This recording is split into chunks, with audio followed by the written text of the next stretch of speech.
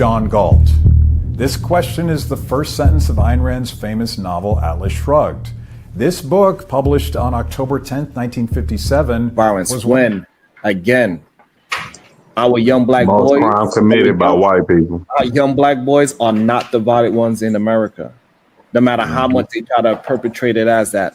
Our young black men are moving forward. The majority of violent crimes that happen in America is 69% committed by white men. And see, so this whole idea that white people are safer than us is a lie, and is a fallacy that we got to stop. And this is a part of, for me, the black fatigue. Like literally, the FBI put out the stat. It's not me saying it. The FBI put out the stat. 69% of all violent crimes are done by white men. Yep. So and not only that, we got to stop allowing people to put the jacket on our young black men that all these YNs, black violence, when. I mean, we need training. Black people need to be trained and taught about economics. And we talk about investing, but doesn't investing, where does it start? What's the catalyst of 2053 being a thing, man? Can we change it, or is it over? This is fantastic. I read up on it briefly. John Galt is right. It's over. It's over, man. I think he's right. I think it's over, man. Yeah. There's no pulling back from this because for every. This nigga has a motherfucker, by the way. Let me go fast. I am the nigga, John Galt. This high ass nigga. They don't dance no more. It's all about the lean. Back in the day, crack was jumping on the scene. Now they slumped on the sidewalk. Can't talk. Golden era faded, but we still feel the rock. They used to be kings, now they lost in the scheme. Popping them bottles, throwing money, and living dreams. Now they zoned out and mumbling, fumbling. No rhythm in the city, the whole shit crumbling. They used to rock the house, they was riding through the streets. Remember there was dancing, sliding to the beat. Now it's poison in their veins, ain't no pulse on the street. Guess it's over now, they accepted the back in the day, the rock had them wild and free. Different story now, they got no energy. The new drugs got them slow with the hit on low. Out close and they don't dance no more. Rock used to be jumping, type shit they was on. Now it's lights out, guess the thrill is gone. I am the nigga, John Galt. I bring it to you rough, rugged, and raw, nigga. They don't dance no more, it's all about the codeine. Back in the day, they was rocking on the scene. Even dancing in the rain. Now they nodding off. Shit just don't hit the same. I am that nigga, John Galt.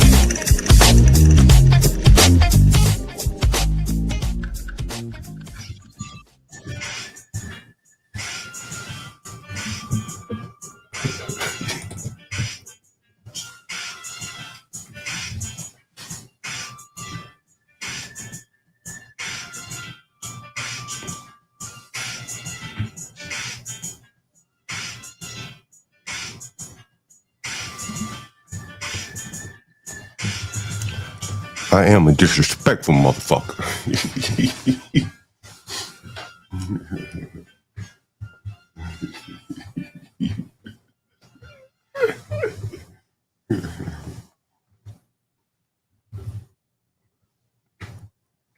Oh, some bitch.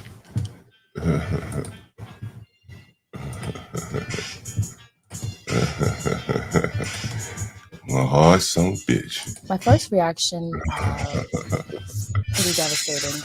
The doctor we're gonna get into this. Pretty much cried in the office. We're gonna get into this. I can't set these fucking niggas' hair on fire. Fuck these niggas, these stupid, low IQ ass blacks. I can't set their hair on fire. Low IQ, stupid, dumb, violent. I came to set their motherfucking hair on fire. I don't give a fuck about no monetization. It's probably already got me out of monetization in this video. So we're gonna get right on these niggas' ass straight off the birth. Reaction was pretty devastating. The doctor was really nice. I pretty much cried in the office for about an hour or so. About 6 months ago, the doctor told this 27-year-old woman she has genital herpes. She's not alone. About half of African American women have the sexually transmitted disease. There is medication to suppress flare-ups of herpes, but no cure. She wants to remain anonymous because she worries her health, sexuality, and her... I think a certain lady, a Pearly, Miss Pearly, she said, half these black women got herpes. The niggas didn't try to confront that. They want to talk about something else. What's up, Dolomite? And so what we're seeing here is that it's true. But at least what she, Pearly said about the herpes, I almost call it HPV. Hands for love are irreparably damaged. It's something that would happen maybe a couple of times a year, yes, but I mean, with just the slightest touch, I can always give it to somebody else. It increases your risk of acquiring HIV by Dr. LaShawn Taylor. 2 to 3-fold. So we're worried about it because if you actually acquire the HSV2 virus, then you are more susceptible or more likely then to acquire the HIV virus. Dr. LaShawn Taylor led a recent CDC study indicating that 1 in 6 Americans between the ages of 14 and 49 are infected with herpes. The symptoms could be redness in the genital area, blisters, pain, or just soreness. Still, many people don't show any signs of this lifelong and incurable infection. That creates dangerous consequences for African American women. Experts say the stigma associated with having an STD hinders efforts to combat the infection. It's psychological and social. Some, as I said, make the moral decision to not disclose, and others decide the best thing to do is to be honest, and they do, and they take their chances. The CDC has an ongoing effort to increase awareness and lower the genital herpes infection rate. Still, this young woman wants the movement to work harder. Lila Ibrahim, The Associated Press. At all. I've been on so many panels, I tell you. The blacks don't know how to respond to this Pearly. I think it fucked them up. It fucked them up real bad. And, you know, it's interesting. We're going to take a look at some of these panels. Oh, that's Sharon Bracy. The LGBT advocate, Sharon Bracy. Oh, he said something. He probably wish he could take it back. I hope he hasn't taken the video down. And we'll take a look at Drip. Some other nigga channel. I called in a nigga overnight. He doesn't want to believe his IQ. But shit, I understand. My nigga, I understand. Like, you not want to believe his IQ because once you agree to that, then you realize there are no solutions. There are no solutions. I've never known anyone, a race of people that were made to be collectively smarter. And just overnight, just another reinforcement. I just put up in that motherfucker. These blacks, man, you're really low IQ. And I want you to listen to this conversation from a black from the other night, and I'll explain to you. I think I explained much. Guys, you wouldn't believe this if I told you, if I showed it to you. So tonight, I had to go buy a property. The dumb blacks were tinkering with the thermostat, and apparently somehow they turned the heat off. So I go to the black and I say, hey, black, y'all got to stop messing with the thermostat and all that. I didn't know what his name was. So I just called him Black. Hell, what the he's black? And so the black took offense to me calling him black. I mean, I don't know what to call these people these days. He's black. He looked black to me, and he took offense to it. And so here is the black getting irate as I let me see if I can put this online and I'll play this for you. I mean, I tell you, these blacks it just gets so disgusting. It just gets so tiresome, you know. It's every day, all day. These super sensitive, ugly, low IQ, fat black. This black here, he just happened to be diabetic, so he's in a real bad situation. Fat black. Let me put this on. This is the black that's taking their weight loss medicine. He's gonna display some of those characteristics that Jess Pearly was talking about. That's what he's gonna do. You're gonna hear it here. What you baby see it for yourself. 1 second. Let me go to Twitter here. This is a fat black. And again, these blacks destroy everything. And again, it really shows you how much of a problem that they have, because you can't call them the N-word. And then if you refer to them as black, which they fought for many years to be referred to as black, and then they don't seem to like that either. And so here is the black. Here is the black in all his glory here, chimping out like the blacks do. And take a listen. The black chimping out here. Shit. But they're just now coming for the shit, and it's been cold in this house all this fucking time. But you got alerts that it's been cut off. Make that make sense. Make that make sense. And we supposed to sit up in this 58-degree house all fucking night. I'm telling you, one of you blacks cut it off. One of us blacks. One of y'all did it. I don't know who did it. I don't know. Well, send me a message that says. Ooh, hey, I ain't know his name. I was a little pissed off when these niggas fucking with the thermostat. So I said, one of you fucking blacks did it. I don't know which one of y'all did. But y'all fucked it up for everybody else in here. One of you nasty, low IQ blacks. Now cut the heat off for everybody else in here. That same shit that you said, one of us blacks cut it off. And so he's an Airbnb guest, and this is the dumb, fat, blind one with 2 dogs. Ugly nigga. And so what he's trying to do is trying to bait me into sending him a message on Airbnb so he could complain to them and say, he racist, Mr. Airbnb. He called me a black. I need a free room because he called me black. These fucking disgusting blacks. And so I called him black. Why you calling me black? I want that same shit verbatim that you said. I want you to send that shit to me back in the app. Well, you got man? No. You calling me out my motherfucking name. What? You got man? Why does that have to be? I want you to send that shit to me back in the app. Well, you got man? No. You calling me out my motherfucking name. What? You not black? Why does that have to be because I'm black? What if I called you white? Would that make you feel better? No, it doesn't matter. You know my name. I'm a motherfucking customer. I don't know your name. I'm a renter. You don't know my name? Well, why don't you ask? Ask you what? What my name is. You call me out my shit. I ain't calling you out your name. You are black, aren't you? No. You're not black? No. What are you? Big ugly ass, dumb, low IQ black. And they're running away from being called black. They're running away from who they are. Because ultimately, who they are is the problem. I call this black a black. And he took exception to it. I'm black. What are you? What do you know who I am? You look black to me. Okay, that's cool. What are you? That doesn't matter. But the fact is, I have respect on my motherfucking name. I don't You know woke me out my sleep. Put some speck on my motherfucking name. Dumb, blind, black, fat, and low IQ. There's no way to go through life, goddamn. You niggas, I want you niggas really try to see how you can fight through all that. And I'm gonna show you Sharon Bracy. Sharon, I'm gonna show you, nigga. You laid up with that white woman and shit. You think? I heard what you said, boy.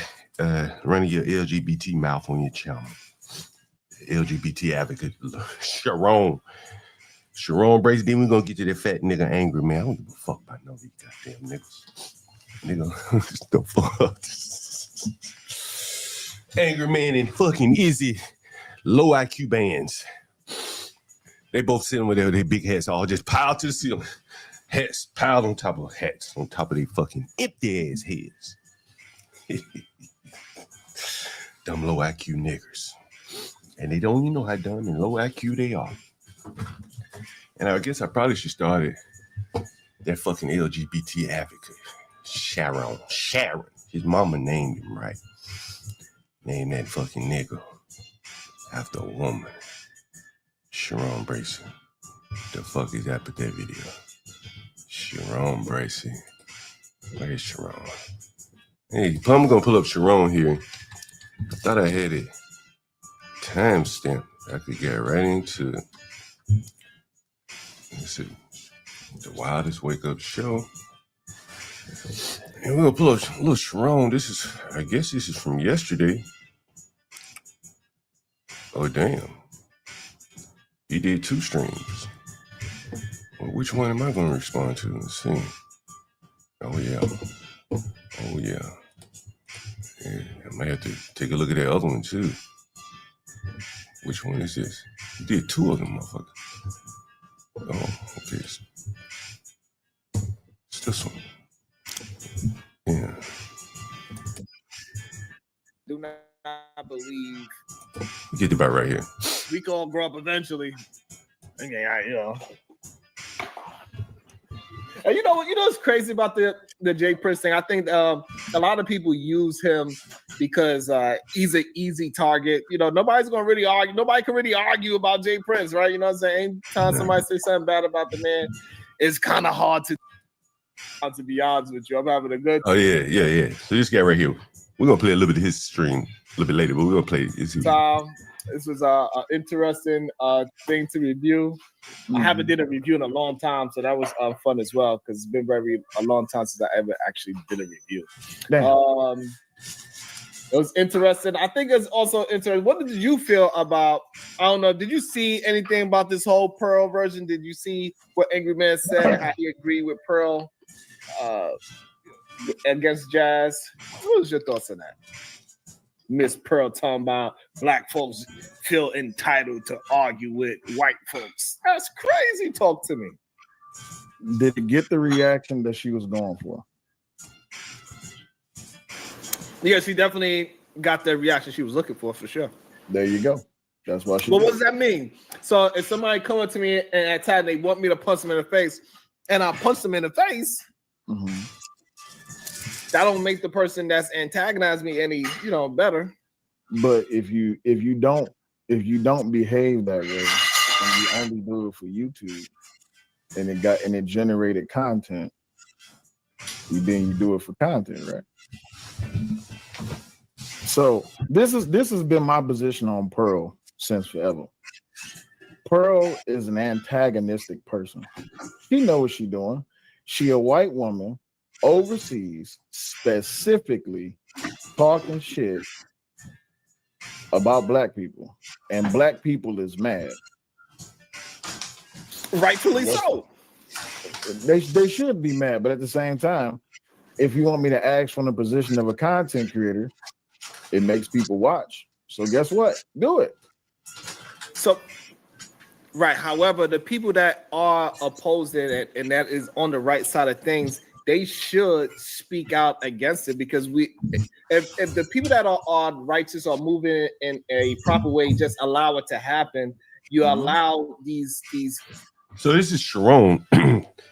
He wants to get an army against Jess Pearly.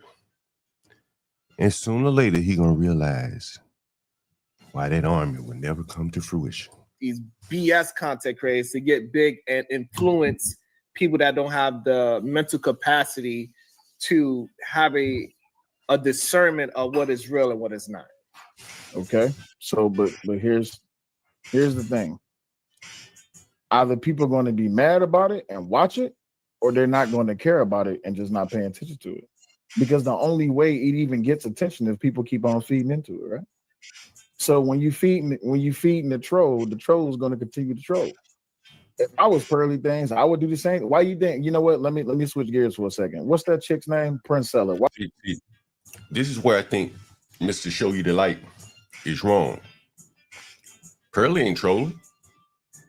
She generally wanted to work with these blacks. You heard her go through what she was trying to talk to the black to come up with a topic. And she was pressing the black. Be more creative. And she had already done a stream with some other girl, Jazz, whoever the hell that was, the other woman. Like, to me, it seemed like she generally put forth a good faith effort to work with these people. Why you think it worked so well for Princella? Because it was specifically triggering niggas to go after what Princella was talking about. Just for Princella to turn around after getting her back blown out in the goddamn YouTube breakup, and now she want to sit here and she want to talk about women. It's just like, wait, bitch, you've been talking so much shit about men for so long. Now all of a sudden you want to switch up? It's all for content. This shit is all for. I don't truly believe the blacks. Their best hope. This is why they keep going to content. because they don't want to see the substance behind this whole thing. Did the blacks had an opportunity and fumble it? That's what the lady said. Did the blacks not fumble the opportunity? Hell yeah, they fumbled. That's why Fatty and the other stupid big beard nigga ran they black ass over there to her pound trying to make amends. She didn't come back to they dumb black ass. Pearly believe in the shit she believe in because she used to date a black nigga. Like, what the fuck we talking about? Why are we running? He was a criminal. Maybe dating that black nigga helped solidify what she thought, right? Maybe she don't date him anymore. Maybe she saw his family and shit. Like, you know what, man? Like, he all right, but the rest of the family's fucked up, so it doesn't really matter how he is. I'm gonna tell you why it's important to work. I'm gonna tell you why it's important to work. Shout out to Juju with the 99-cent super sticker. Thank you so much, Juju. Also, super thank you. Do not touch my juicer. It's still in the pack. Don't touch my juicer. The reason they get attention and not speak out about it, that they're not going to get the views regardless. So they do have a bunch of people that's on their side that is just willing to ride with anything racist, and we know that they have a mental problem. And if it doesn't get the proper pushback and a proper attention, it could blow up into something very dangerous. Like, this is why a lot of these Christian nationalists, right, the extreme right versions of it, right? Christian nationalists. What the hell is he talking about? They are the ones that's talking about repealing some goddamn amendments and all these things. So we got to put some kind of stamp on things so we could nip it in the bud so they understand it's going to have proper pushback. And you can't just do whatever and say whatever. You got to have some kind of consequence. Got you. But here's the thing. If attacking Pearl for her talking points not working, why not just have better talking points? Because now the question is, if Pearl is being antagonistic and so this guy is halfway intelligent, right? Like, he's more than halfway intelligent. He's saying, look, it ain't working. Why don't you come up with the talking points of your own? That's what Pearl was trying to tell him. Niggas can't do it.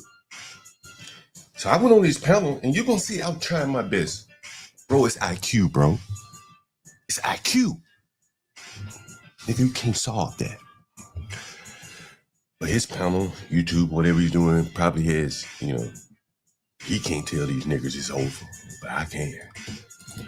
She's growing. You got two options. You can be antagonistic and you can grow. I gotta hear him say that one more you time. Can be antagonistic. Two options is working. Why not just if attacking Pearl for her talking points not working, why not just have better talking points? Because now the question is, if Pearl is being antagonistic and she's growing, you got two options. You can be antagonistic and you can grow, or you can be antagonistic and not grow. He told him. Niggas, you got two options. You can you go over there and try to antagonize it. See if that works out for you. But you're gonna run into a problem, the same problem that you ran into when you tried to schedule a show. You niggas ain't got no mind, no wit. No wit.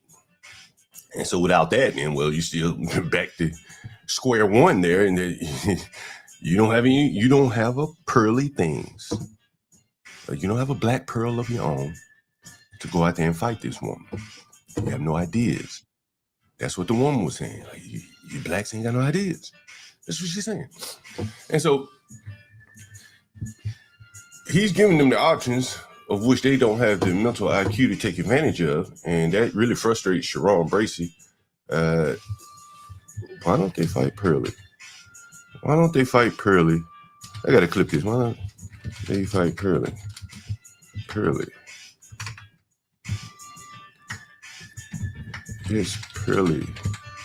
Things with ideas. Yeah. What's that guy? Sell you the light. Sell you the light.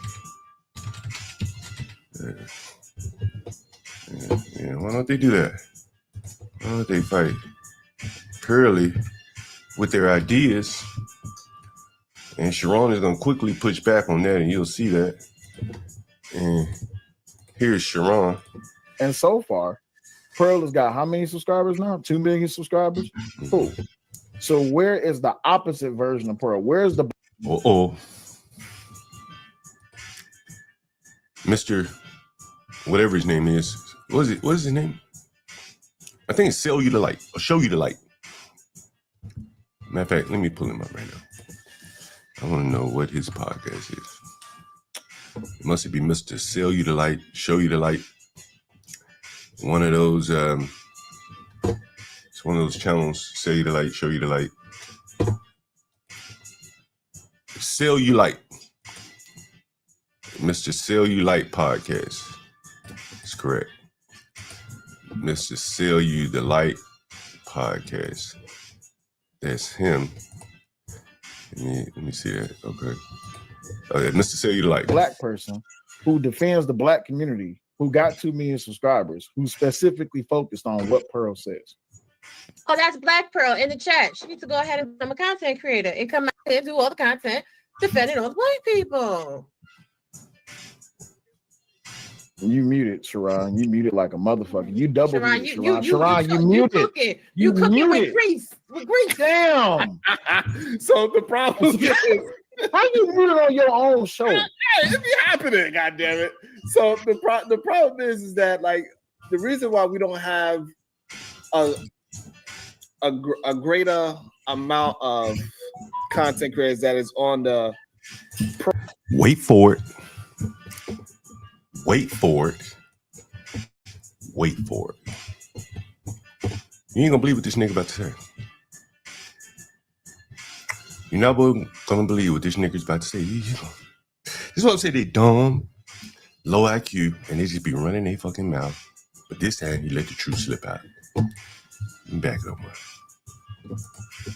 pro amount of content creators that is on the pro black side, right, and not the hate everybody else side, is because the ones that we started to trust, they wound up being scammers. I just told you. The LGBT advocate, homosexual acting, cosplaying as a straight man. He just told you. The problem with the black community, why they don't have a Pearl, Lucy Pearl maybe, but they don't have a pearly thing in their midst. Nigga just told you. And I'm gonna have to clip that one too. But that nigga said, see this is what I'm saying? You see how dumb they are? Do you really think he meant to say that? He didn't mean to say that. It just fucking slipped out. He just using words and it slipped out. Right? He just called a word and it slipped out. Yeah. Give me 1 second.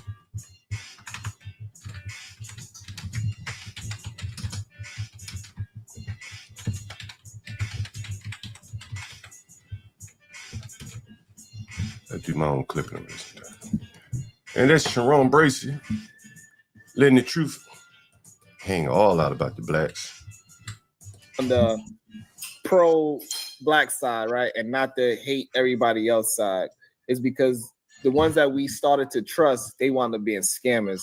And now everybody got they guards up on who is they gonna trust with sending their money. So what he's more or less describing is a low trust environment, typically found in low IQ environments. Low trust, niggas stealing. How many calls have I had on this channel? Educated blacks. I just had a teacher be accused of stealing from another woman, the woman that got beat up by the blacks. She catching it from both sides, on the educated side and the down bad side. The low life niggas whoop her ass and the educated teacher steals from her ass, and that's blacks, and that's why you'll never have a just pearly. Glad you understand that. Money. And not the I hate niggas, you can't create no just pearly. Everybody else side, is because the ones that we started to trust, they wound up being scammers. And now everybody got they guards up on who is. So everybody better just be a solo rapper. Just sign your own deal, nigga. Solo rapper. Get in the car and drive where you going by yourself. Don't dare try to team up with anybody. Just do it all yourself. You can't be a pearly. Too many scammers, grifters. They're gonna trust with sending their money, and it's a little scary for Black folks to be just sending their money and putting support behind somebody, because later on they keep finding out that these people are liars and they are actually doing the opposite. That's it. Is that not it? Did he not make the case for me? Almost as well as I would have made it. Sharon said blacks are liars, thievers, scammers, and that is why they can't build shit. Sharon Bracey, ladies and gentlemen, liars and scammers, and low IQ on top of that. He left that part out. I added that in for effect. Liars, scammers, stealers, and low IQ to boot. That's what you had right there with Sharon Bracey. He can't admit that. He doesn't want to talk about that, but that's what it is. And so a little bit more Sharon Bracey. But I think he at least covered the truth. You know, one thing I did notice, though, this woman right here, I was like, damn, she looks kind of attractive. And but then that's not, it could be her. I don't know if that's her or not. But that may not be her, you know, because it's like an avatar or something, like an AI type picture. So I just want you to look at this. Oh, so Black people, wait, hold on. Wait. Let me get something straight. So, I thought this guy might have, you know, he might have been on to it because he caught Sharon in this. So that's why I called him. I saw him, he was streaming after this. I was like, okay. So Black people be scamming? Absolutely, yeah. So let me ask you a question, Sharon. You as a Black man, you just said that Black people be scamming. But if Pearl says it's a problem. It depends on the context you say. Come on, Sharon. It depends on the context you're saying, because because when I'm saying it, right, I'm saying that we are being wary of it, right? We being wary of the people that's taking advantage of our community. And so, and the difference between them, right, is that they don't care if somebody takes advantage of their community. They're still going to back the next white person. But so, and that's the real difference that we don't have. We feel that a little bit stronger when we get fooled by our own kind. So when they get fooled by their own kind, they're like, oh well, let's go to the next, whoever is the next scammer. And then they put like Charlie Kirk, they put their backing behind them. Nick Fuentes, when they believed that he was a white person, they put their backing behind him. Now they find out that he was a DEI hire, right? So, you know, he's a DEI hire now. Nick Fuentes, a DEI hire? Yeah. Lord, crash the. Who does Nick Fuentes work for? If he's a DEI hire, who does he work for? Who does he work for? I don't know who he works for. Bro, listen, this is the thing. Bro, Gino here DEI hired. They hired a Mexican to be the leader of a white nationalist group. That is the definition of DEI. Don't tell him he Mexican. Don't tell him that they. Listen, but this is the thing. Black people that have money and come out here, they're told they don't really have money. They're told that they're broke. They're told that they need to go get a job.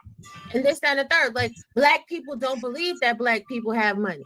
Black people like to get scammed. Black people like for people to piss in their face and tell them it's rain.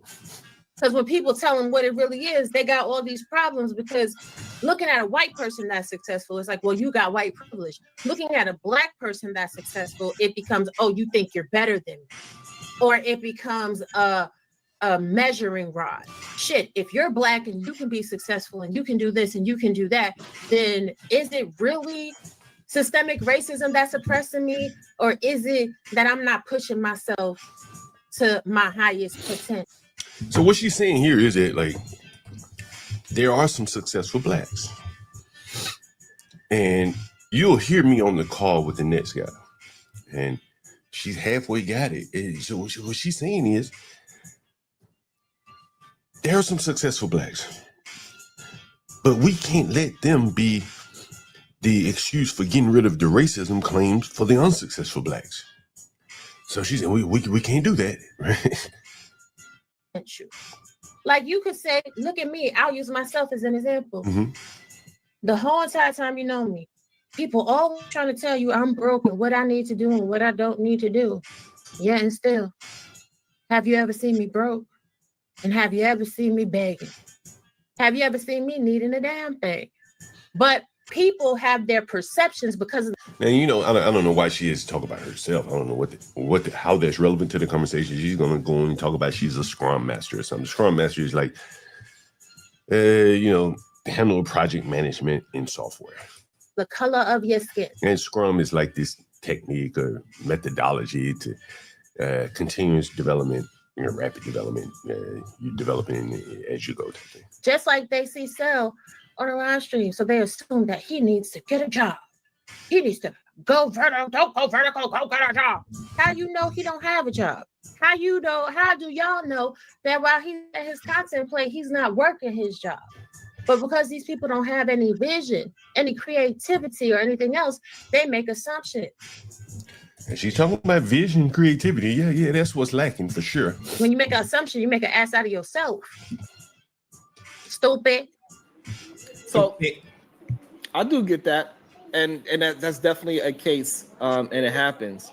The issue is that the white folks, they willing to push BS quick, fast, in a hurry, and that's an issue that we don't do. Because white. Ooh, these blacks must, man. And see, Jerron doesn't live around blacks. I'm gonna just give him the benefit that he don't know anything about blacks, because he wouldn't be talking like that if he did. People not competing with each other. Black people competing with each other. Exactly. So here's the thing. Instead of being worried about what white people do in the black community, should y'all be worried about improving each other and building each other and strengthening each other and focusing on making the community stronger and content where we destroy each other? It's like we trying to have the beef sector in the place where it don't need to be, because people want to continuously, completely destroy each other instead of just creating content. I meant every word I said last night over there on Angry Man. When I was dismissed from the space, I said, cool, y'all got it.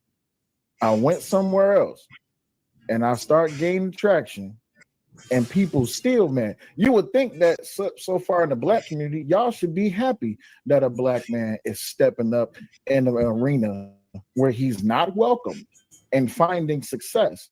But even here on your chat, what are people continuously doing?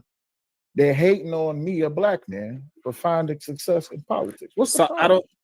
I want to address that. That's a good conversation that we can have. Shout out to my friend, because we don't use the N-word over here. We say my.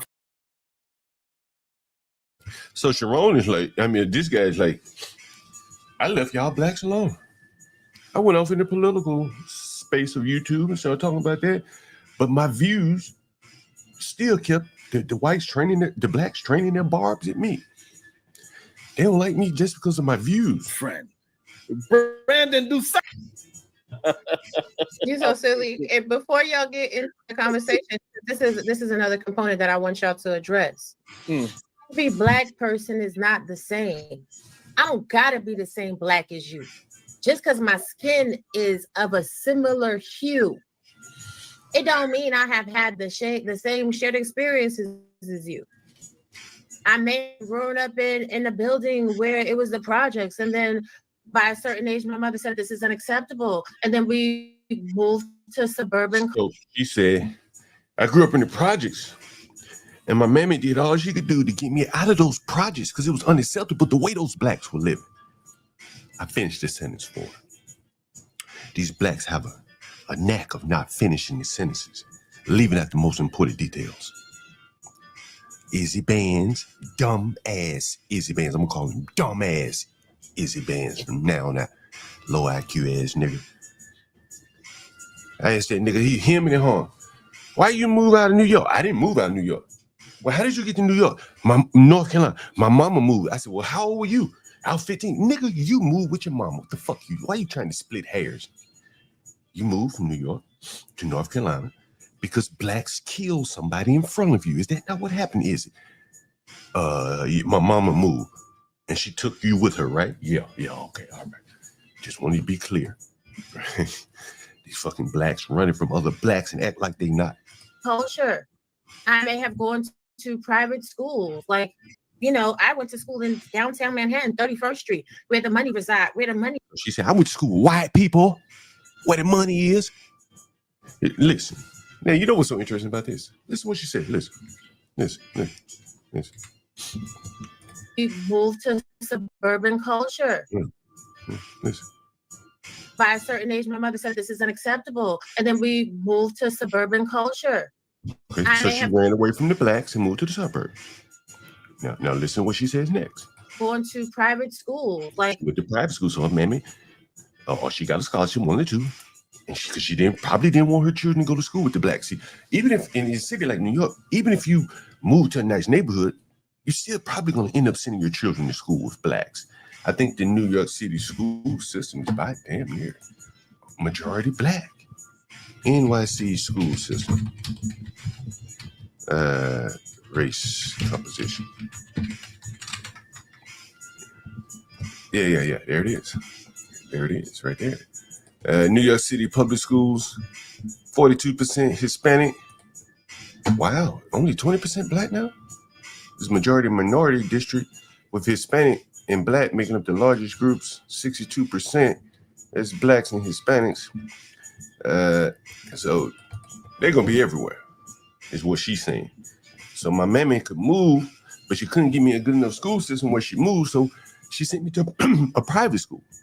Or maybe the whites recognized me as a smarty-arty black and they gave me a scholarship, 1 or 2. So she did not go to school with blacks, and her mama worked hard to get away from blacks. That's her story. But the nigger won't say that. See how the niggers lie? And so then she's going to go on to say this. You know, I went to school in downtown Manhattan, 31st Street, where the money reside. Now, that's just 31st Street, and it's probably on the west side. That's exactly right near where the football player was shot just the other day. Right? Where the money is at. So therefore, I don't know what it is to go to a project hood booger school. No shade. It just is what it is. Like she said, I don't know what it's like to go to school with blacks. Fucking amazing, these people. They spend their whole life, their whole existence is running away from other blacks. Right? And then they want to act like the blacks ain't got no problem. This shit is fucking amazing. This is a mental illness. Totally on display right here. Sharon Bracey, he's mentally ill. This woman right here, she's mentally ill. This guy's halfway sane, talking to mentally ill, which makes him susceptible to mental illness itself. So my life experiences, the culture that I have experienced is going to shape the type of black person that I am.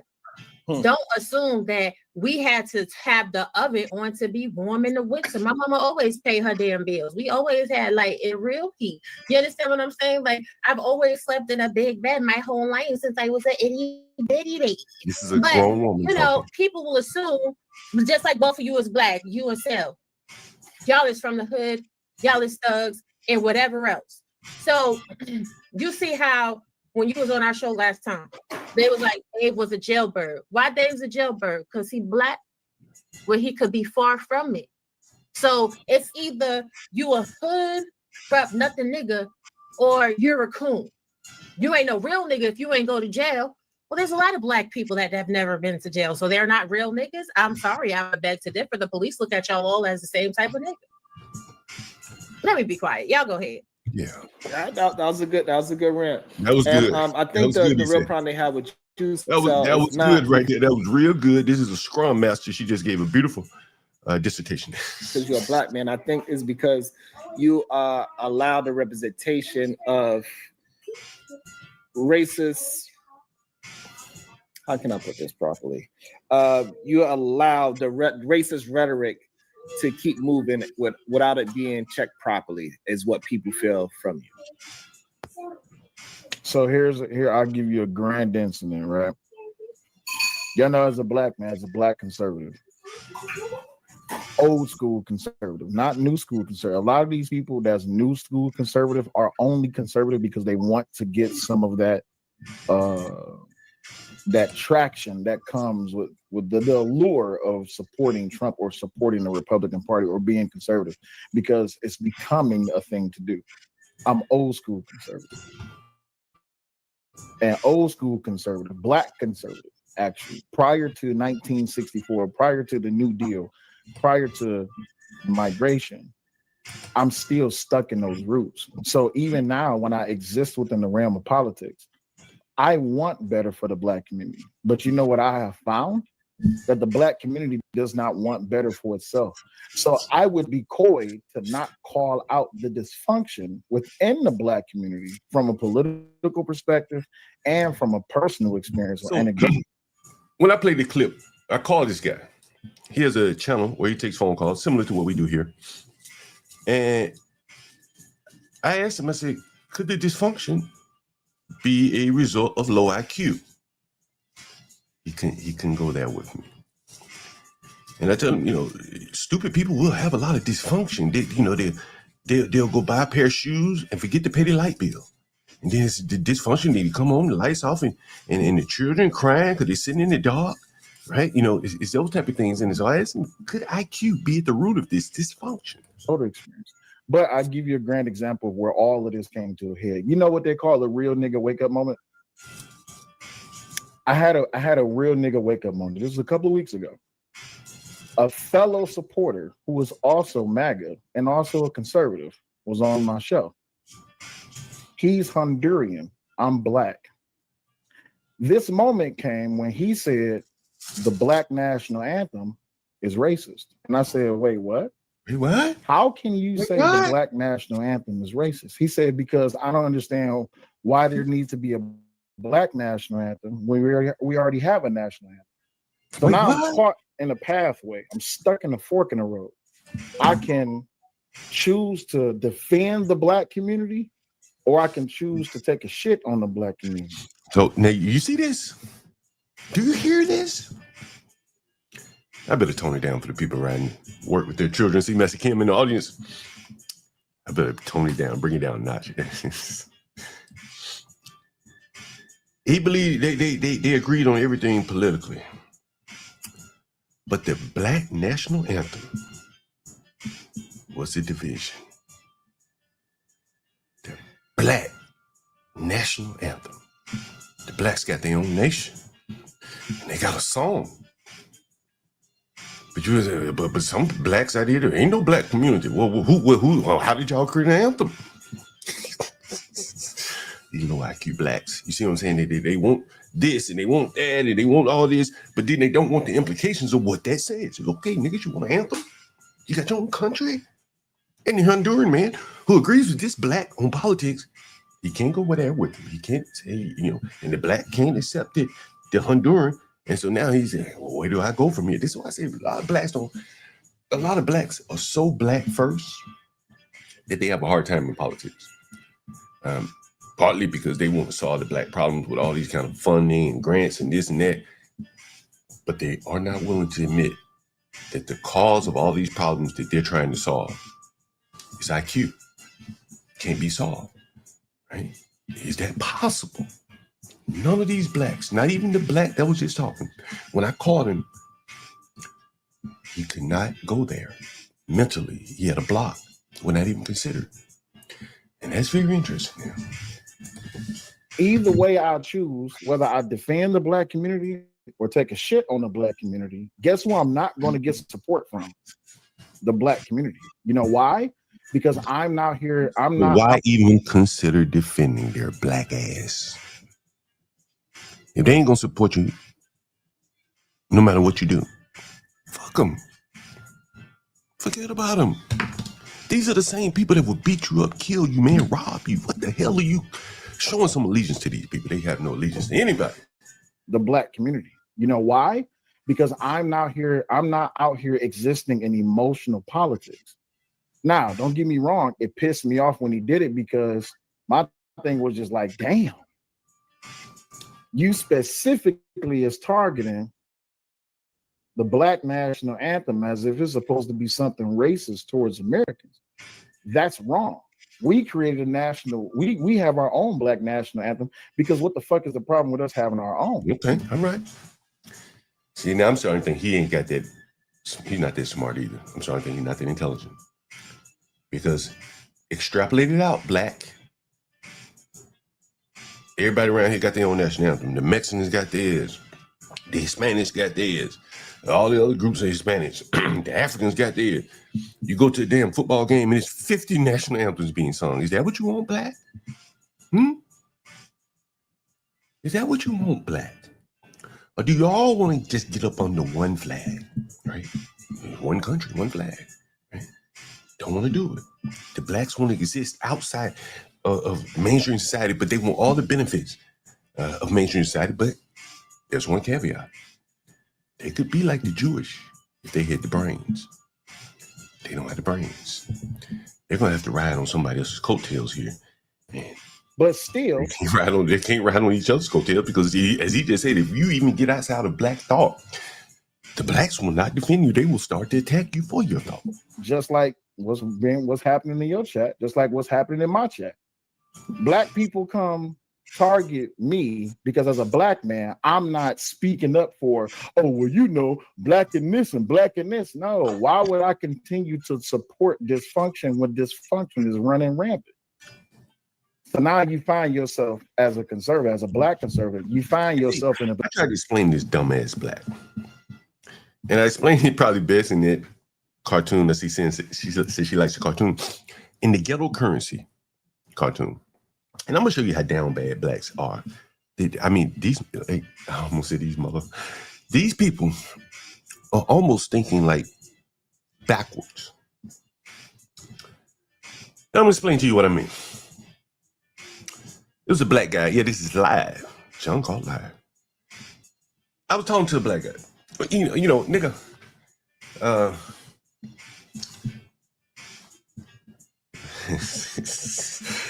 And so when I was growing up, man, you know, one of the things, you know, all you probably heard is like, don't get high off your own supply. And you've been out here in the streets, you know, don't get high off your own supply. A lot of people be out here selling drugs. I don't do drugs, man. I just sell it. Don't get high off your own supply. And I remember one time I told a Black recently, I think I played it. What channel was that on? You remember? But I asked the Black, I said one time, I said, why don't you Blacks open up liquor stores? And one of these dumb, dim-witted, light bulb almost out type Black. He said, man, I ain't opening up no liquor store. I don't drink. I said, well, damn, you'd be a perfect liquor store owner. You wouldn't be tempted by the merchandise that you're selling. But his mind said, well, I'm not going to sell what I don't consume. I'd be damned. That means you won't open up a grocery store. Right? Because you eat. Well, I guess you would open up a grocery store, but they don't open that. Right? Why not open up a liquor store? You don't fucking drink. Right? You'd be no temptation in there. Me, if I open up a liquor store, I'm sitting around drinking all day. But these Blacks can do it. The pious Blacks, the ones that don't drink, the ones that run around here talking about they vegans and shit. Positional isolation to where... In New York, God is my witness. They're Muslims. They run corner stores, sell beer and everything. People are going to support you only enough. But your people who you come from, my Black skin can never be erased. My heritage can never be erased. My background can never be erased. Like, this shit is just a burden on me. That's what he said. I can't erase it. You can't fucking erase it. It's a burden. My words, not his. But your people who you come from, my Black skin can never be erased. My heritage can never be erased. My background can never be erased. But I also understand and know where I come from. And Black people of today would rather me not acknowledge where we come from and only exist in the emotions of it. I can't do that. He said it's the burden that he has to carry. The Blacks will not support him, but they will antagonize him. Have mercy. That's the burden he carries. And so, you know, I said to the Black, I never heard of Callaloo, Bessie Kim. Just of late. But yeah, it's the burden he carries. And we're going to go over to the channel. We'll take a look at it a little bit. Listen to a little bit more. Then we're going to go to Drips. I like What up, Sharon? Good day. Welcome to the show, Creator. And that was good. And I think the issue is that most people see is that majority of people that are on the conservative side, they are on a racist side as well. The majority of them. I do not believe. So he just called this man being on like see how he just basically boxed the man in. He said the majority of people on the racist side, on the conservative side, are racist. You on the conservative side.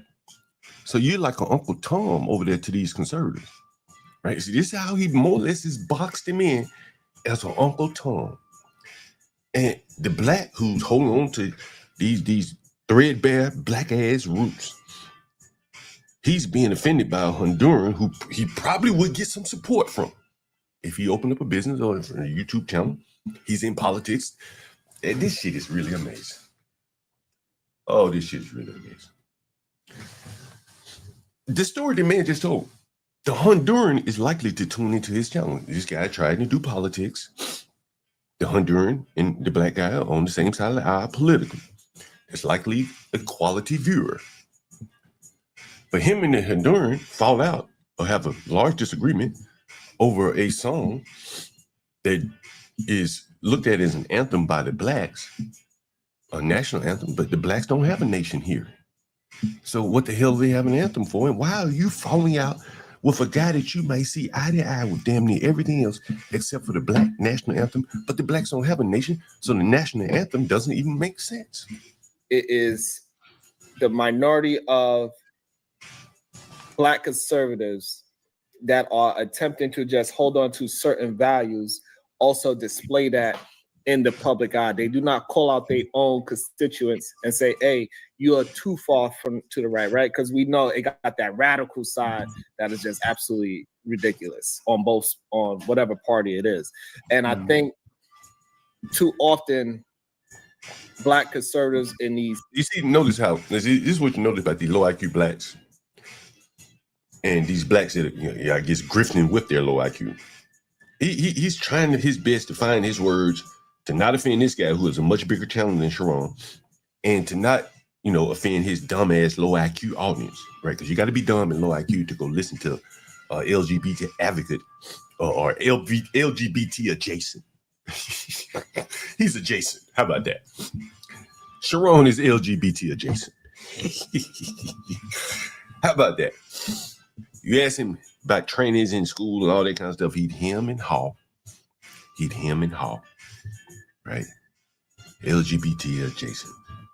He'd be just like that Izzy Bands. Anybody remember Izzy Bands when Izzy Bands came up here, brought his dumb, stupid ass up here? And I asked him one question to highlight how blacks live a lie. And that nigger told a lie when he knew the truth. That's the worst thing ever. When you know the truth and tell a lie deliberately to save the feelings of the blacks. That was amazing. That was dumbass 35 hat. All hats, no cattle, Izzy Bands. Spaces, they allow the sweeping under the rug of all the degenerate behavior that these racist conservatives spit out there. So I'm supposed to have, and I'm just ask you just for barometer's sake, I'm supposed to have a problem when outside the race do it, but when inside the race do it, I'm just supposed to look the other way? No, that's not what I'm saying. So please, by all means, tell me how, as a black man who wants better for his community, who clearly sees the dysfunction, when the dysfunction gets displayed either to him or in the same space or environment that he's in, what is a black man supposed to do? He's so close. He's so close. And I went on this channel. I tried to get him a little bit closer, but he can't come. Because all men can't go. Okay, so the thing that you're supposed to do is focus on the majority of the black community. And when you are focusing on the minority part of the community, we need to make sure it's specific, say, like, this is not a majority of our folks doing this craziness. Do we have our degenerate side? Yes. And it got to be clear that this is a minority. This is not the normal. This is not how my kids. I think we're clear that it's not a minority of black women that have herpes or whatever. We cleared that up. So she's right about that. But see, again, these blacks, they're worried about the numbers and they're not worried about scale, right? one bad black can damn near destroy probably 3 or 4 city blocks. Just one, right? And now you got dozens of bad blacks to the point that cities are having to pass curfews, but they can't be honest who the curfew's for. It got to be for all children, like no other group of teens. I've never seen a group of Hispanic teens, 8, 9 in a group. Never seen a pack of whites in this city, 8, 9 in a group. And if they are, they're coming from a baseball game or playing an organized sport or something. I've just never seen it. But the young blacks, and these are teenage kids, we had to put curfew on them. And it's really an acknowledgement that their parents won't do it. That the parents are not able to control the children. And so the children are out 11, 12, 1 o'clock at night, and then they're committing crimes, and they're going back home, presumably, with the things that they robbed and stole. Right? And their mammies are counting up the money and dividing up the booty of everything they stole. And here is the Drip Show. Again, it's not really, I'm not really criticizing the Drip Show, but how they covered it, again, was very interesting. And we'll start about right here, I guess. You know what I mean? And then that's when she started, because once she got turned down by her people, you know what I'm saying? Niggas was like, well, shit, I'll fuck you. All right. So she been run through. She talks shit to everybody. Right. Yeah. She been ran through, but sometimes girth beats a whole bunch of hot dogs. You know what I'm saying? Damn. So they're going to immediately go to sex. You do understand that. That's just the nature. They looking at it like, I hit her. Damn. Hey. That girl. You hear what he's saying to me? He's saying there ain't no hope for me. That's what he's saying. No, I'm not. No. It's still hope. It's still hope for you. If you got a chick, just make her watch. Waiting to Exhale, but fast forward all the way to the end. Like only watch the last 10 minutes of Waiting. I'm just looking at the comments right here, and I mean, like. You'd be amazed where the comments go. The comments are strictly sexual about the woman. Her pussy's so stanky nasty. It's a petri dish down there. That's Emperor Kojak. He's saying that. She got bed bugs and lice. No, they're not even challenging the argument. This is the Drip Show's audience here, criticizing the woman about her appearance and other things, but they cannot challenge what she's saying. And on the comments go, talking about her nasty, her pussy is, and this and that. But someone says it's a cope. Sin 7 says it's a cope. But that's what you're seeing is that they can't cope with her message. So they turn very juvenile and start to just attack her, and clearly it goes to sex. Give me 1 second.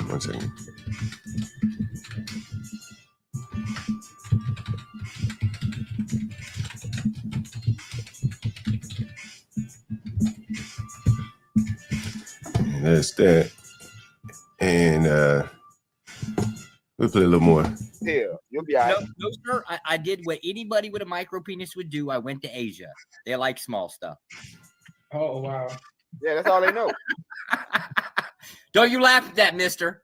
Do not laugh at that. That was not funny, sir. You know what?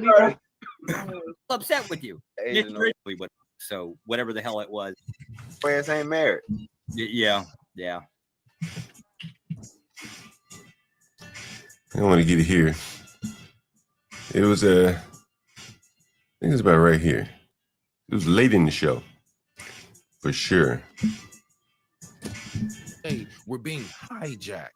That's like the YN. That's like, no, I don't like that term. That's like the young blood that goes commit a crime. I really want to finish what I'm saying real quick and shut up, because this is so important. When everybody try to say we all come from Africa, and I'm going to make it real quick. It was once called Pangea. All right. So boom, then it broke off. Bruh. But listen, this is really the first time I've really been exposed to this whole Blacks are not from Africa thing. I don't know what to believe. I don't even care if it's true or not. If blacks are from Africa, I mean, we're here now. We got to figure it out where we are. And so I've been hearing this the last couple of days. Heard it on Angry Man, and now we're hearing it here. This blacks are from Africa type thing. So it's very interesting. All of us was on one landmass. So if it all then breaks away, why is it? Yeah, I don't want to hear that. I don't think it's hard to believe at all. That was the only main point. I was trying to basically defute everything that he was saying as far as you have to identify with your African. No. Yeah. All right. And a lot of us are starting to wake up, woke. Yeah. Quote unquote internet massage. Free Zone Louis, pretty intelligent guy. I think it's Free Zone Louis. Yeah, Free Zone Louis. It's amazing. Like when and we actually recognize, nah, man. And when we say that, we're only talking about the one shit on us. But then come over here, send money back peoples and travel back. Yeah, complain about This Africa. made me so mad. There's nothing I hate more than being gaslit. All right. Schmidt was cooking. Yeah, Well, play you it were for right. me. Go ahead. Oh, go ahead, Schmidt. Oh no, I was just saying. I guess that would be a good segue back to the video. But yeah, he definitely was cooking. That's why there wasn't nothing I could add to that, or contest or take away. Like shit. That's a drop the mic moment on their Yeah. Bruh. As a black man, I'm shocked how much black men defend black women. It's ridiculous behavior. As if we're not the ones that have to deal with the BS afterwards. I don't approve. Like I made black. I'm not even gonna say it. Women get herpes. Like I did that. And white women have it at a pretty No, say what decently you got high to say, rate too. Steve. It's like 1 in 6. Okay. I'm just saying, like men like that, going back to what Steve was saying earlier, like that right there is the reason why, like, I have no faith in my people. I'm sorry. I ain't gonna say it's at 0, but it's like, damn boy, like the real ones are outliers. The far and the few. Trust me, I know. rarities. I know. Like, That's why I walk a certain way. that I shit already just know. break my heart. Like, seriously. But I mean, I don't know. I guess we just as bad. You know, it's really interesting. You know, I like Shanika, and she's on this panel and she's listening to this talk about this black woman, and she seems like a nice lady. I never met her in person, but a lot of these things this woman saying clearly the herpes thing is true as it relates to black women, and here she is. She's got to internalize it, and at some point in the chat, you're gonna see some men, talking about her. It'll be interesting. Not about Shanika, about the lady, whatever her name is here. Like, I'm not even saying we don't have it too, but like they really have it, No, you said the next topic is black fatigue, and then he said that. No, I said that. Hold on, watch. Let me show you. Oh, this made me so mad. There's nothing I hate more than being gaslit.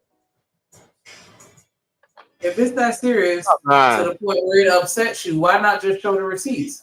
Talking about I'm this close to showing the receipt. It ain't nothing personal as far as the conversation that y'all was having. It ain't nothing sensitive in that conversation. Like, why not just show it? So you can be like, see, right here. Read for yourself. Because she gaslighting. Yeah. I'm kind of surprised about Free Zone Lou here. To be honest, I'm kind of surprised about Free Zone Lou here. Usually he's kind of middle of the road guy. Conversation. She don't like being turned down by niggas. My bad, Josh. Go ahead. Well, they're usually it's the case when they have like a. And see, so here they're saying that this one guy, I don't know who that is, but he's saying the just pearly girl doesn't like to be turned down by blacks. I think she turned the blacks down. I think that's what happened. She turned the blacks down. They didn't turn her down. They came begging back to her panel, asking her to come back and please come back. Fights from one show to another. There's usually a bunch of personal agreements that are in there. That's just generally the consensus with it. That's why people don't like sharing those conversations, because once it gets shared, it really gets shared. Like, you can't like clip part of an email, right? As a concept of truth, you have to show the whole thing. So it's not actually in her best interest to show her agreements with different panels, right? Because that basically opens up her model, and other people, let's just say smaller channels, can probably request more if you get my drift, right? You don't fucking detract. She's in it. She's in it for the clicks. This is it. This is like great. I don't even know if that term can be used. Race grifting. The whole concept of hating black people. It sounds like a white guy here Gaining trying to popularity from a group. Hang out with the blacks here. Bro, she's done it both, bro. She's race and gender griffin all in one. It's actually it's amazing, bro. It's amazing. Like when Pearl War I first happened, I seen it, bro. I seen guys that were at their peak level of quote unquote internet misogyny just throw that all out the window for this. Hold on, Freddie, real quick. I don't even mean to interject, but I don't want to skip too far past this. Did you say Pearl War One? Yes. Yeah. I know you fucking lying. Like really, that was the So Pearl has been around a long time, apparently. thing. Yeah, there was. Mm-hmm. When she pissed off so many groups. Yes, that is a thing. This is why we can't. Within the white community, we can't understand why she has the numbers. We cannot figure her base out to save our lives. It's easy. Well, let me help you out. Yeah, it's very easy, bro. The 2 mil that she had, she had them while she was doing with the whole My Africans and all that stuff. She's had the same number of subs since then. And you know how you have a whole bunch of channels that you're probably sub to whose videos you never watch. That's why. That's why. Because if you look at her actual views, you wouldn't think that she has 2 million subs because people don't really watch her like you think they do. That's what I'm saying. Like she doesn't have as many supporters as people think she does. Her 2 biggest supporters are white incels and like niggas on this side that do the whole community thing. Hey, I'm gonna tell you, Free Zone Lou. I was watching her one night when one of her clips, Free Zone Lou, and I saw something. See if I got it. Let's see what I saw. I was like, what? Let's see if I got it. I ain't even got to pull it up because somebody gonna mention it in just 1 minute. It's gonna get mentioned, but I'm gonna see if I got a picture just to give you a prelude. Yeah, damn. Free Zone, I'm gonna be interviewing Pastor Manning tomorrow, Friday, 3 p.m. Manhattan, Atla Baptist Church here. I can't find it, but she's gonna say it. Shanika's gonna say it in 1 minute. I think was Shanika? Yep. Mm-hmm. It's for you, Free Zone Lou. Listen to this. They're the biggest fans of Pearl. More specifically, what is that? So like your that would be like your coons. So like your hood types, your trade type. Is Clue Studio a coon? I'm just asking for a friend. I don't like that nigga, so you call that nigga a coon if you want to. That nigga a coon, ain't it? Huh? He be over there with just pearly things. I know you know that, right? Huh? This is a winter hat right here. This is a functional hat. REI. Winter hat. Winter hat.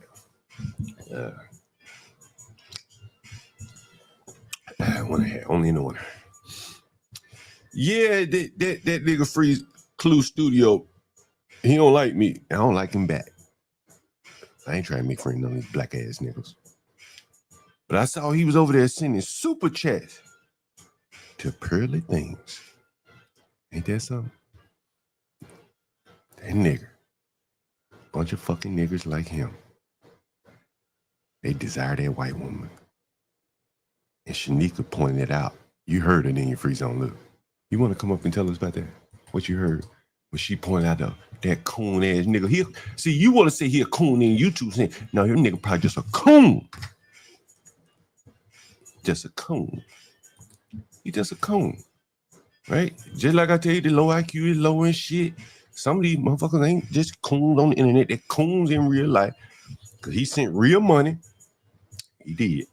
I don't begrudge him. Send it all you got. Types. Those types.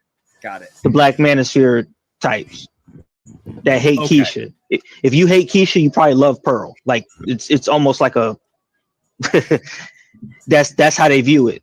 It's like hate bonding kind of thing. Yeah. Okay. Yeah. And I said that over there, like, bro, like Keisha's the North Star to niggas, man. Keisha determines who they like, who they don't like, who they follow, who they don't follow. No, Keisha determines how bad the black neighborhoods are. You ever thought about that? Keisha, Tamika, and all them other bitches in that Freaky Leak song. They fucked the whole neighborhoods up. If you want black men on your side, talk about Keisha. Right. Okay, so she's really basically picking up, I'm going to call it the crumbs of, like, basically, like, imagine you have two groups have a war, right? And whatever the survivors are, those are basically the ones that go to her. Correct. God damn it. I hate she's an outcast channel. I hate crumb grubbers. Okay, I understand. Yeah. I get it. It makes sense. Okay, if like I said this on another channel and they kind of laughed about it, but it's kind of true. Because you know how somebody was on the panel talking about how black people, like, they'll accept everybody else's what's the word? I don't want to say leftovers. I guess I could say leftovers. They'll take everybody else in. They're welcoming and all that stuff, right? Whereas, so if I said that ugly white women are the niggas of white people, does that make sense to you? Mm-hmm. Yeah. Yes. That's what she is. That's why niggas are around her. I think I get it. Yeah, I think I get it. Yeah. So Freeze on Lou. No. You got to be honest. Because it was men in the chat like, I hit her. If she walked through the black neighborhood, she getting all the men. People were saying that. In the chat, while you were saying, you know, she just like ugly people in the chat, like, I'll take her. But that's I said all that to say that's mainly her fan base. Okay. A bunch of incels. Yeah, so pretty much she in blackface. That's all it is. In the you could say that. In the That's all it is. Y'all don't see the black paint on her face? Nah, the mask off now. The mask off. That might have been true. That might have been true. That shit, bro. That's why she able to feel like she can flex and say what she want, cause she knows she ain't gonna get no kick. She knows she's gonna get the same support. All them niggas that's up there is gonna continue to support her even after the fact. Even if she disrespect them, they still gonna fuck with her.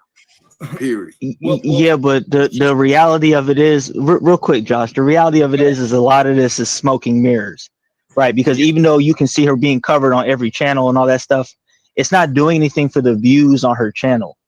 Like, and there's like this weird thing where it's really not a big deal in her world with her 2 million. Look, I don't know if you can see in the chat.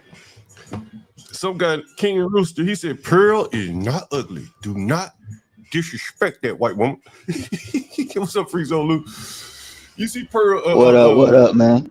What's up, man? You know, I ain't give you a hard time. I'm actually looking at the chat. I was looking at the chat while y'all were talking. I am going to comment a little bit on what y'all said about her shortly. But there's King Rooster. He's like, Pearl is not ugly.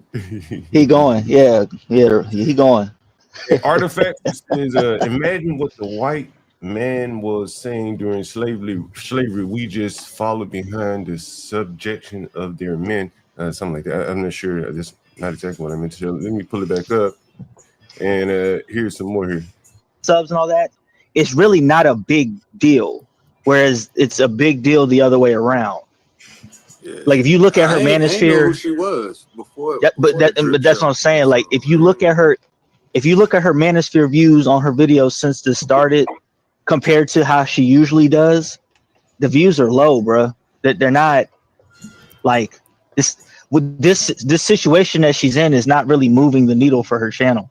Yeah, It's really an I ain't. inconvenience Yeah, for real. I'm not even that invested because to be honest, I don't know nothing about no manosphere, nothing about none of that. I'm like just stepping back, observing what she's doing and how she's acting. She's playing. It's a caricature. That's it. Yeah, that's it. And there's no You depth. think she's playing a character? Yeah. Well, why so? Because she's been around YouTube long enough to know what she's doing, and anytime she gets pushed into a corner, she pretends like she's a dumb ditzy girl that don't know what she's doing. Okay. Do you think there's some truth to some of the things she said? Yeah. Absolutely. I think what she says about black people is true, especially in the nigga tube sense. You can't do business with them, which is why I don't understand why she keeps trying to do business with them. She didn't learn the first time. Well, you know that's interesting. Why do you think she keeps wanting to do business with blacks?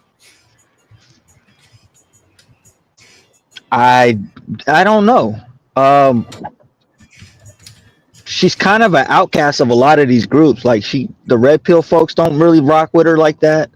And when I say the red pill, I mean like the content creators, right? So like your Rolos, your Fresh and Fits, that kind of thing. The white conservatives don't really rock with her like that. She's trying to swing this white nationalist thing. They don't really rock with her like that. And so like the last place you could go before you literally crash through the floor is you gotta rock with the niggas. But in listening to her, I listened to her very closely in that critique of doing business with trying to set up the stream with the black. If she is down to the ground of trying to do business with the blacks, she's going to clean up because they're too stupid to offer her any opposition. You see, Sharon said, we don't have any black pearlies because we steal and scammers. And so if this... Wait. Who said that? You hear him. Sharon Brace. You didn't hear him. No. Sharon Brace said, man, like we blacks, we steal from each other. We ain't nothing but criminals, thieves, scammers. That's what he said. Wow. He didn't hear that. Sharon Brace, he said blacks ain't nothing but some old thieving ass nickels. That's what he said. That's it. Damn, Bracy. Did I get him? That nigga be all over the place, huh? Right here, I'm damn this. But then that's not, what he said. I thought this was wrong in this. So let me ask you a question, Sharon. You as a black man, you just said that black people be scamming. But if Pearl says it's a problem. Yeah, I got an early clip where he said blacks ain't nothing but scammers, stealers, thieves. That's what he said. And he said that's why we don't have a pearly. That's Sharon's words, not mine. He said we don't have a pearly because of our nature. That's what Sharon said. And I don't think it's the nature. I think it's the IQ. What do they mean by that, though? Like, we don't have a pearly. What does that even mean? A black pearly? Black man that's sitting there on the stream with Sharon. He said we don't have a pearly. He said, why don't you counter her ideas? Talking about pearly. And and he said, where's our black pearly? And Sharon said, well, we ain't nothing but scammers and thieves, so we don't have a pearly. Right? That's what he says. We don't have a fucking pearly because our pearly are thieves and stealers and scam artists. That's what Sharon said. Right? That's what Sharon said. I got it. No, I got it. No, I got you. I got you. But yeah, so that was Sharon saying that blacks are scammers and thieves and stuff like that. And so here's this woman. To what she's saying. So this is back to the drip. No, she's a modern woman. She's a feminist. So I don't know if she's really doing this, making people believe, but I don't believe her. I call her bluff out. Like, well, hey, you know what? In real life. Can you see this comment by King Rooster? He's on Good Saturday Night Pearl can pull every dude in this conversation. Well, maybe not you, Free Zone Lou. I don't think you're fond of him, but the other two guys, they probably will go for a ride. Probably, man. Like I just don't see it, man. I just maybe like I grew up military, so I grew up around white people. They're not like I don't look at them like that, man. So somebody like Pearl is horribly unattractive. Horribly. I just don't see it, man. What do you think? So like I think if you put Pearl in a room full of black women, random black women, mm-hmm. you see out here, what do you think Pearl ranks? 10 random black women. 10 randoms. It would depend on what they look like. That's what I'm saying. But she'd be closer to the back end. It depends on what they look like. Yeah. Give me plug 10 random if black they women out of a nightclub. Okay. Or out of a corner store. Right? If I'm in the out ghetto. Of a nightclub ghetto, right? Or a corner store. Okay. I'm in the ghetto and I wait on every black woman to come out of the ghetto and I take a picture of her and I take 10. How would Pearlie compare to the 10 black women at the corner of Martin Luther King and Malcolm X, Southeast DC? How would Pearlie rank in those 10 black women that I would take a picture of? Well, if you narrow it down to those streets, which is kind of crazy, she'd probably be closer to the front. Cause yeah. So you say Pearlie? If that's the comparison, yeah. So you saying within the ghetto where lots of blacks live, Pearlie would be near the front of those blacks. Yeah, but if you go to the burbs where black women are, she would be closer to the back. So the pretty women in the suburbs. They tend to be on average, yeah. They're pretty black women. Correct. If I go to a nice part of DC, where the white women are, what is Pearlie rank? Towards the back.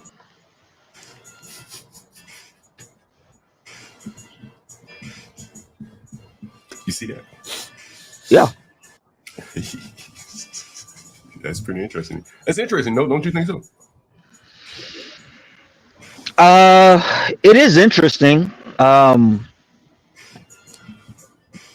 Yeah, I think a lot of it is just it's class. But like I said in the video, man, like Pearl is the nigga of white women.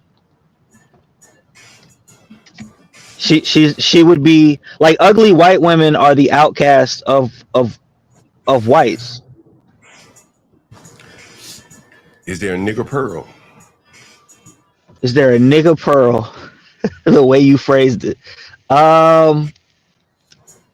You know what's interesting? During the so before Pearl came onto the scene, before Pearl War One, right? Mm-hmm. You had a bunch of Keisha Pick-me's. You had your Danica Marie's, your somebody drop them in the chat. There's like this other Jamaican chick. You had like people, you had Keishas that were saying the same thing that she said, right? And I would say that most of them were more attractive than her as well. But when Pearl came onto the scene and she came through the Black Manosphere, they literally mushed all them Keishas to the side for Pearl. And there was a huge schism. It was so Pearlie thing rose to the top of the black women. Correct. Was it Melanie? So how do you think Pearlie things rose to the top of all these other sister gals? Because she was a white woman that was saying the same thing that the Keishas was saying, but the Manosphere was trying to use Pearl to get at the Keishas.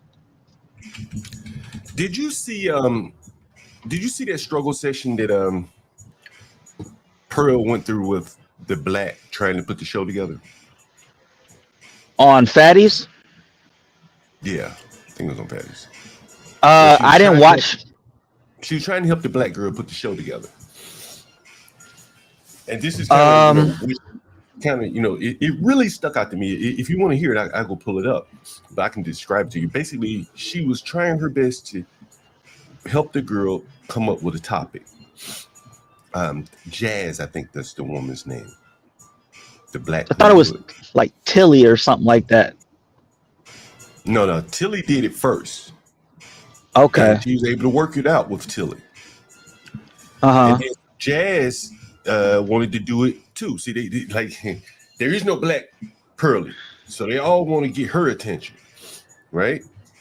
And so Pearly started going through the messages, saying the direct exchange, an email, saying, "Hey, this is the back and forth." She showed the back and forth between her and Jazz on trying to come up with a title, a topic, and the black couldn't do it. She was struggling. It was a struggle session. And the Pearly was saying, "Come on, you want to make it interesting." And Jazz, lacking creativity, IQ, she said, "Why don't we just do what you and Tilly did, the same topic?" And the Pearly girl says, "Why would I do the same topic? Why would I come back and do that again? Can you?" And she was like, and she was telling, you could see it was a struggle session. She was like, "Come on, come up with something. Please, come up with something, yeah." And she told her, "You can do it." She told her, "You can do it." It's like encouraging her. Oh man. Yeah. Oh, it was a struggle session. And all I could think about back in my corporate career, you know, and I've worked with Indians and things like that, and you know, some of them, you know, they don't want to learn anything new, you know, and it'd be a struggle to get them to do something out of the box that they already know. You understand? And that's what the woman was trying to get her to come up with a topic. Let's do a topic that's interesting.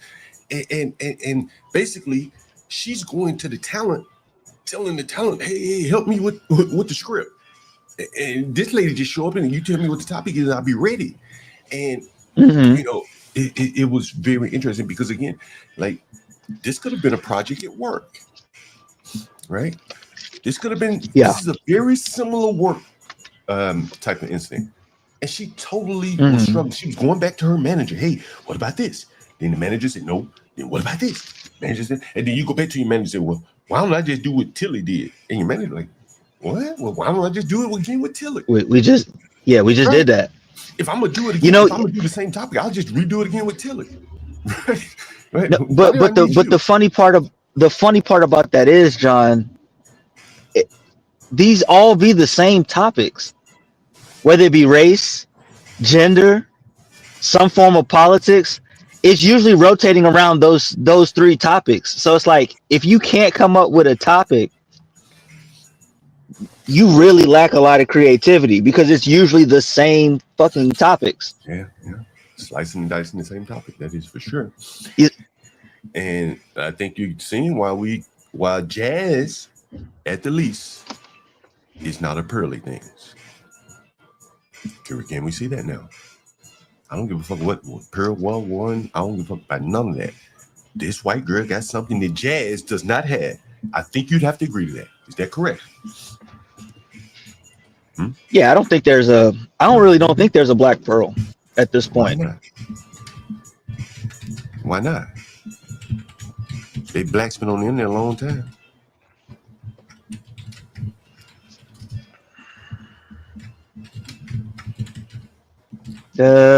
What could I'm just telling you because based on my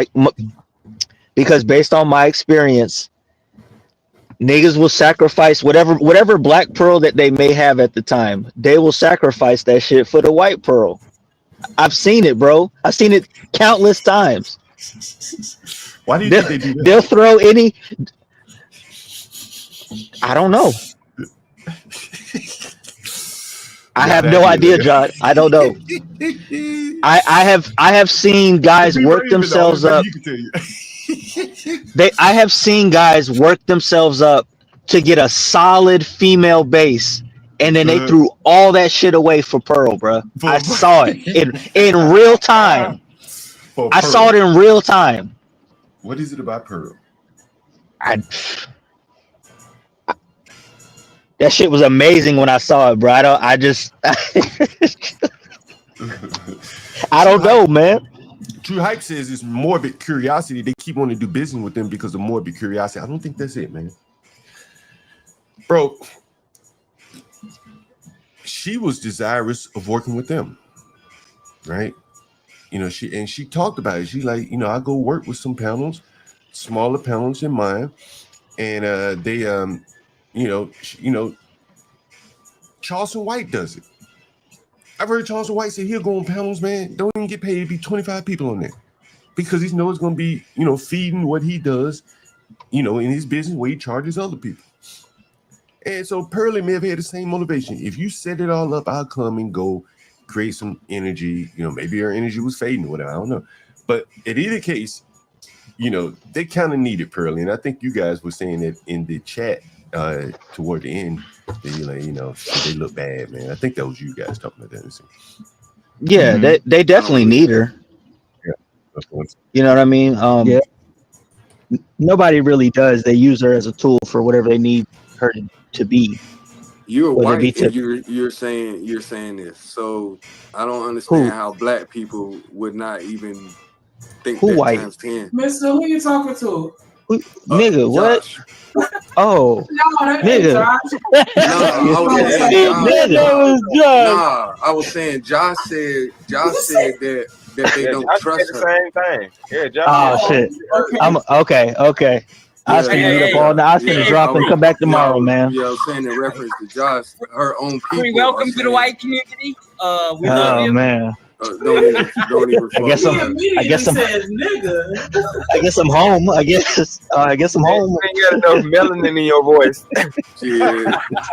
I was called a nigga up here, and I ain't feel nothing because I'm different. I don't have triggers. Get to where they going. Mm-hmm. I don't. Got called the word, but I didn't even. Oh yeah, that's right. That was him. Yeah, it was the situation, right? That's actually why I dropped panel. Hey, artifacts in the chat. Hey, John. Sure. Why you look? Go ahead. Yo, why you looking for what you're looking for, bro? I watched that 35 hats clip. I watched that shit at least 10 times, bro. That shit had me crying.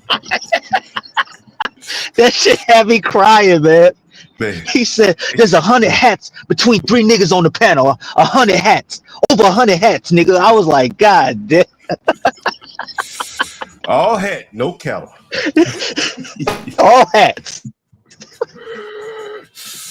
Ooh, boy! I never thought about that shit. Like niggas do be having a lot of hats and they work hard to play shit. I never thought about it, but what shit, bro. I asked these bands that shit on this channel one time.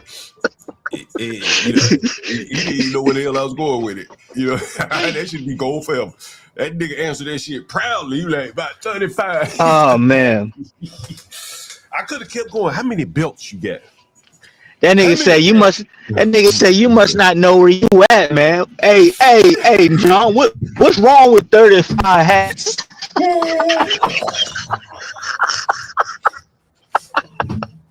There's a bunch of damn empty head niggas up there. I never thought about that because I got like, yeah, man. Because I got like 6 hats at the crib, right?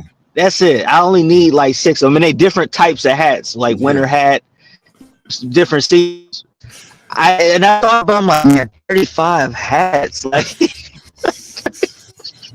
And you only got your shoes to match. See, if I'd have asked him about your shoes, he might know. You got to match. Yeah, you got to match, man. Shoes, hat. Oh man, I think it was just the way you said that shit, man. I mean, these blacks are really amazing, bro. They really. Oh man. You know what I'm saying? And again, man, I don't think they see the connection between if you're spending a lot of money on shit like hats and other things. I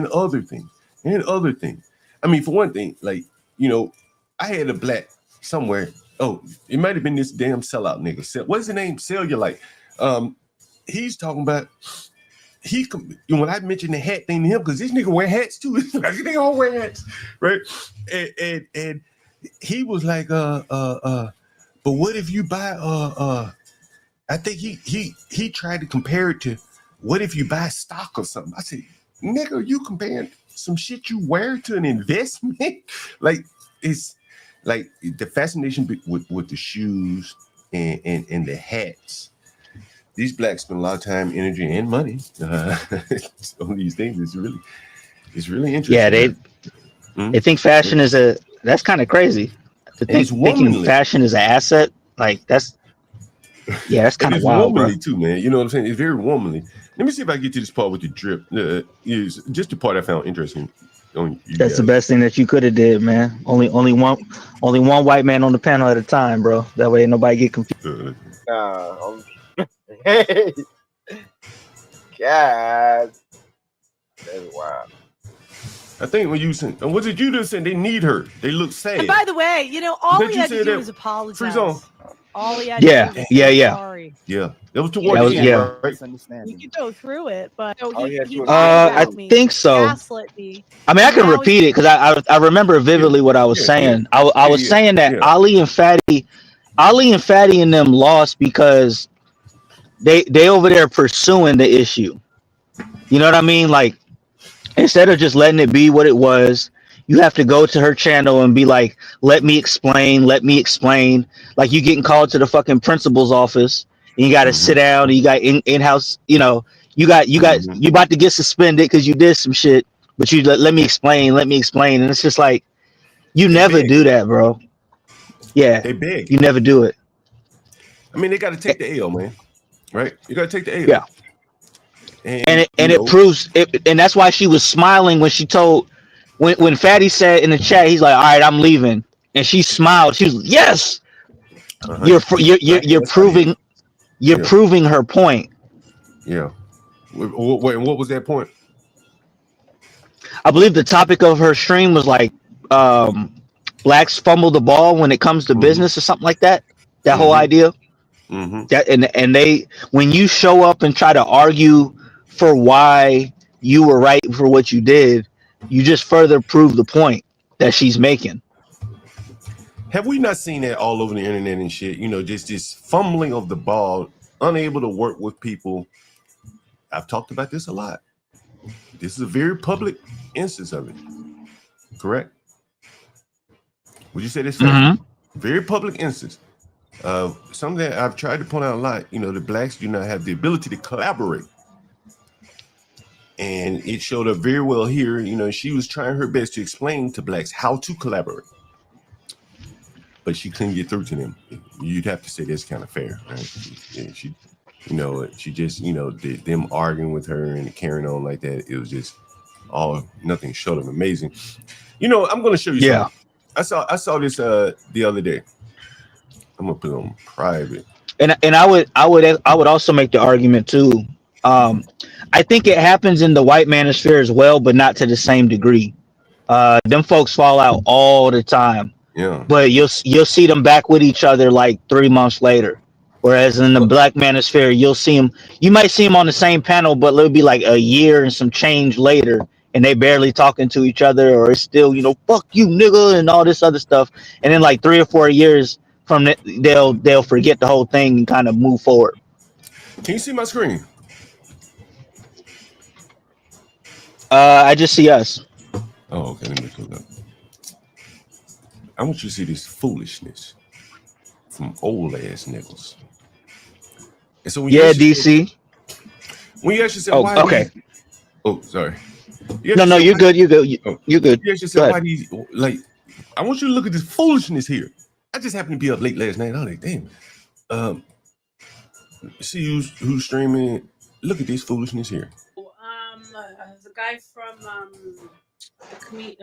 yeah. But no one died in that one. Oh, they did. Yeah, they did. Hey, you're talking about the Alec Baldwin. Look at this foolishness. Alec Baldwin. Please, we said. Oh no, but it wasn't right. Was that what it was? Dark Knight making the movie. I don't know. He was shot on the movie set, is what I'm saying. No, look at Nightish right here, and if you're looking at the chat, you'll see Gospel of Bob type in the chat, wake his ass up, and they just let him sit there and sleep. Shot doing a movie on set. His son was shot doing a movie on set. Then you had the Alec Baldwin. The Chinese mafia, they say, had to do with the lease. Yeah. Hey, you know what's crazy, John? John, you gotta, bro. He do that shit on almost every panel, right? He'll do it on Hamp panel. He'll do it on Bob panel. He do it on all the panels he's on. Nobody ever boots him, man. Nobody. Even on channels where there's bounties, they never boot him. State of Black America. Like, Sanders. bruh. That fucking nigga went to sleep up here. I had to drop his ass so fast, let him sleep backstage. I saw this. I didn't think about that shit until I saw that shit on Hamps. Knight went up there and he didn't even say anything. He was waiting for his turn and he fucking fell asleep, bro. Mm-hmm. And nobody said anything. People in the chat were like, yo, wake up, wake up. Yo, why y'all got somebody sleep? But nobody on the panel said a word. I almost said something I probably regret. Fuck that fat, lazy black. But this isn't about him per se. This is about what the blacks create, right? Gospel Bob and Erd and all these people, they come together to create something.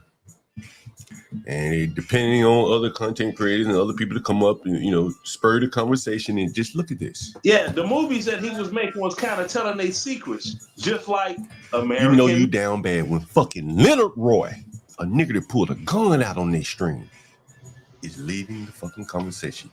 Nigga, he what? He's leading the conversation. That fucking nigga pulled a gun on their channel. Yes, he did. And cocked it. What? This fucking nigga is leading the conversation over all these other three that's up here. The other four. He leading the conversation. Right? This is Black America, nigga. You got a Puerto Rican woman sitting back. You got a white man, he probably scared to really say anything what he truly believe, and he just let the two dumbasses, I ain't including Art, see Art and being nice. The two dumbasses at the bottom are gonna lead the show. I want you to watch this. This is amazing. This is why there are no pearly things, no shiny things, no nice things. This is what these people create right here. I want you to look at this. Let it all sink in. Me, well, we started this whole conversation. See how it circled all around into itself? Yeah. Damn, Night is boy, he's bad off right now. Yeah. Jeez, Louise. I think the He's movies embarrassing are now, himself. like completely parallel. Jeez, Louise, look at this. Literally, like life is imitating art, which is imitating life. All That motherfucker mouth open like he in pain right there. You all see him? coming together. Because before we would see something in a movie, and maybe 10 Look at years this down shit. the line, we would be living. But I think now we're living the movies. Totally ridiculous. Yeah, that's like Robert De Niro and his big thing about, you know, him and black women, because, you know, Robert De Niro, well, he's loving some black women. Show nice. Yeah, nigga tube. Now you had, Now watch this. And he woke up and started talking shit. Watch this. Look at this. Look. Look. Look at this shit. That's a nasty freeze frame. In the Discord and talk about it, nigga. We didn't heard you. Let's move forward. The fuck is happening right now? Shit, nigga. We've been talking for fucking ever. I would not know. How the fuck he know, man? That nigga was asleep. How you know? Yeah. Fucking slave. Nobody want to hear that. That's your boy, Art. Way to moderate Night. Way to moderate. The only thing keeping Night awake is he's yelling at Leonard. Exactly. Because you had Robert De Niro, he did A Bronx Tale. Come on, Night. What do you want to talk about, Night? Yeah, shout out to Calorgelo and what was Chaz Palminteri character called? Caligula. These blacks, they watch a lot of TV. I mean, they can quote your TV and everything. Reference TV references and all this stuff. But there's nothing else rolling around in their head. Stop saying that name. That was one person. That was his son. This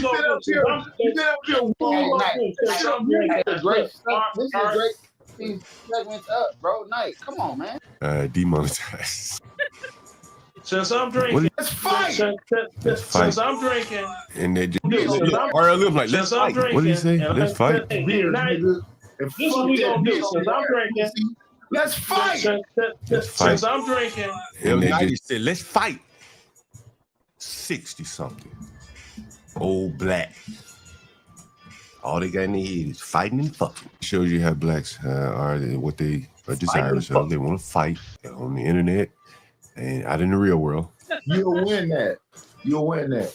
Because as much as you boring the fuck out of me, I'm damn near about to sleep right now. It don't take me. I clicked on your channel 2 days ago when I woke up. You had 13 people in the chat, and you was on your own stream sleep that ain't had nothing to do with nobody else. Conversation. Yeah, more people asleep than I did when I ran the show one night. No, Uncle Bill, you're not going to do this. Let's talk about the white around fucking Leonard's mouth. The white around his lips. Why you want to talk about the white around a man's lips, sir? No, he said white around the lips, and I'm like, solid. Now, one of the things that Solid. Art just asked Nice to stop cursing, and he cursed, used the F-bomb as soon as he asked him to stop. Solid snake. He's in the chat. Damn, it take that long to take a shot, Nitus? What you drinking? NyQuil? Dayquil? The bottle's empty now. The bottle's empty now. Oh, so Nice be over there drinking. He be drunk. Damn, I want to drink. Maybe Nice be drunk. What, you drinking gin, sir? No, Jack. He drinking Jack Daniels. He ain't drink no whole fifth of Jack Daniels. He can't stay up. He can't stay up long enough to drink a fifth by himself. We're coming up on coquito season, and my mom makes the best freaking coquito. Did somebody say Solid Fake was in the chat? See, RLM was right. Asshole, bro. Red man with the beard. Ever put a fist on me? Nigga, you don't. All we see, all you can do is be frustrated, you red fuck. Now, Art done asked him to quit cursing, and he's still cursing. RLM, you laughing. RLM, you know. And remember, they've asked him to stop cursing multiple times. Point competition at all. Nope, that's for sure. Right. You're Listen. undefeated. Hey, Leonard, how can that nigga get into a plank contest with me when his arms is like this? I'm talking about you. If you lay down, you won't get back up. You be like a commercial. I've fallen and I can't get up. Life alert. Brought to you by Life Alert. Now, these are the two 60-year-old singers on the panel. You got the one person in the middle on the bottom that can't do this. Look at Jar Jar Binks. Hey, Leonard That's a Roy, you don't want me to 60-year-old man. bring up your avatar, That's a 60-something-year-old man. Jar Roy. Hey, make sure there's nothing. So fucked up. I want to rap. Get it done. Down to the shot. You see this? Look at this shit. Example? Have mercy. All them P-brains in the audience, on the whole fucking panel, couldn't create a goddamn pearly things. The IQ just ain't there, bro. We got to come to grips with that. Look at Nightish and look at Leonard Roy. These damn blacks let Leonard Roy back up on the panel after he pulled a gun. They asked Nightish to quit cursing. He keep cursing. And then the two old fools who should be in the position to offer guidance are the most foolish of the six on the panel. That's Black America. That's IQ. That's fucking intelligence on display or lack thereof. Don't let anybody fool you. The problems in the black community is largely, in my opinion, due to IQ. There's nothing else that explains it. When I saw that shit there, I couldn't believe it. 60-fucking-year-old man behaving like this. Up here. Nobody is, hey man, drop these niggas. Clouds, they disintegrate. They can't handle the level of filth that's on your skin, sir. The fuck out. Let me hold up my head. That's the black community there, right there. Arguing, screaming, cursing, fighting. Fight. Nigga, wake up, ready to fight. You saw that with Nightish, didn't you? You saw it, right? Nightish fucking woke up. The first word out of his mouth was what? Fight. That nigga woke out of his sleep talking about fight. Woke up out of his fucking sleep. And the first thing on a black's mind, fucking fight. Go back to sleep.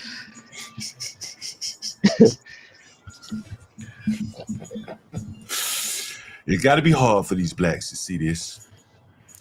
It's got to be hard for the blacks to see this. I want to show you something else.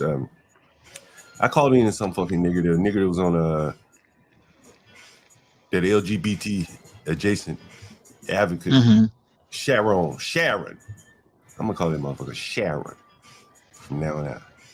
I ain't fucking twisting up how you say that shit. His mammy named him Sharon. I'm gonna call him Sharon. How about that? Changing name. Oh. Like Sharon to me. All my life, I grew up calling people Sharon. So that's what he is to me. What's the nigga cellulite? Cellulite. Is it cellulite? What's that nigga name? Yeah, cellulite. Yeah, they was wilding the other day, man. Did you hear what he said on Sharon's channel? No. He was like, the blacks won't accept me, my political point of view. Right? And by the fact that I'm up for that I agree with a black national anthem, the blacks, the Hispanics won't accept me either. And I said, damn, nigga, you really believe there should be a black national anthem? Right? Is he fucking niggas? These niggas are really retarded. Let me see. This is, I think he really said. Yeah, he really said that, man. Yeah. He fell out. Oh with my someone God, he was man. politically aligned with because he believed that there should be a black national anthem, and the other man did not. That's what he said. Yeah.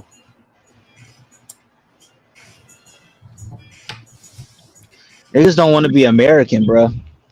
That shit crazy to me. But it's also interesting again because listen, this morning I went to see old stupid ass, low IQ ass black, real low IQ, real stupid, real low IQ, real stupid. And let's see what he said. Oh yeah, this is what he said. The real low IQ, stupid black. And this is the problem with the blacks. Listen. I just put up in that motherfucker. Diabetic, so he's in a real bad situation. Fat. Referred to them as black, which they fought for me. And take a look. That makes sense. And we supposed yes. Make that make sense. Make that make sense. And it's been cold in this house. And take a listen. The black chimping out here. Shit. But they're just now coming for the shit. And it's been cold in this house all this fucking time.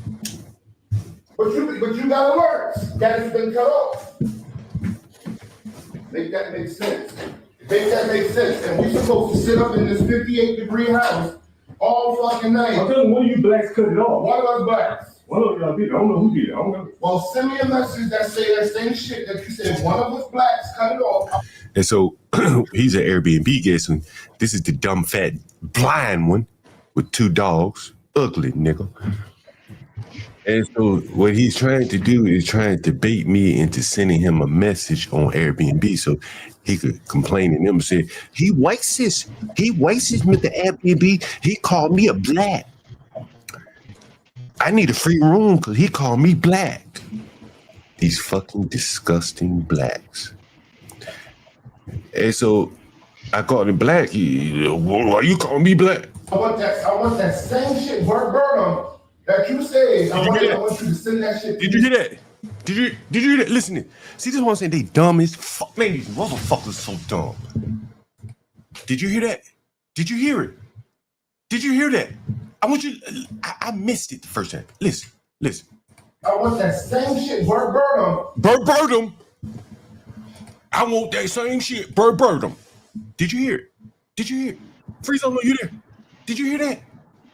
Who the hell is verbatim? He's saying verbatim. Oh my God. I was like, who the fuck is verbatim? Wow. See what I'm saying? You know what I'm saying?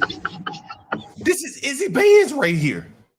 He's using the word verbatim, and his dumbass audience, they don't correct him. They can't correct him. They may be laughing at him, or they may not know the word, or they just let it go. And he verbatim. Why you calling me black? I want that same shit verbatim that you said. I want you to send that shit to me back in the app. Well, you got No. You calling me out my motherfucking name. What, you not black? Why does that have to be because I'm black? What if I called you white? Would that make you feel better? No, it doesn't matter. You know my name. I'm a motherfucking customer. I don't know your name. I'm a renter. You don't know my name? Well, why don't you ask? Ask you what? What my name is. You call me out my shit. I ain't calling you out your name. You are black, don't you? No. You're not black? No. What are you? Big ugly ass, dumb, low IQ black. They're running away from being called black. They're ugly. No, what are you? Big ugly. What my name is. You call me out my shit. I ain't calling you out your name. You are black, don't you? No. You're not black? No. What are you? Big ugly ass, dumb, low IQ black. They're running away from being called black. They're running away from who they are. Because ultimately, who they are is the problem. I call this black a black. And he took us exception to it. I'm black. What are you? What do you know who I am? You look black to me. Okay, that's cool. What are you? That doesn't matter. But the fact is, I have respect on my motherfucking name.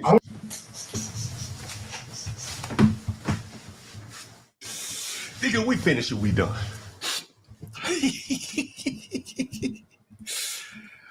Woo, you better put some respect on Crazy. Verbatim. Crazy. And y'all niggas think you know what's when you first came onto the scene, bro, I thought you was putting on. I ain't gonna hold you. I thought you was doing a lot of like extra leaning into it until I saw you out in the field, bro. Saw you out in the field. I saw you out there.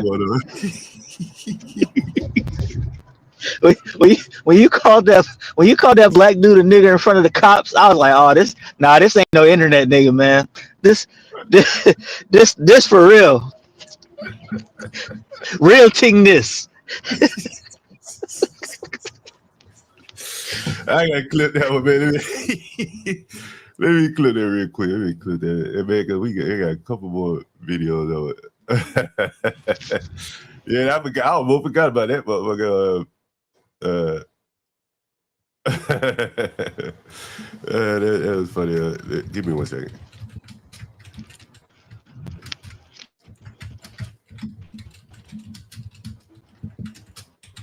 Hold on 1 second.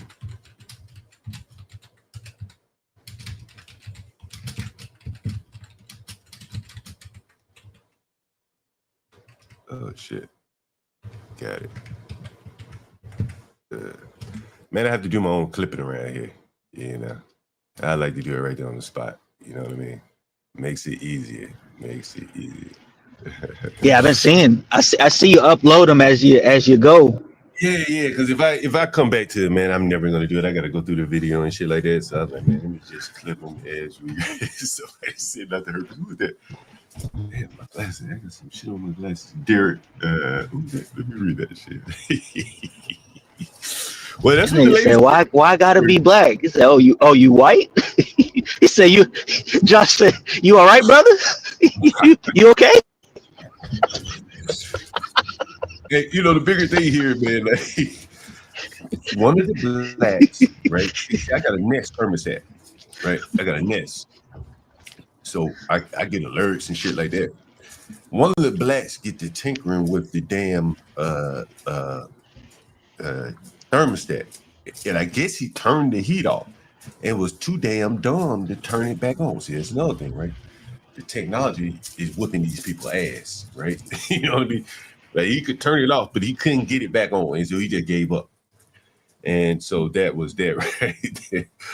Anyway, what was I talking about? I ain't gonna show no more that stupid ass 90s shit. You know, it's just they running up and down. But the bigger point I'm making about the 90s thing and the Gospel of Bob channel, and again, it's not a criticism, it's just an observation of the greater community here.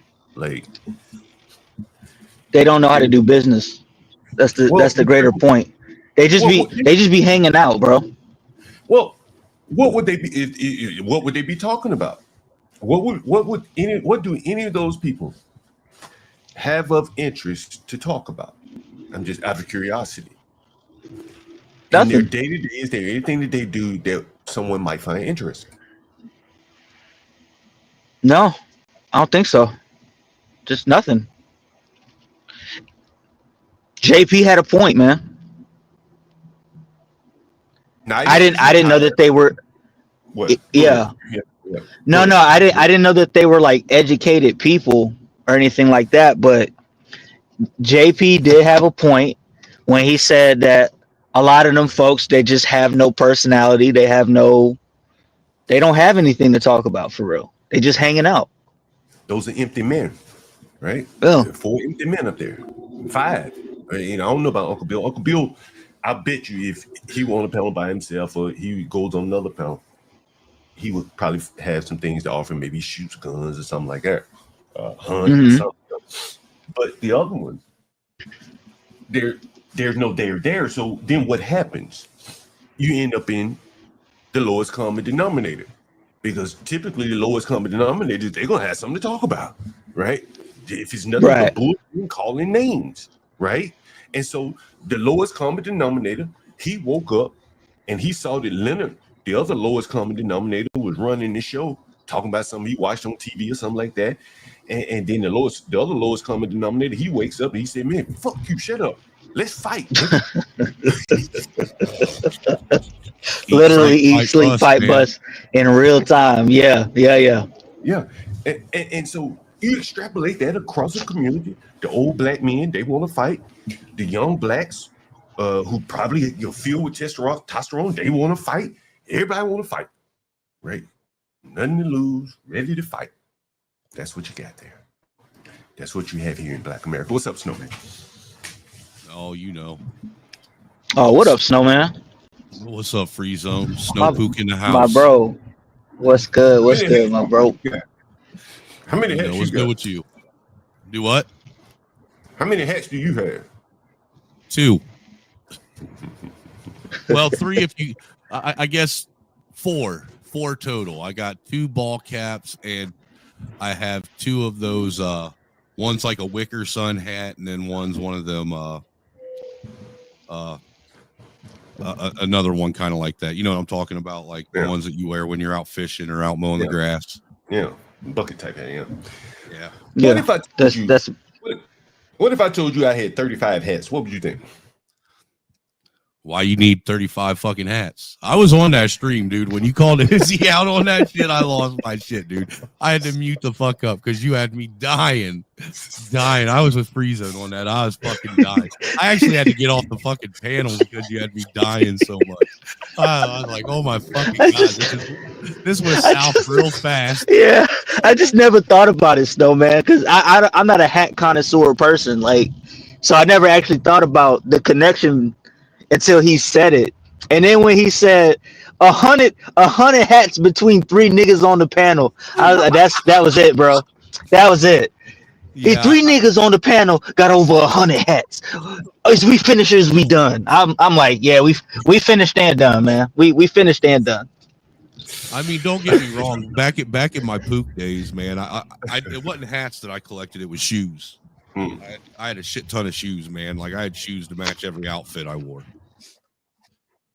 But them days are long gone, bro. That was like 15, 20 years ago. Yeah, and this is the thing, man. Like, I had a guy that rented a room for me. Well, one that rented a room, he had 300 shoes. He's 50, 60. He was 60, I think, 59, something like that. He was old. Down on his luck, black man. This is what is so interesting about it. He down on his luck. And he dragging around sneakers. Like a hobo. You know, remember you used to see the hobo with a stick over his shoulder. Remember that picture? He'd be like a hobo with a stick over his shoulder with a sack, a rack with sack. With the sack, yeah. And I just imagine got an 800-gallon trash bag full of fucking shoes. But it was even worse than that. He compounded the problem by renting storage space for some of them damn sneakers. I say, have mercy.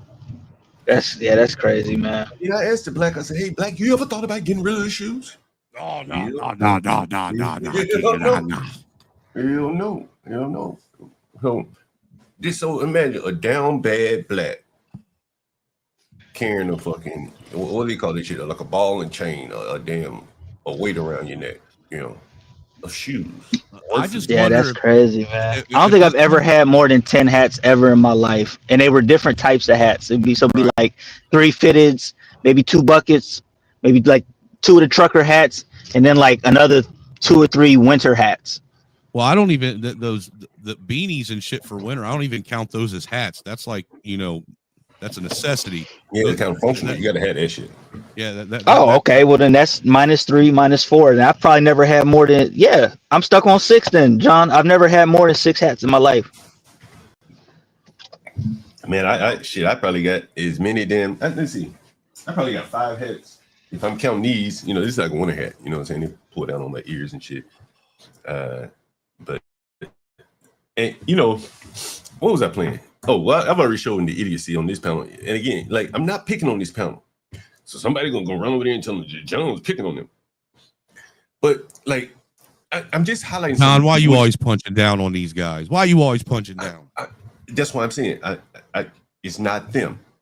I haven't called anyone any names, right? I'm not picking on the show or anything like that. But what I am saying is that, like, if you listen to what Pearlie said about the blacks, right? And then if you kind of see it being expressed here on this channel, Gospel About, again, I'm not criticizing them. I'm just observing, right? I'm not telling you, but don't go subscribe there. I'm not saying anything like that. I'm not saying it's a bad channel. I'm just saying, like, in the black community, if there is a void of structure or anything, then what's going to, and it's probably anywhere, but there tends to be a lack of structure in the black community. And so what takes over? Clown shit. The 2 clowns at the bottom, who should be the elder voices on the channel, they turn into the clown. And there's no one that can regulate or rein the shit back in. Art asked the clown, one of the clowns, stop cursing. The clown kept cursing, saying the F word, which means that their channel probably would have to privatize and put the channel, that video on monetization, whatever. So it affects them downstream. The old blacks did that to them. And so then when you hear Sharon Bracey say that blacks have scammers and that's why we can't have a just Pearlie, that's part of it. But all blacks don't have the ability to scam or have the desire to scam. Is that when they try to create something, this is what it turns into. Oftentimes. Or it's a one man doing it alone like DJ Academics, right? He by himself. I was listening to Angry Man the other night. It's very interesting. It's not a criticism, just an observation. Someone, I can't remember, it may have been Vanta Black. He asked Angry Man. It probably was because Vanna couldn't shut the fuck up. So you were there tonight, that's right. Yeah. And so they asked Angry Man, do you have anyone to help you do your clips and shit? Remember that? Yeah, I do remember that. I'd hopped off and the what panel, did he say? but I was still listening. What did he say? No, he did it himself. Mm-hmm. I played a clip a while back of DJ Academics. And he talked about, I know I got the clip somewhere. Let me see. I may not have it. Fucking if I ain't got it. While you're looking for that, man. Yeah. Just wanted to mention that what's up? A proud father moment. My son's on a field trip today. And get out of here. Where you going? Well, there's this place here in Fort Wayne that's called BizTown. And what they do is they take kids that are in 5th, 6th grade and they teach them business skills and stuff like that. You know what I'm saying? Mm-hmm. So they got this mock store that they've been running in his advanced learning class that he's got in school. And this little motherfucker, I just found out yesterday that he was chosen to be the CFO of his company that he's going to be representing at BizTown today. Really? Yeah. That's impressive. He's 10 years old, man, and my kid's the CFO of their little mock company that they're running in his school. That's a proud father moment. Yeah, I was pretty fucking proud when I found out. I was like, God damn, man, you are starting to listen a little bit. Yeah, they will start to listen. You keep talking, they will start to listen. That's for sure. Yeah, that's a good deal, man. Real good deal. You know, but it's always good to have moments like that. I say that wondering, when you're talking about these conversations, how like this, how many of these guys are sitting and expressing their pride in their kids for doing shit like that, or how many of their kids are actually doing that type of stuff? Man, man, that video that you saw me right there that I played, what I called the guy Black. I don't know if you saw it. Did you see that? No. So anyway, I go to Black, one of my houses where the Blacks are, and I'm telling them this. No, it doesn't matter. You know my name. I'm a motherfucking customer. I don't know your name. I'm a renter. No. Blacks. Hey, so is this the one that you were saying that didn't know how to fix the heater? Huh? Is this the one you just saying didn't know how to fix the heater? No. Same shit, verbatim. That you said. I want you to send that shit to me back in the app. No. You calling me out my motherfucking name. What, you not black? Why does that have to be because I'm blacks? What if I called you white? Would that make you feel better? No, it doesn't matter. You know my name. I'm a motherfucking customer. I don't know your name. Did you just say if I call you white, will it make you feel better?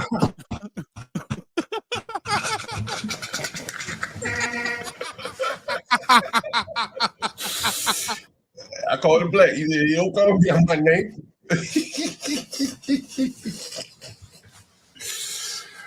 If I had called you white, would you say, hey man, don't call me out my motherfucking name? Probably not.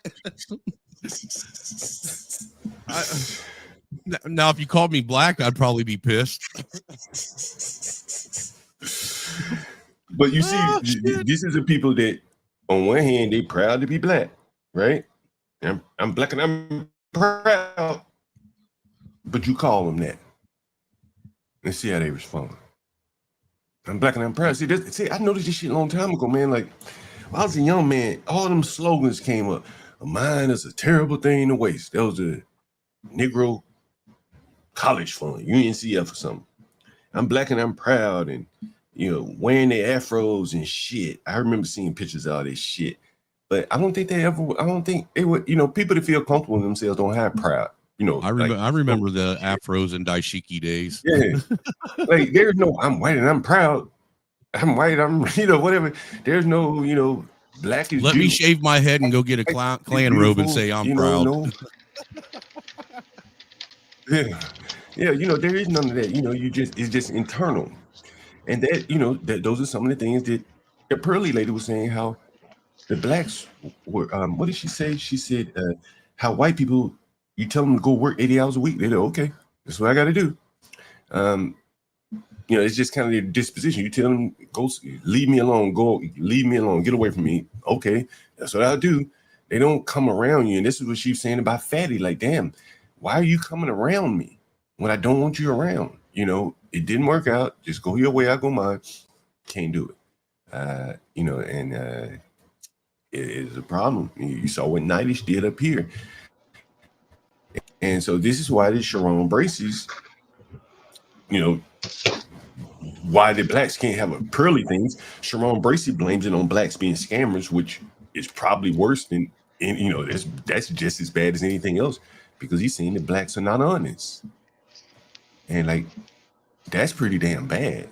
If Sharon Bracy thinks that blacks can't achieve Pearly thing status because they're not honest, that's amazing.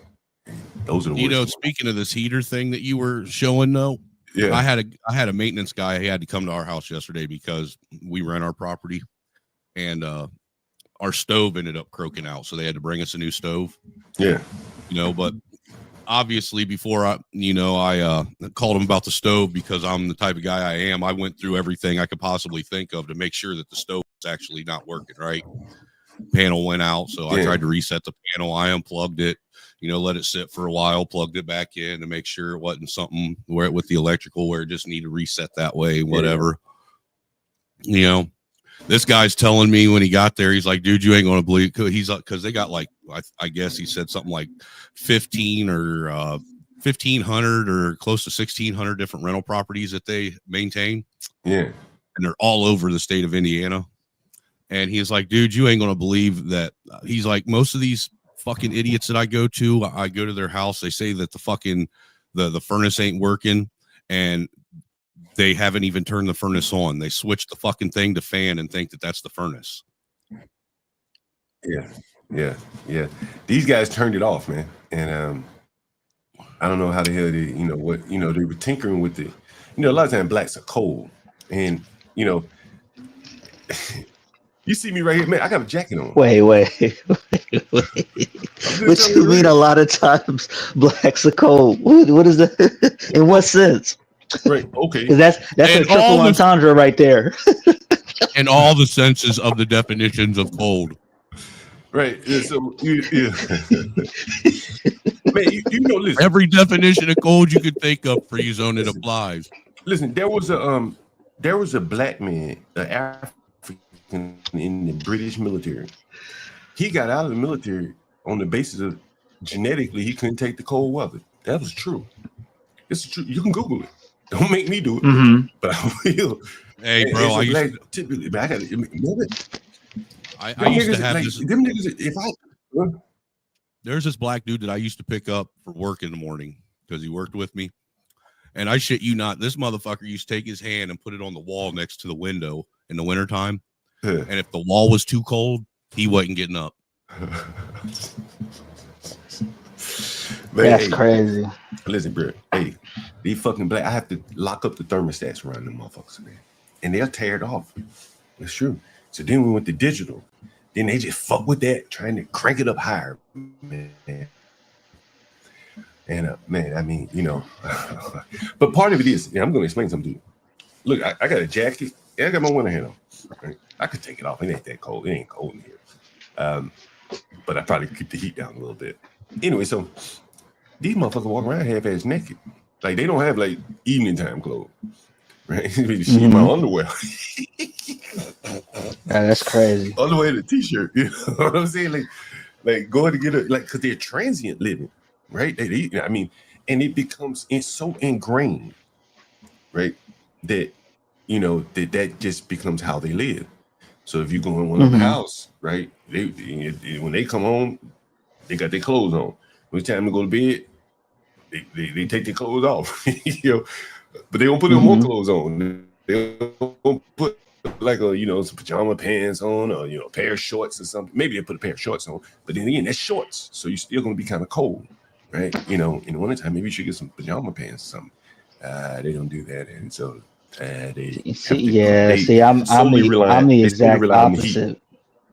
I'm the complete opposite. I like to sleep in a cold room, right, with a nice warm blanket, and then I'll usually sleep in either like a shirt and my drawers or just my drawers, and that's it. But I prefer cold.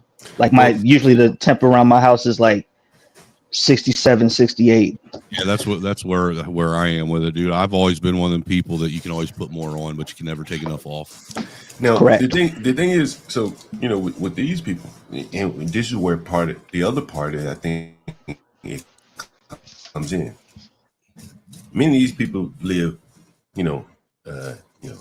pillar to post, as they say, and so they've never ever had the responsibility of paying bills. Like, you would be amazed at a lot of these people have never had the responsibility of keeping their lights on. Never. Right? Never, ever, ever. And so they are clueless as to, damn, why is the landlord keeping it at 68 in here? Right? Why ain't on crank it up to 75? Because you ain't paying the fucking gas bill. That's why. Right. And I'm trying, they said, well, but I'm paying it by way of my rent. Well, do you want this shit to be affordable? Right? Dude, I break to fingers work with each other. Right? But see, John, motherfuckers touch a thermostat in my house. What you call IQ, I would attribute it to that. I that's how I look at it. I don't necessarily look at it as an IQ thing, and I guess it probably could affect your IQ, but living a life of everybody else constantly taking care of you to the point where you never have to actually take care of anything yourself. That I think that actually does I think that affects your IQ because you never actually learn how to do anything. Hey John, what's the longest dread you've ever pulled out of a fucking bathtub? I got one drain, right here. Out of a bathtub drain. What's the longest dread you ever pulled out of a bathtub drain? Right here. Let me see. I got one somewhere around this motherfucker. Let's see. Where is that dreadlock? Where that fucking dreadlock at? It's a dreadlock around here somewhere. You kept it? No, I got a picture of it. I got a picture of it Oh. somewhere. It's in here somewhere, man. I have to find it for you. But yeah, I got a big long dreadlock somewhere here. Every now and then I'll show it. Who is John Galt? There's a video. Sorry. Oh, it's in the pictures. Oh, I may find it. Oh, here it is. Is this it? No, this is not it. Oh, here it is. God damn. Hell no. And I bet they couldn't figure out why the bathtub wouldn't drain, right? Yeah, look at this. That's piss. Ugh. And damn, couldn't even make it to the bathroom? Bro, you could you could probably stretch your arm out. Your full length of your body, damn near 2 times the length of your body, be in the bathroom. And that's multiple pisses with no top on it. He's kept in his room, right? And the room is the size of a box, man, small box. And look at this. Just a bag full of shoes and shit, you know. It's man. Yeah, man. All right, maybe it is IQ, man. That's shit crazy. That's wild work right there, man. I'm fucking telling you, bro. Yo, let me get good. I mean, the last time I showed that, man, I would I'm going expect to show you the something light. like that in a crack house, not a rental house. Hold on.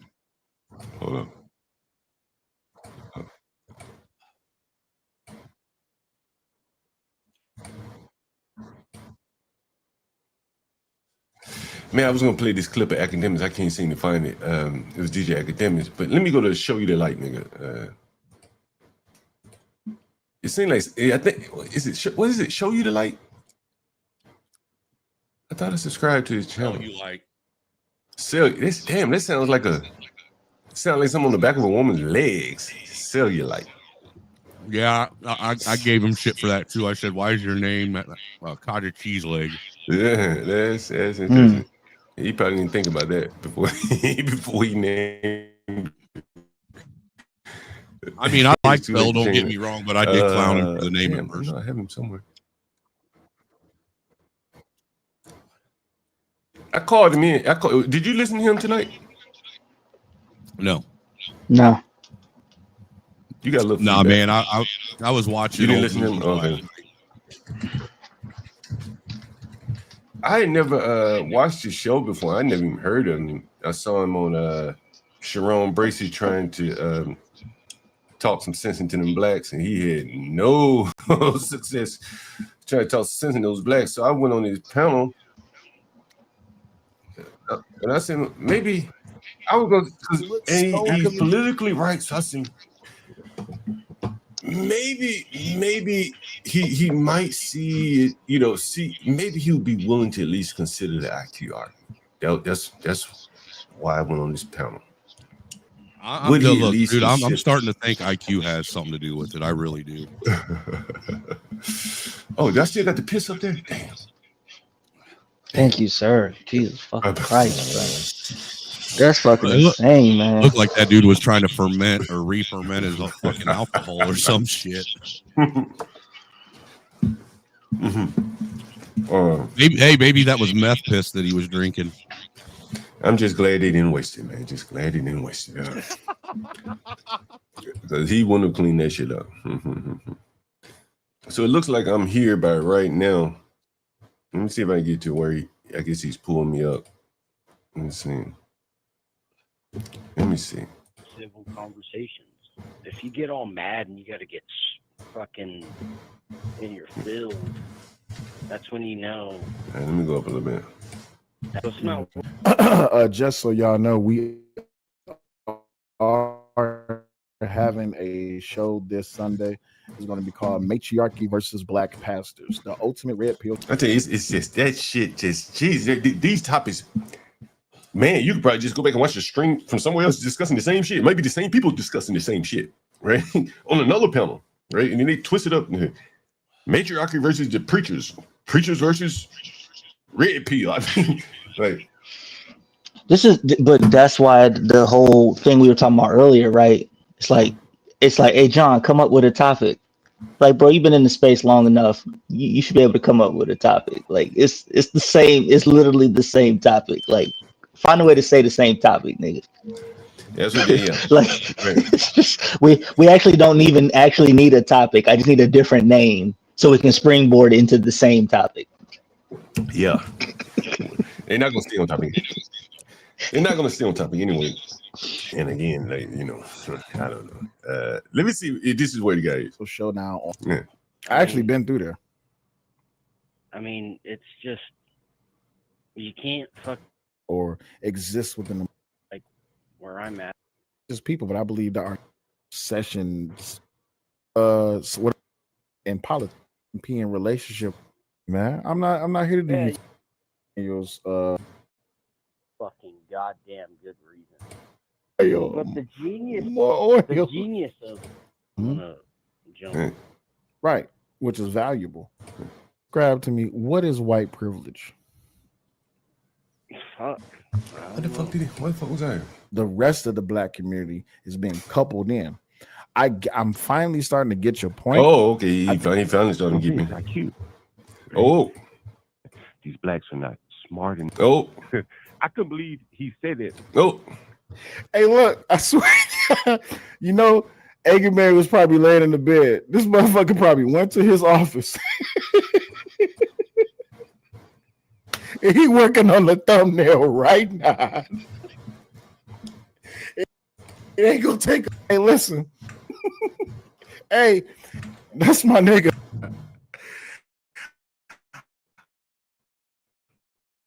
Ugly strip. One thing I know, that's my guy, man. Outside of all of the rip switch cameras, out of all the board fun before. What the fuck is it? Let me check it out. I'm gonna be laughing my ass. The only way to learn how to make money is to. Let me go up a little bit. God damn. William Hankerson. Let's go to your channel. See what's different between him and KT the GOAT. His show and fuck I put it. So who are we talking about when you say the blacks? Oh, I think in general, black. So who are we between the? Who are we talking about? Yourself. So just aren't many blacks there, and I just don't think there's. He believes in the things that he says, but as long as he believes in them, then that's fine. The problem is that when you get to the point to where you start saying things that is not based in logic, you see what I'm saying? Like CNN believes in what they say, but CNN know they. Nigga calling me right here. Yo, what's up, man? What up, though? It's John Galt, man. Hey, what's going on, John Galt? Not much. Yo, I saw you on Sharon, and that's what prompted me to look you up. Mm-hmm.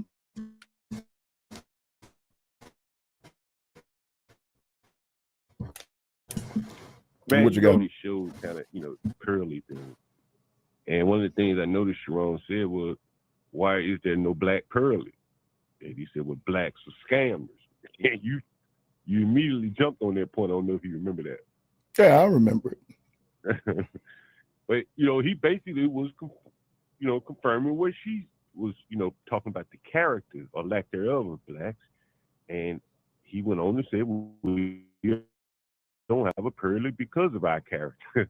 I couldn't believe he said it, but I think it really shows how dumb Sharon is. You know what I'm saying? Like, these blacks are dumber than we even give them credit for. So here's the thing. This is what we have to attribute this to, and I said this early on his show as well. 90% of this is just my belief perspective. 90% of the things that people say on YouTube, I don't believe they believe in it. The truth of the matter is, this is just me personally. I believe that people say shit on YouTube is because they know that it'll get them attention, that people is going to listen. They saying salacious shit on purpose because they know that if they get to talking the shit that they really want to say, no one's going to listen to them. So when they come down, go ahead. I'm sorry, man. Go ahead. No, go ahead. You got it. Hold on for a second. William Hankerson, you say the same energy in person, bro. You don't know where I'm at. I ain't worried about you, big homie. You got it. Go ahead. Continue, John.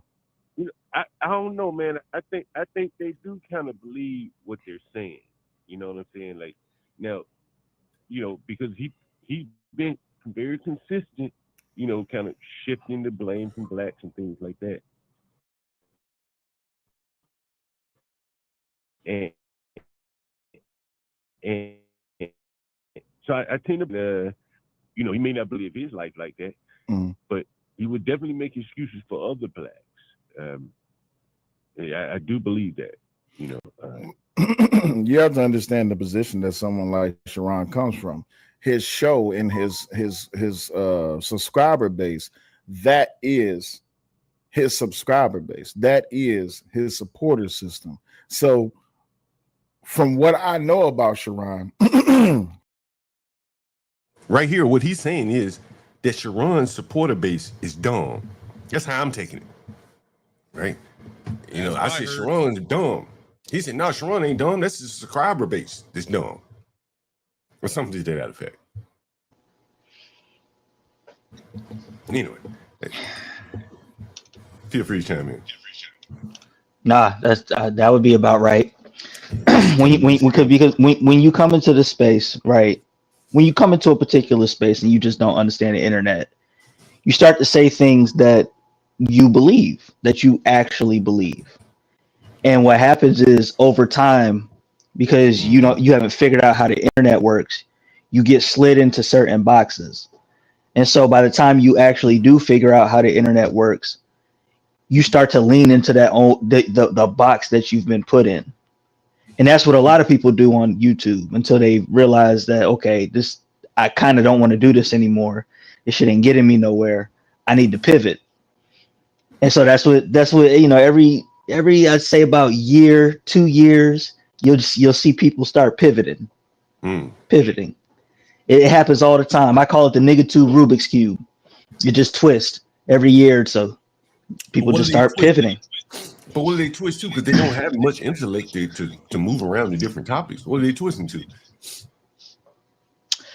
They twist typically to a different variation of the person who they've been. Let's say me and you are on opposite sides of something, right?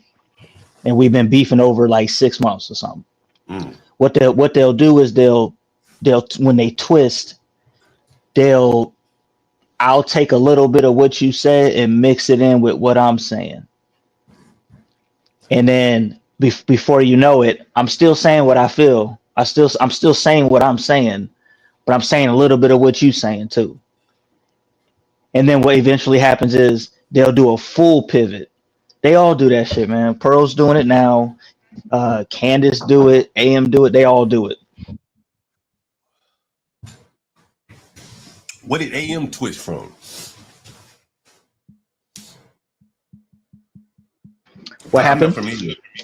I'm not familiar with him at all. I've maybe only caught 30 minutes of his show. So what did he initially used to talk about, and what is he talks about politics now, right? Well, he's always kind of talked about politics. He's always done the street conservative thing. I would say that AM's pivot was the black in name only was kind of his pivot, where the whole. Oh, is that what Bino stands for? Yeah. I see. Okay, I got you. Okay, I got you. All right. Go ahead. So the pivot was like, I'm still black. I still do mad niggerish things, but I'm not with y'all niggas. That's what it turned into. That's interesting. So he's effectively saying the black community is bad. I don't want part of it, right? I'm just blacking name only. Is that how? Would that be a fair assessment of what that means? Yep. While still doing the same thing. So he basically, because again, I'm not familiar with him, so I just want to be, because I'm not going to watch enough to go back and see how he's pivoted. But basically, what you're saying is that he's running away from blackness. That's what Bino would stand for. Yeah. These fucking blacks are disgusting as a motherfucker. They are very disgusting people. They are some very fucking disgusting people.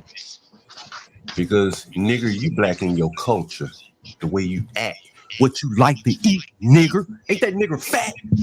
What made you buy all the motherfucking hats, nigger? Because you black, motherfucker. These fucking niggas, you can't run away from it, nigger. You black through and through, nigger. I can tell by them fucking hats on your head. Didn't you hear Angry Snowman say he don't wear all them fucking hats? The niggas priorities make them niggas. The fuck you mean? Hey, dude, the only time I get a new hat is when the one I'm wearing smells so bad you can't wash the stink away. He a fucking nigga. Any motherfucking nigga got 30 goddamn it. I'm gonna play a clip of this some bitch. This stupid. These black niggas are so stupid. This is why they no fucking Pearly thing. You think Pearly got 100 garter belts or whatever the fucking woman might have? You think she got all this shit? She might. Shit. Like she might. Man, she might. Fucking nigger. But she come from a rich family. She can afford it. How about that? They've already made it. And we got a bunch of fucking big hat niggas.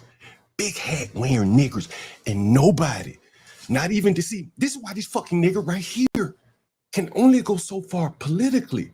Him, that fugazi fucking nigger. Because at the end of the day, this nigga was willing to die on the black national anthem. He was willing to die on that sword right there. That fucking nigga. Fuck that these fucking niggas all be put in cages. They don't deserve no fucking anthem. He was willing to go to bat over a fucking black national. You see how low IQ these some bitches are? He don't want nothing to do with niggers. But he willing to go to bat for a fucking song. Man, these fucking niggas are stupid as hell. And we're gonna have two real dumb fucking niggers, an angry nigger, and this fucking sell your soul nigger. The big hat nigga, they're gonna have a big hat convention right here on the motherfucking thing, right? White young girl got a problem with me having 30 hats. Ain't nothing wrong with that. He started calculating how much he spent on the hats. And he still didn't come to the conclusion that maybe I done spent too much money on hats. This is how fucking dumb they are. This is how you about to hear it. This is the motherfucking epitome of the education, of the intellect in these blacks.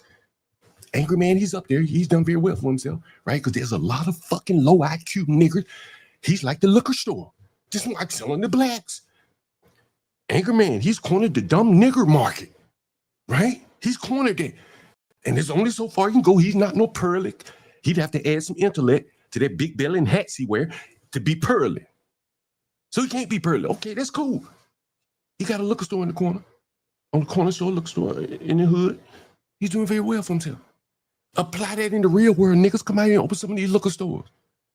They're afraid, nigga. They'll take on the nigger. They'll talk to him on a panel on YouTube where they're safe in their home in the white neighborhood. I bet you that fucking nigger lives in a white neighborhood. Walk around with all them fucking hats on, living in a white neighborhood, think he black in name only, and them white folks looking at him and say, damn, how many fucking hats you got, nigger? Every fucking day you walk out the house, you got 100 fucking hats on. Every fucking day, you got 100 fucking hats on. And you think you black in name only, nigga? Well, what you black in behavior too? He left out the behavior. He black in name and behavior. Benbow. Benbow. That nigga black in name and behavior. These fucking stupid ass niggers. I don't give a fuck how many subscribers they got. Fuck all these dumb hat wearing stupid ass niggas. They stupid as hell. And I'm showing you why there ain't no fucking pearls in the black community. Just shit stains. Well, as long as you're going to have emotional women constant, I mean, you can't get you'll never have a black pearl as long as there's a black woman that's going to get offended by everything that's said. Man, listen, I deal with blacks don't even know how to fucking flush a toilet. Do you understand what the fuck I'm saying? I deal with blacks that do not even know how to fucking flush a toilet. You understand? Lots of them.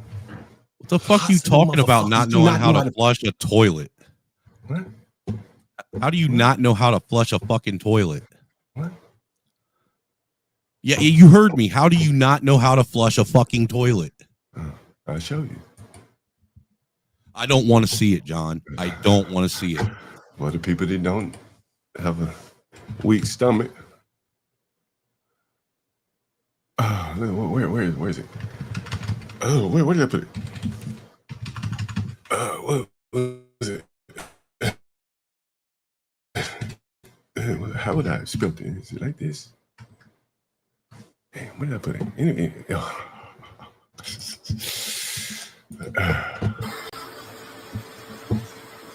Come on. You want to see more? No. No, that is nasty. And you think these fucking blacks ain't no pearls in there? Ain't no pearls amongst these blacks. There are no pearls amongst the blacks. Understand? These fucking blacks ain't even figured out fucking how to flush a toilet. Right? You understand? See, when these angry niggers and the sell your soul niggers, the Sharons, the Izzy bands, they mammies, or they work their way out of being around blacks. I just played you from Sharon, where this black said, I went to private school. She's basically saying, I didn't get exposed to blacks, but she's black anyway. You can tell she's black. As soon as she opened her fucking stupid ass mouth, you can tell she's black because she doesn't recognize that what she's saying is, my mama got me away from niggers. You people are disgusting. People are running away from you. You run away from yourself. You motherfuckers create shit like this. This is who you are. You're not gonna fucking create vaccines. You're not gonna create rockets like Q-Butter. Q-Butter need to be teaching these niggers in that little bullshit school he got. Fuck him too. Nigger, don't end up like this. Most of you blacks don't even have to wear with all. Fighter said me no black. Huh? Don't tell me I don't know what the fuck I'm talking about. And I'm showing you that niggers, look, I'm showing you dreadlocks out of tubs, shit on floors, motherfucking microfiber towels that they flushed after they wiped their ass with a microfiber towel. They flush it down the toilet. These are the lowest of IQ people. Flushing towels down the toilet? Microfiber, not even a paper towel, nigga, a microfiber towel, like a chamois. A chamois. You hear me? Who do you think these restaurant businesses have to put the signs up for? Do they have to put it up for you? Do they have to tell you not to flush maxi pads and shit down the toilet? Who? They got to put it up for somebody. They have to make signs all over America where there are blacks and tell them, do not put chamois and shit down the motherfucking toilet. Am I not? Am I correct? Has anyone ever seen that before? Don't put chamois down the toilet, paper towels, maxi pad. That's all for blacks, bro. Low IQ, stupid motherfucking blacks. Understand? Because I've never had a white person do this.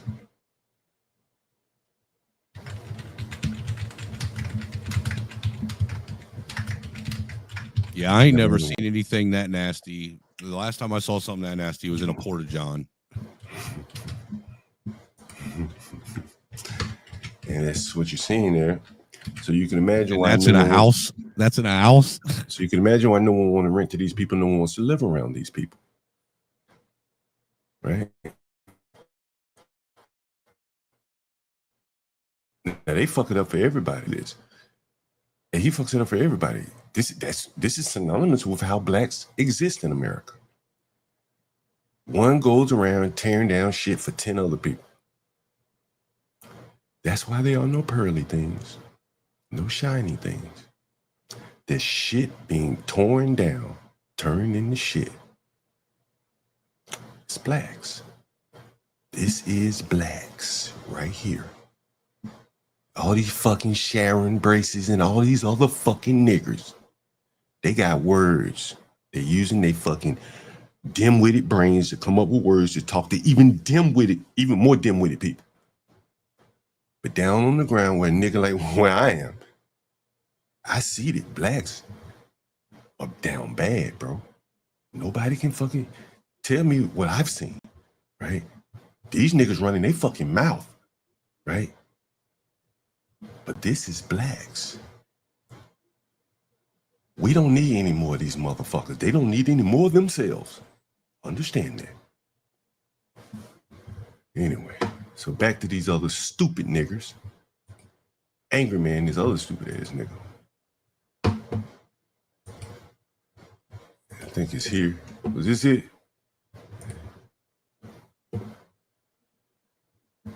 This man that so convincing. This ain't it. This ain't it. Hold on for a second. Oh, this is it right here. He believes in the things that he says, but as long as he believes in them, then that's fine. The problem is that when you get to the point to where you start saying things that is not based in logic, you could be full of shit. The problem is just that when you get called out and you boil it down to the logic, and it's just like, why do you see it the way you see it? And it's like, I see it the way I see it because that's the way it's supposed to be. Because as black people, we supposed to see it this way because we in the struggle and we oppressed. Who's oppressing you? The white man. How's the white man oppressing you? Because of this. How come you ain't moved on? How come you haven't moved on from that yet?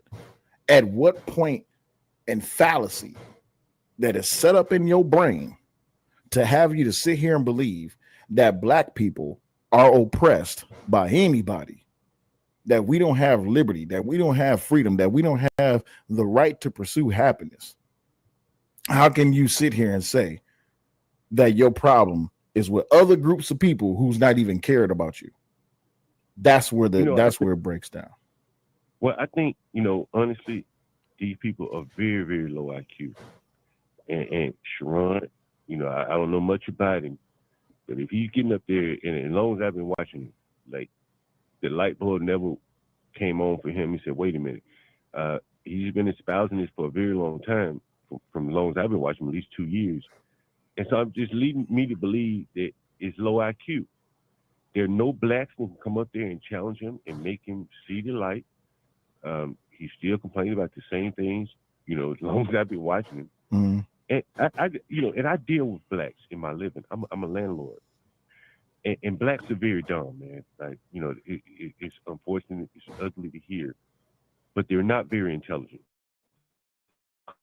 Like,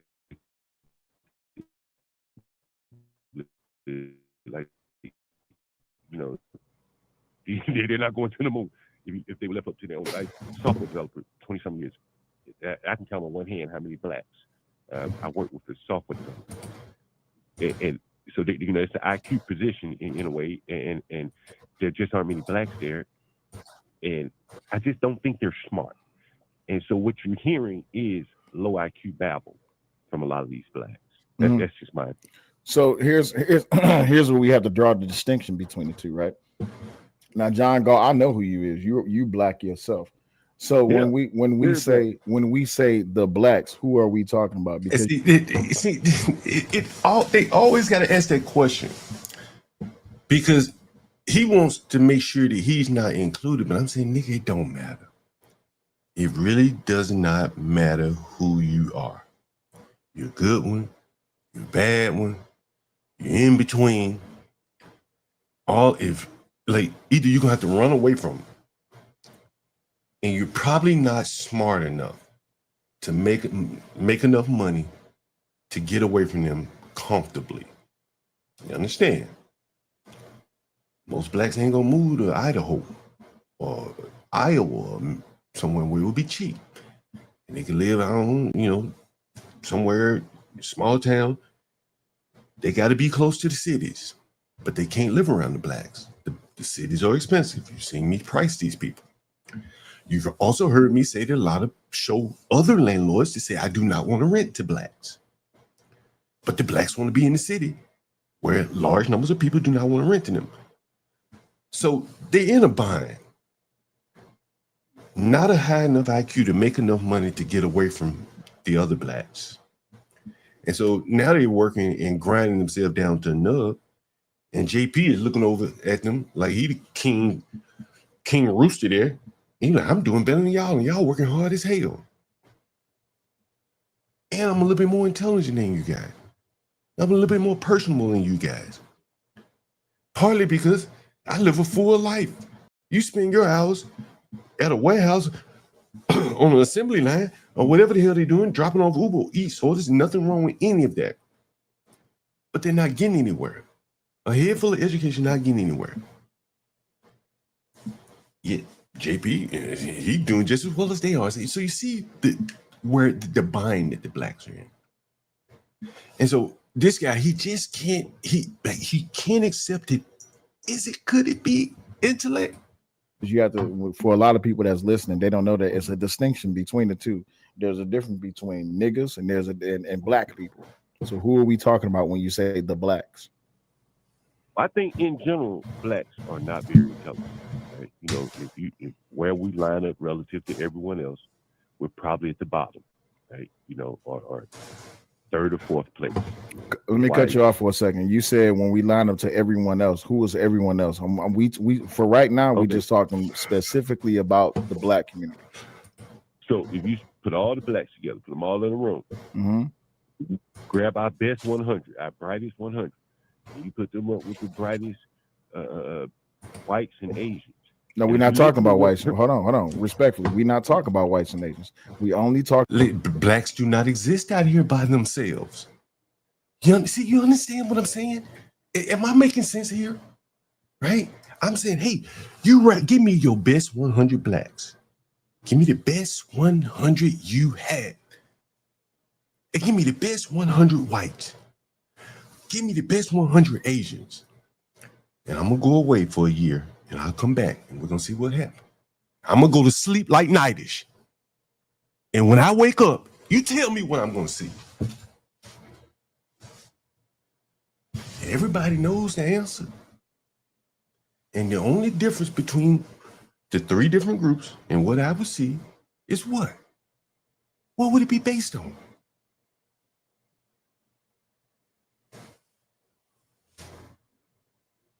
What would it be based on? I go to sleep for a year. Who went to sleep for a year? Hell, I go sleep overnight, right? I go to sleep overnight. And you're going to start to see the degradation overnight. The blacks will get to work, right? The nightish will wake up and you're like, man, I'm ready to fight. Right? As soon as he wake up, he finds somebody to fight. And so this black man, he just, like, he can't get it. He think that we exist out here by ourselves. And he says, well, but all of us ain't dumb. Talking about the black community, because again, there's a distinction between niggas and black people. And although a lot of things that you're saying, it sounds like you describing niggas, I don't want it to be coupled in to what it is that is being perceived as black people, right? So as black people, we are easily distinguishable between blacks and niggas. Niggas is what's being promoted on a grand scale from a minor level to for a majority projection, because they want niggerdom to be accepted within the black community. The problem is that's the dysfunction of the black community. You have more people who are. Go ahead, my bad. No, go ahead. I didn't mean to cut you off. Go ahead. So okay, I would say the average black, not ghetto nigga, average black, you know, out here working hard, doing the right thing. He's just not that intelligent, right? He could be as hard a working he want to be. He's just not that bright. And the people above him, the other blacks around him, the good ones, they're not that bright either. Right? And that's fine. You don't have to be a world beater to be intelligent. But then you start to add in some other things that I talk about a lot. They can't get any cooperation with each other because of their scam-like nature. So not only are they're not that intelligent, now you got thieving and criminal-minded blacks added to the mix. And in many cases, some of them are smarter than the good blacks, right? They're just smarter from a criminal perspective. So now you got a really upside-down situation where probably the more intelligent of the blacks, the more enterprising, are criminal-minded. The Sharon Braces of the world, probably not that intelligent, but he ain't no criminal. Let me ask you a question. What percentage, what percentage of black people would you say is above average IQ? I think it's pretty low. But I think, you know, I would, if I would put a number, maybe 20%. I don't know. So 20% of the black community is above average IQ. Yeah, I don't know, but let's just say 20, as far as you say, yeah. All right. So that would mean that 80% would be below average IQ. Now, let's go to a different metric. What percentage of black people is just hopeless? And see, there's an above average. There could be a bunch of people huddled along around the middle. And then there's going to be some below average. You know, kind of like the, what's that curve? It's like the yield, not the yield curve, but the, you know, the bell curve. You know, everybody is not going to be above. Everybody's not going to be below. A lot of people are going to be hunched up right there in the middle. So that would mean that 80% would be below average IQ. Now, I want you to see if you catch it.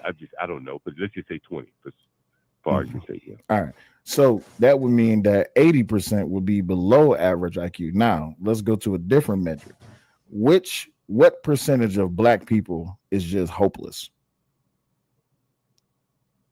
Well, and see, this is where I think it gets a little muddy, because the 20% of the smart ones, they can't make hay out of the dumb ones. So you might have something if the 20% of the smart ones could be the kingpins, the dope boys, come and take over, corral these dumb blacks and make hay out of them. But you got a bunch of solo rappers within the black community. And they end up destroying everything. Everybody going in opposite direction. So you can't make hay out of the black community. The Indians and the Pakistanis can, because they're willing to stand behind a bulletproof cage all day. The rest of the blacks who could make hay out of them and make something of themselves, because they can't go out and make it in wider America, many of them, they can't take advantage of the low IQ blacks. So now everyone kind of, you know, suffers. So it'll be one thing. See, I live in the ghetto. And I walk around the ghetto and I deal with ghetto blacks. I rent to them. So I see how stupid they are.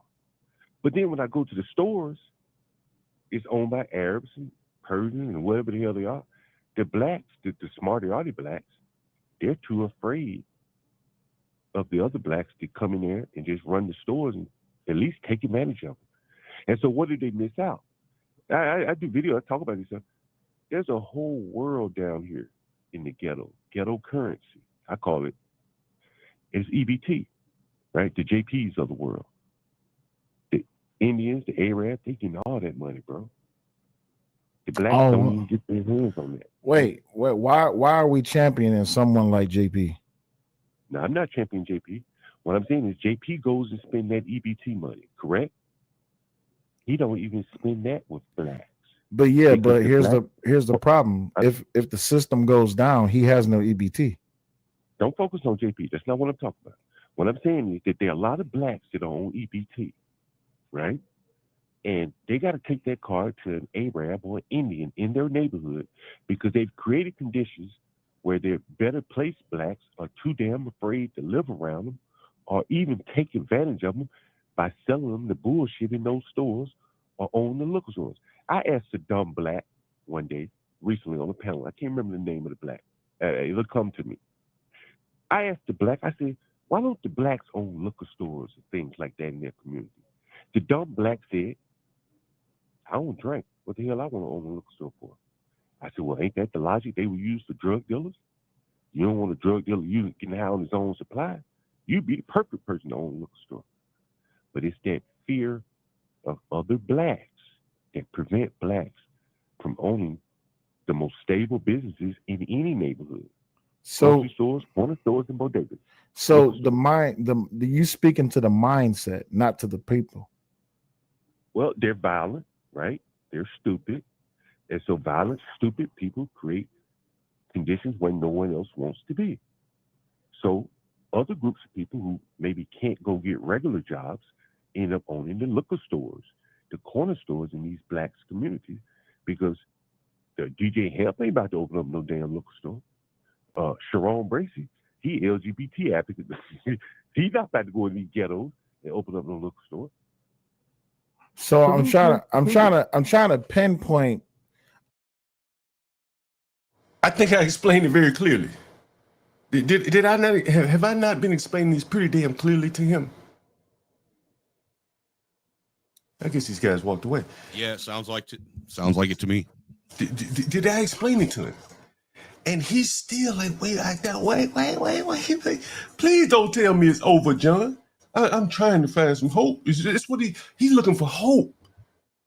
I broke it down to him.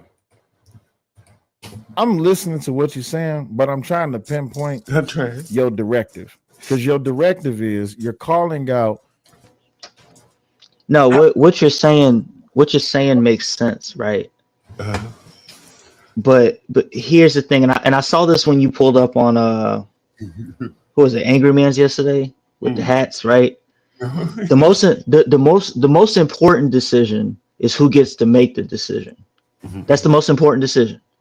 So when you start making these distinctions between niggas and blacks, who gets to make that distinction?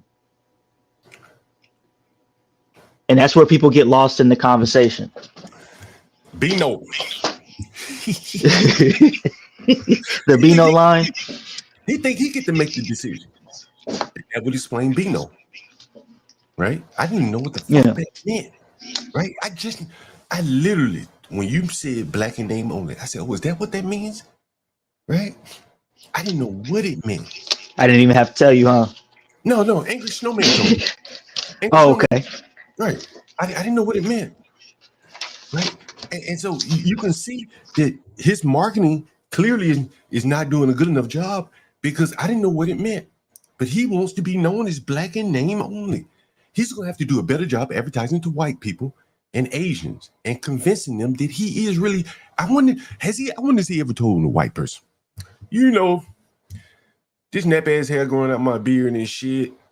I talk like a black, I act like a black, but I'm black in name only. I wonder do the white people accept him as black in name only? I wonder. Black in name only. That's Angry Man's. What is that? What, he sells merchandise. Doesn't he sell merchandise with this shit? See, these niggers, I know if he could dye his skin, because he's going to come on here after I get off the phone. And he's going to be talking about, I'm light skinned. I'm like a bitch. The fuck a nigga. I ain't never heard no nigga talking about his skin complexion. These motherfucking weak ass, dumb ass nigga. In my life, nigga, I ain't never talked about my skin complexion the way these fucking faggot ass nigga. These ain't no fucking who you talking? Never mind. You gonna hear this fucking angry nigga, this fat belly Bino. There would be no Bino. Ain't none of these niggas Binos. Ain't none of these fucking nigga Binos. Man, do he look black in name only? Listen to him. He sound black too, don't he? He black in name and sound. And if you look at him, black in behavior. Fucking niggas. He just like that fucking black ass nigga. When I called him black this morning, why you call me out my name? I said, you black, ain't you? This fucking nigga right here, this stupid nigga, Cellulite, he fell out with a motherfucker that he agreed with politically over a nigger national anthem. I played it. A black national anthem? Nigger national anthem. Okay. Fuck these niggas. Fuck these niggas. They don't deserve no fucking anthem. And so he's still trying to figure it out. Well, I don't know if you're calling out dysfunction. I don't know if you're calling out. I'm saying the dysfunction, right? The violence. It is creating a situation. So niggatry. Whatever. Right? The excuse making, the Sharon Braces. He's not a nigga, but I wouldn't call him a nigga. But Well, I'm not calling excuse- him a nigga. I'm talking about niggatry. Niggatry is Right, the behavior of niggatry.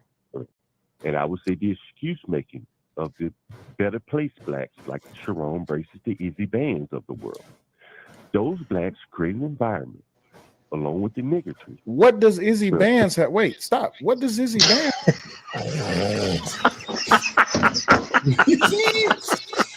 Ooh, they gotta defend these dumb low IQ niggas because I'm striking too close to home.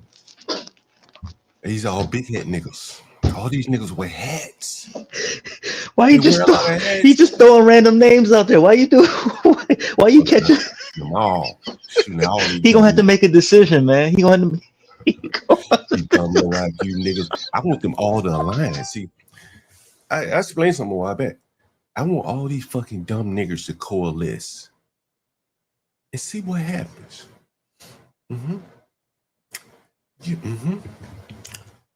Drive them all together and see what happens. Put the Stanleys and the Nightish's together and watch that shit blow up on each other trying to attack somebody else. Low IQ ass niggas. Fucking Nightish, he was attacking me and then they shut his damn tongue down. Probably went to sleep. He one video rolling into another and he probably got a strike. He went to sleep. And you know, YouTube will roll over to another video if you sleep. And he may have been playing a rap music video. Who know? He don't know either, probably. And they was he got his strike.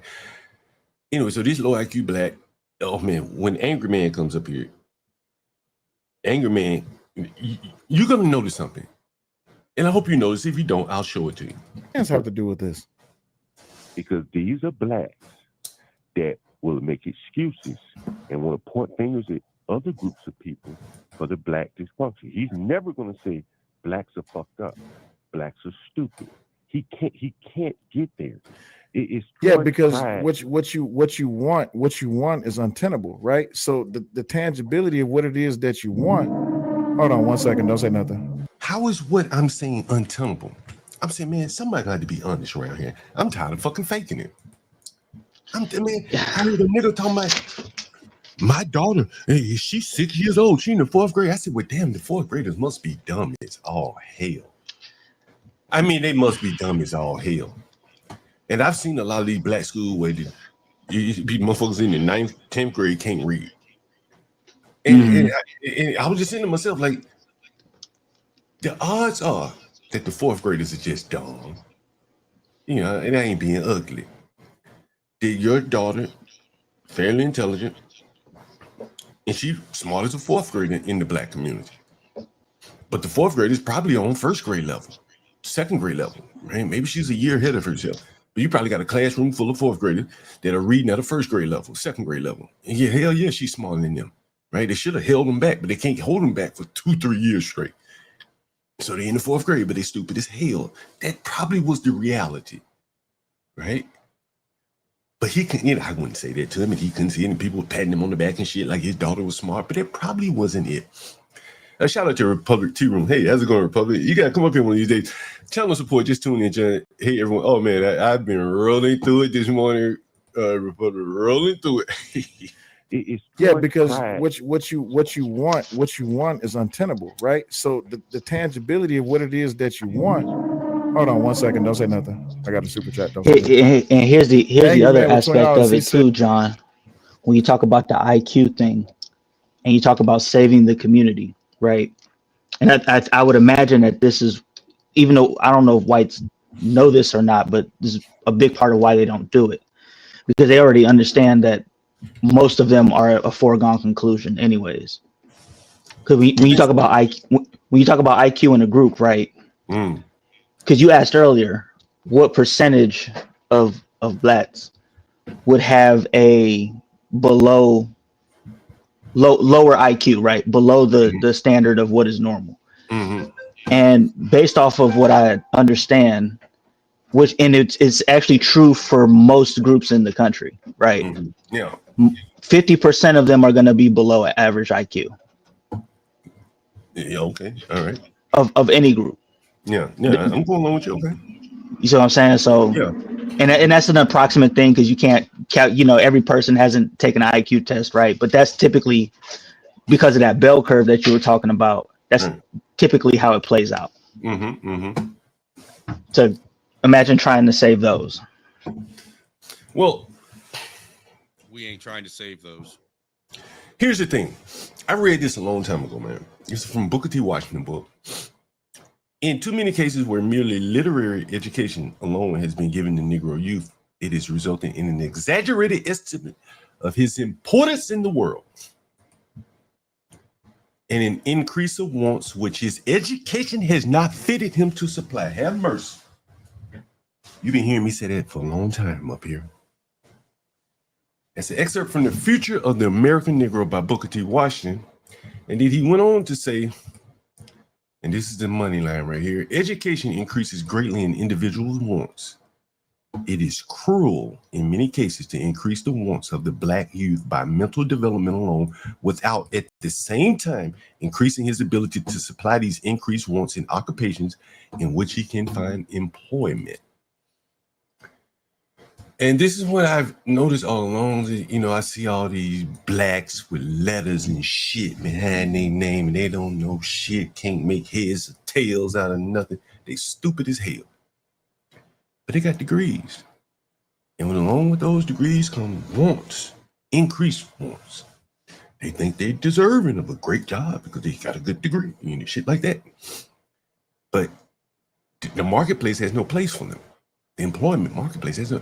I put a job description up here. How many of the niggas you think could fit the soft skills? We're just gonna make it a foregone conclusion that they got the technical skills, but the soft skills, the blacks don't have it. When Jess Pearly was trying to explain to the black girl about coming up with a topic, imagine if Jess Pearly was the manager and the black girl was an employee. Jess Pearly said, I need a topic. And the black employee says to Jess Pearly, her manager, why don't you just do what you did last week? Same topic. How do you think that would turn out in the corporate world? Any of you guys in the corporate world? Nope. Freeze on you in the corporate world? No, I'm not, but I can tell you it wouldn't go over well. It wouldn't go over very well. And the next time it's time to dole out some work for an assignment, particularly a cherry-picked assignment, you know, so a good assignment, they're not going to look to her because they know she can't do it. I've seen this happen before in real life. I had my manager on the channel yesterday. White boy, nigga fired me. He had to fire me. I got in some trouble. I was working in the Department of Justice. And I could think of two, I should have got him to do it. But he wanted a black girl to do something and she couldn't do it. Mentally, she couldn't do it. If he laid out the framework, she could have written the code. She could have implemented it, but she couldn't think it through. There was an Indian woman I worked with. I'll never forget her name. It was Deep Holly. And we were transitioning from VB6 to to .NET. And they asked her if she wanted to work on a big project. I talked about it here. Is when Obama was elected, they wanted to hire 100,000 police officers. And they needed an application that cities and states could apply for that money. I and the guy on the phone and a couple other guys, we developed the application. When he asked the Indian girl, do you want to work on it? She said, no, I don't want to learn anything new. I'd rather keep supporting these legacy VB6 applications. That's a true story. Anyway. I appreciate you for supporting the show, big homie. He says, yeah, my privilege is so light-skinned. Manager closing beauty product deals. This Manscaped poverty like record label deals. They cut the check with no complaint. I told him just do it like Michael Jordan. See, this is angry man coming in with stupidity. Stupidity. How old is that nigger? How old is that nigger, angry man? Anybody know how old that nigger is? I have no idea. I don't know. At least 40? At least 40? I would say late 40s. Listen what he talking about. Manscaping and bullshit. bitch. So light skin, manager closing beauty product deals. This manscape poverty like record label deals. They cut the check with no complaint. I told him just do it like Michael Jordan in the paint. More life. Sports, entertainment, record deals. That's all they know. Appreciate you, OG. Appreciate you, Angry Man. Y'all be like the Angry Man, support the show. We need 5 more supporters. All right, go ahead. So I'm trying to understand, why are you coupling in Izzy Bands with someone, with your whole entire diatribe so far? Oh, this is gonna be as good. far Watch as this. Watch this. Sharon Bracey, Jay Prince, and the Kingdom of Niggardry. What does Izzy Bands have to do with this? All right, let me see if I can get it again. Mm-hmm. You know we got the dumb low life niggas. Okay. Don't use the ER. We is on YouTube. Okay. We know we got the niggas, right? So they're a problem. But then we got a lot of regular blacks, probably a big, all of them bunch, maybe 60%, that aren't smart enough to take advantage and open up businesses and things like that, to take advantage of our low life niggas, right? So you want the regular black people to take advantage of the niggas. And when I say take advantage, and I'm not meaning it in a negative way, so I probably shouldn't use I that. got you. No, it's okay. But what you mean, like okay. open up businesses What I and mean, yeah. right. If I spend $1 in my neighborhood, I live in Southeast DC, there's not a black person I want to spend it unless I go to the dope man. Right? If I go get my car washed on Martin Luther King, liquor, corner store, wherever, it's all Asian Arabs. The better placed blacks. Maybe they go off in the virtual world and make money on YouTube, but they're never going to come back and open up a liquor store because they fear these dumb, low IQ blacks in the ghetto. So they leave that terrain for the Indians and the Arabs. And this is why I say it's over for the blacks, because the blacks that I'm saying that should open up the liquor stores, business, whatever, they're not smart enough to make it in corporate world. They're not smart enough. Hurley proved that out to you.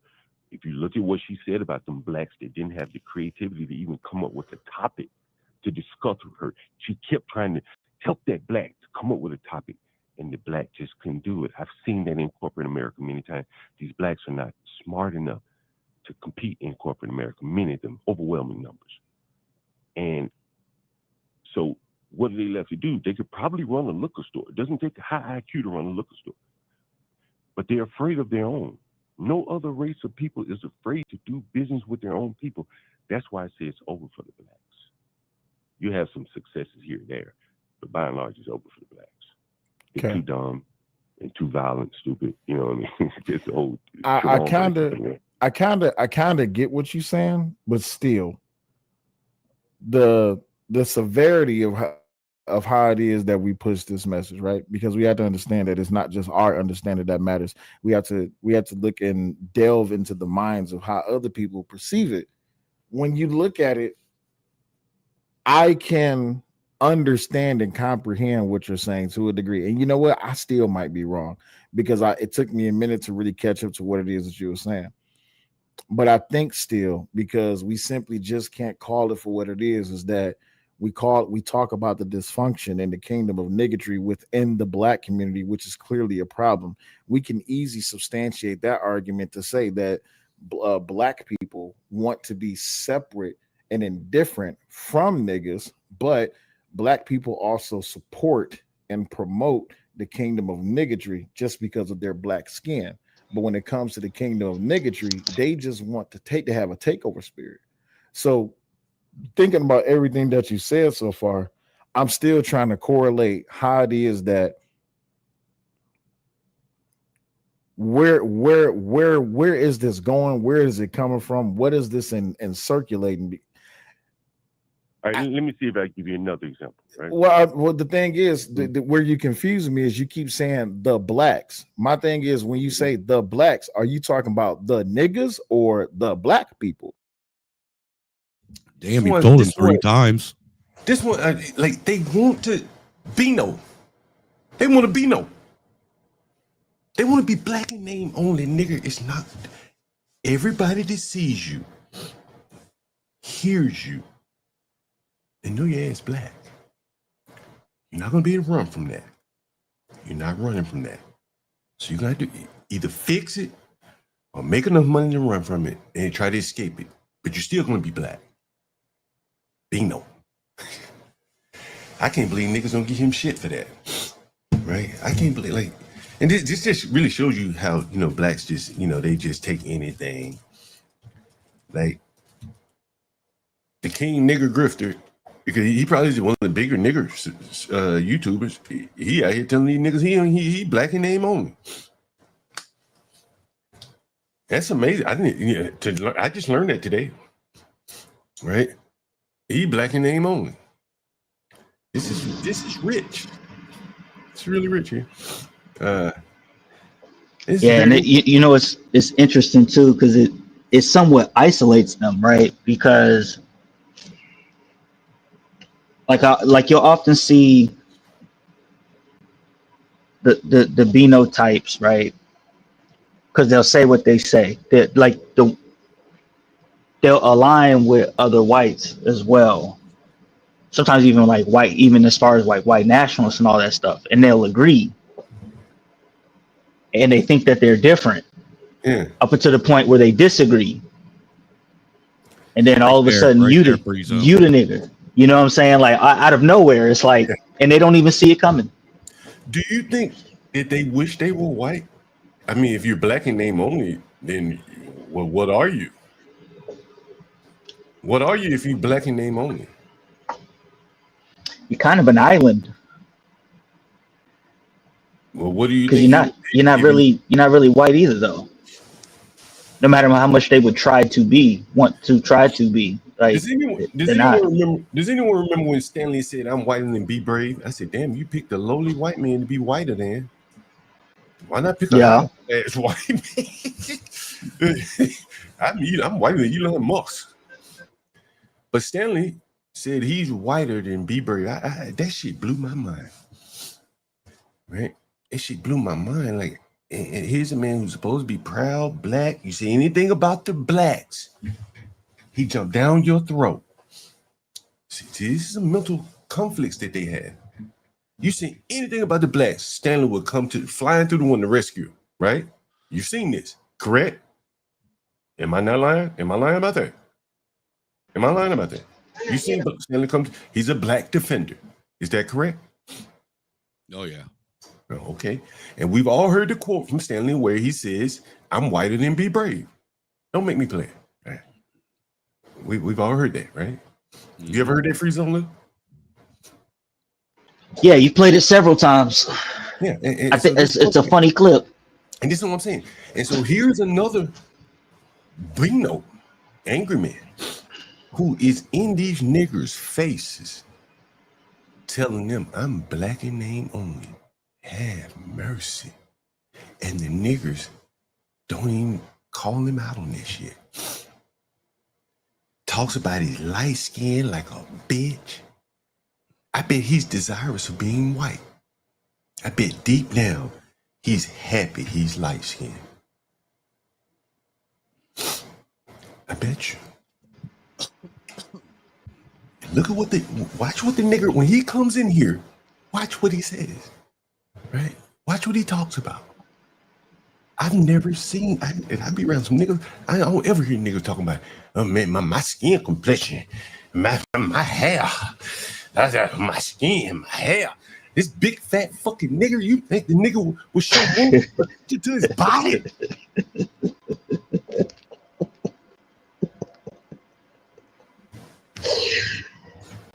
Oh man, bro, they be over there having those like colorist conversations and light skin, dark skin stuff, and I don't get it, man. To me, that's a female conversation. I don't understand it.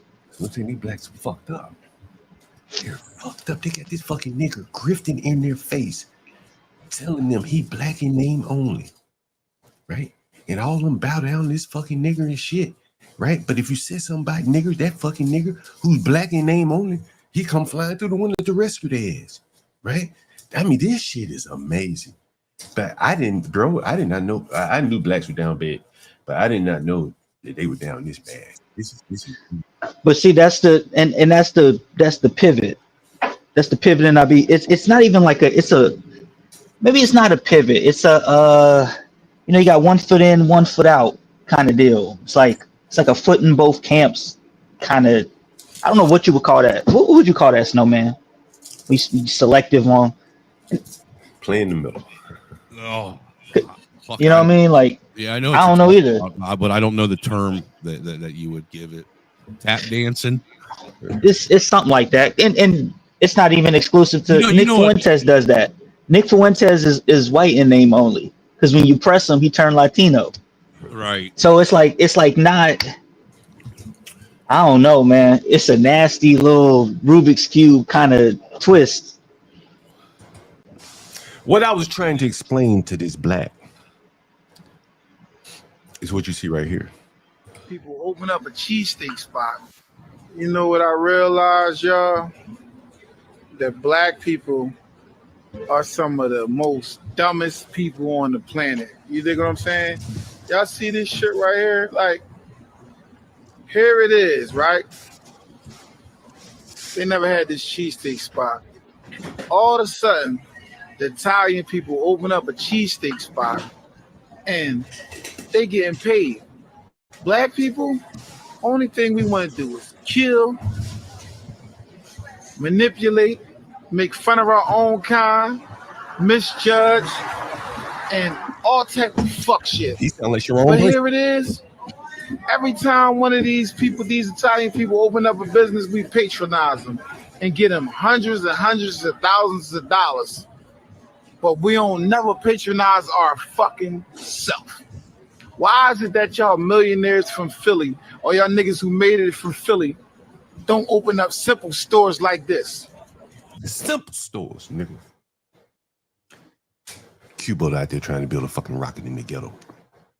He should have them niggas learn how to cut grass. Those are the facts of the matter. Those are the facts. And here's a man, a ghetto nigger, and he's wondering, why don't the smarty-arty blacks do this? This looks fucking self. Why is it that y'all millionaires from Philly or y'all niggas who made it from Philly don't open up simple stores like this and give people jobs? Just because y'all selfish. Black people, we are selfish. Well, because it's not simple to open up something. Each other, and that's some fucked up shit. Excuse my language. Well, opening up a successful restaurant isn't just a simple task. For one, it takes work and work ethic, something that a lot of people today lack. Well, I'll say this. You see people open up restaurants all the time. A lot of times it'd be management groups and things like that, where they put the money into it. You have people with experience who run the restaurant, other people fund it, different restaurant groups, things like that. That's what he's saying. No, because most generally little restaurants like that are little family-owned restaurants where it's somebody that went and bought an old restaurant or old pizza place and decided to run it, and they hire their kids or their nieces and nephews or maybe a couple kids off the street to run deliveries. But what I'm saying is it isn't like you can just go buy a building and start making pizzas. But fair enough. No, I'm not disagreeing with you, right? You got to buy the ovens. There's some regulations, particularly like in New York City, you can't have coal fired, blah, blah, blah. But what he's saying is simple businesses. You heard him say the magic word simple. Well, you're down at the bottom. Nobody needs to hear about your pie in the sky ideas. These people don't even, like, they don't have grocery stores in their community. They go in the stores. People don't even speak their language. They're behind bulletproof cages. There's some opportunity there, right? No one wants to shop from behind a bulletproof cage. But what keeps the rich black people from doing these things, or people that might have the inclination to put their little money into it, it's the fear. There's other things that go along with it as well. You're not going to find blacks that want to work, that you could work this place, populate this place, with staff. There's all those things are downstream from the fear, though. That people are not even willing to try it. Right? I'm not willing to try it. Now, I showed a picture here a while back during COVID, young boy, 12 years old, working at a bodega right around the corner from Cuba to school. His family owns the bodega. And I've often asked blacks, would you allow your child to do that? No, he's gonna go learn. He gotta go to school in the morning. And learn what? How is school helping these blacks? Honestly. We've educated more blacks and we're still in the food desert. So maybe that's not the answer. And so here's this black. And I want you to listen to anger, man. Now, when I say niggas, I say niggas. When I'm saying blacks, I'm saying all of them. But see, all right. So and right there. So now I just want to stop you for just 1 second. When you're talking about niggas, you talk about niggas. But when you talk about black people, you talk about black people and niggas. You see where you see where I get confused at? I get. All right, so I mean, I use them interchangeably sometimes. Many of them are niggas. But let's just say the race of people, right? Including the niggas and the regular blacks. The niggas have, and the low IQ of the regular niggas, have created a condition where it's just catastrophe. As I'm saying, they can't own businesses in their own neighborhood. I'm a landlord. I don't see any other blacks wanting to rent to other blacks. I interview people on my stream, blacks, who say, I will not rent to other blacks. Yeah, I'm a landlord, but I ain't gonna rent to other blacks. Hey, you know what you're saying there, John? I know 2 or 3 black business owners that refuse to hire other blacks to work for them. Absolutely refuse to. Yeah, and you know they're not alone, right? And that's a problem that again, you got to solve that problem. Yeah, right? But the crazy thing is, for me, what I'm looking at is, it's okay for blacks to refuse to employ their own, but if I was to open a business and refuse to employ those same black people, I would be labeled racist. Yeah. No, that's very, very true. I have a video of a black girl saying she would not rent to them, and she tells you why.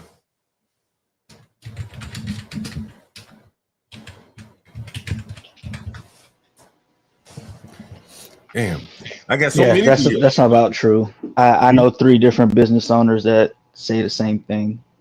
Really? I know. Yeah, 2 black guys and a black lady. They said they've tried to hire their own, and they couldn't get the business off the ground, so they just don't hire them. Period.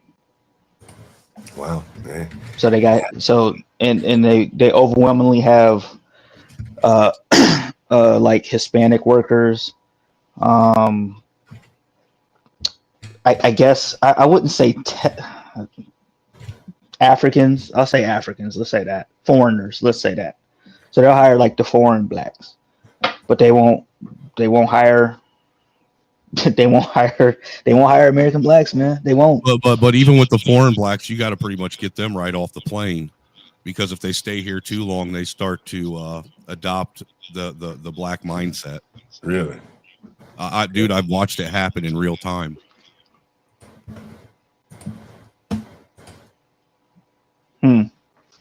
Sister girl.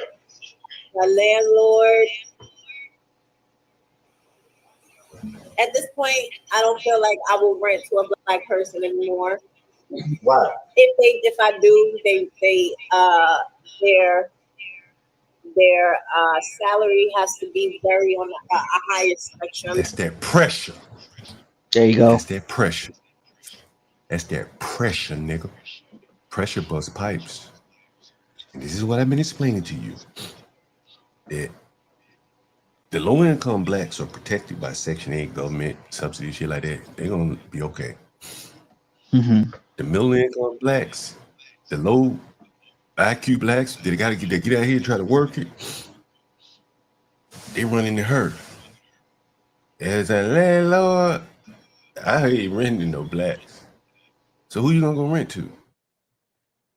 I had a nigga that died in my house, and before he died, he called me. He said, "Man, I'm just happy you black." That's true. I was a landlord. He said, "I've been renting from all these foreigners, Hispanic immigrants. I don't think they would rent to the blacks. They have their own group of people, their own network of people to rent to." And so now you want to the black man in Philly who's complaining that they don't have black simple businesses. They also a landlord is as simple as it gets. It's as simple as it gets. But who would want to deal with the black? You heard that black that I played earlier today where he said, "Why you calling me black?" And I'm like, "You black, ain't you? Why you calling me black?"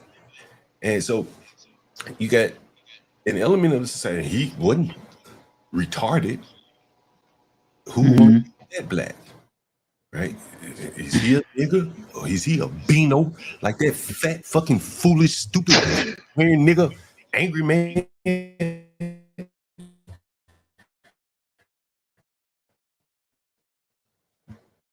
Yeah, and so this is like struggle session with this sellout nigga, whatever the fuck his name is. That I'm trying to. Anyone ever seen this? Anyone ever seen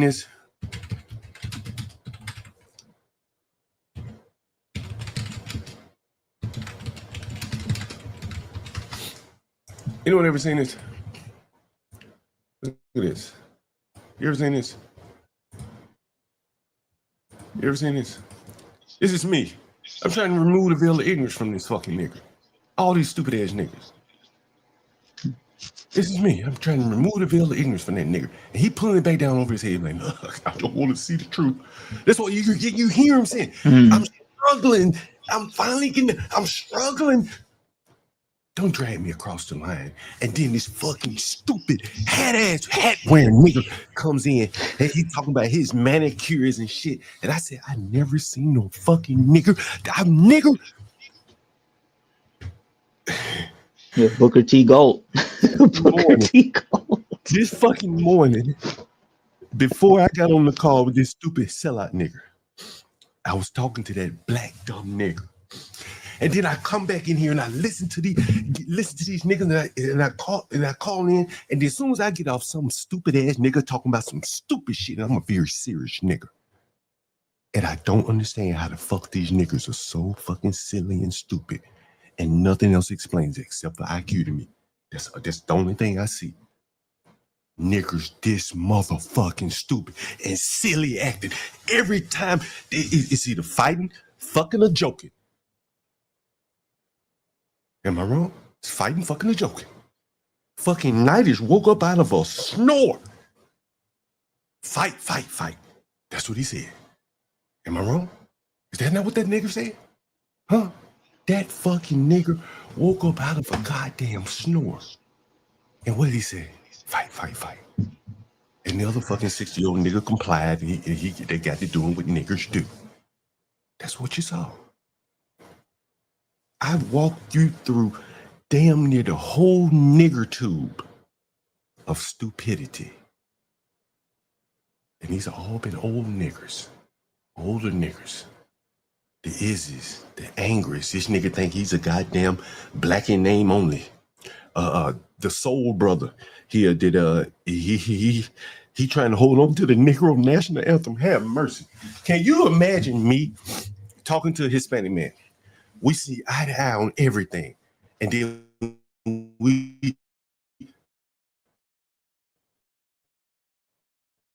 split on the fucking Negro National Anthem, these low-life ass people.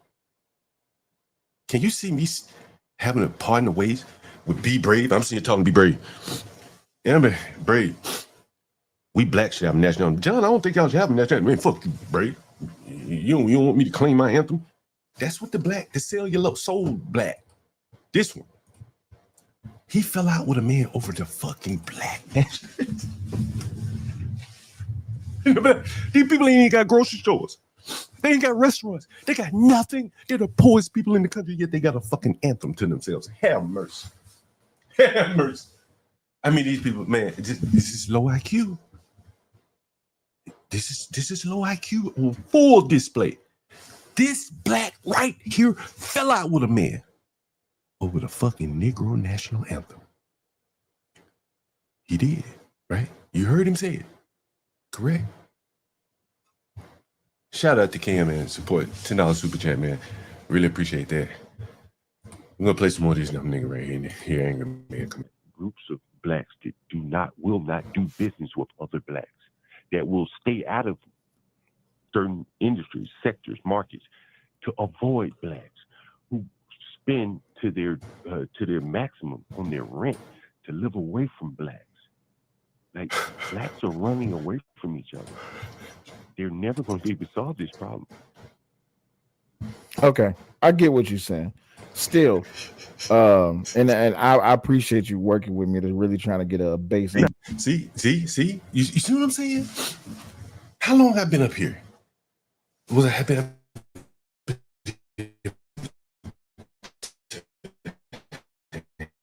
black? They dumb.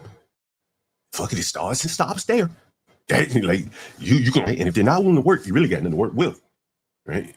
Shit, they got arms and legs. They're strong. They can haul shit around, right? They, there's always gonna be need for manual fucking labor. But we've educated them now, so you got big gorilla-like niggas thinking they smart, right? You see it in football. I've been trying to explain this shit in football forever. Deion Sanders basically explained himself. Deion Sanders, he's I like quarterbacks from two-parent household. And I guess that Deion was married or is married, and he see his son is a two-parent household nigga. But come on, man. That man been married 2-3 damn times with all these damn floozy ass women, and it's a difference. He doesn't see the distinction between Tom Brady's family life and his family life, which should do it. See, it's distinctions. It's the little difference, subtle difference in many ways that they just don't see it because they're not smart enough. He thinks that because I came from a two-parent household, and Shadu would be a great quarterback as well, two-parent household. He'll be just like Tom Brady. Because Tom Brady came from a two-parent household. He's like, they see causation or correlation leading to causation. But there's more to it that makes a quarterback than just a two-parent household. There's more to it. Right? And Deion, being a simple-minded, he thought that that's all it was. Right? I understand what you're saying. I still might be wrong in your perspective, but from the way I'm proceeding, you can tell me if I'm wrong. You're talking about niggas, but you're coupling in black people with that.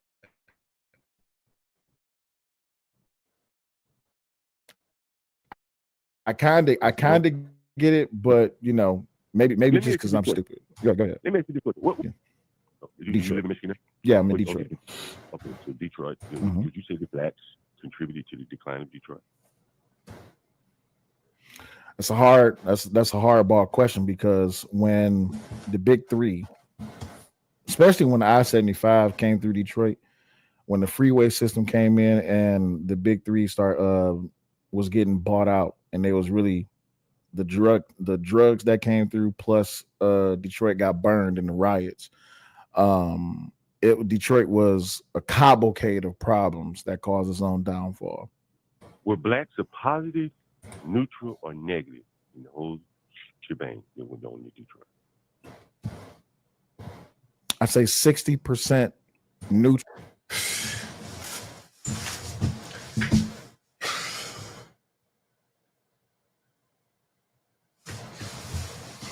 Positive, neutral, or positive, neutral, and negative. He goes on to give me some kind of damn 60-40. I don't know what the hell he's talking about here.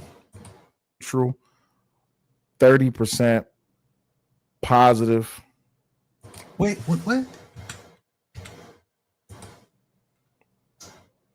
I say 60% positive, neutral problems that cause its own downfall.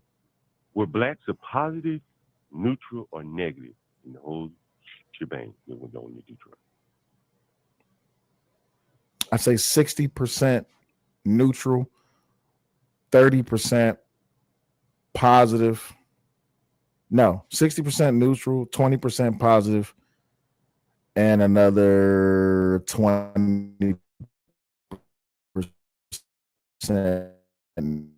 negative. But the problem was they didn't contribute positively or negatively, so you just take them out of the equation. You got 20% by his math that were bad,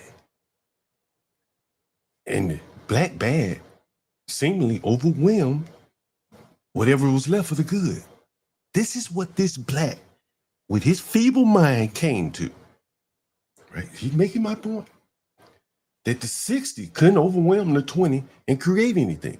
See, if the 20% was bad, well, they still got vices. They get food stamps. They get drunk. They get high. They live somewhere. Why didn't the 60% at least take advantage of the 20% and then probably the other 20% that was neutral and provide housing and food and stuff for them? Because they would have gotten all the food stamp money. It would have. Blacks used to love to talk about. When I was growing up, blacks used to love to talk about the cycles that money turnover in the community. Our money don't turn over in the community. Okay, well, this is how you do it. Open up grocery stores and shit like that. But the niggas ain't about to do that shit because they fear each other. And so again, the 60% that he said was good, they probably were the ones that got the hell out of Detroit, right? That's what blacks do. So a lot of the blacks got the hell out of Detroit. The better place blacks got the hell out of Detroit. And so now you're left with the people who neutral and the negatives. That's what you got. That don't start.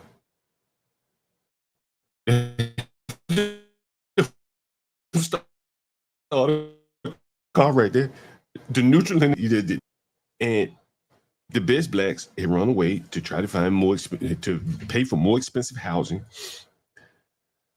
And so this is what he's saying. So he still don't see how the blacks could have destroyed Detroit.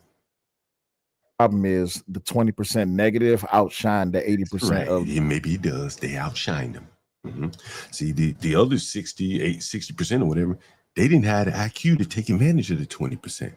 See, the same blacks, the 60%, why didn't they buy stores and stand behind bulletproof cages? They'd have made more than they do working these bullshit lowly jobs. They could have grabbed some of these black ass cousins and sisters of theirs that's half-ass delivering Uber Eats food and put them behind their cage in a liquor store or something. But they can't trust them. The neutral and positive. So now you're getting to my point. Mm-hmm. It doesn't matter what the other 80% did. Mm-hmm. It doesn't matter because that 20% was so devastating that it drove the 60%. Some of them probably moved out of Detroit, never came back. Mm-hmm. Right? They had to go to higher ground, pay more to live away from that 20%. Right? All 60% had to get the hell away. Mm-hmm. That is the problem right there, because that 60% that had to move and pay a little bit higher rent to get away from that 20%, most of those blacks were not very intelligent. They couldn't just go make a whole lot of money to get away, so they had to scrimp. And now they're broke. And those are the people that JP talks about. Every JP, and he gets up and works every day. I'm talking about my tenants. They get up and work every day, but they're a slip and fall or 5 minutes being late to work from being lower than JP. I've had black lawyers that didn't have $50 in their pocket. It's on my stream.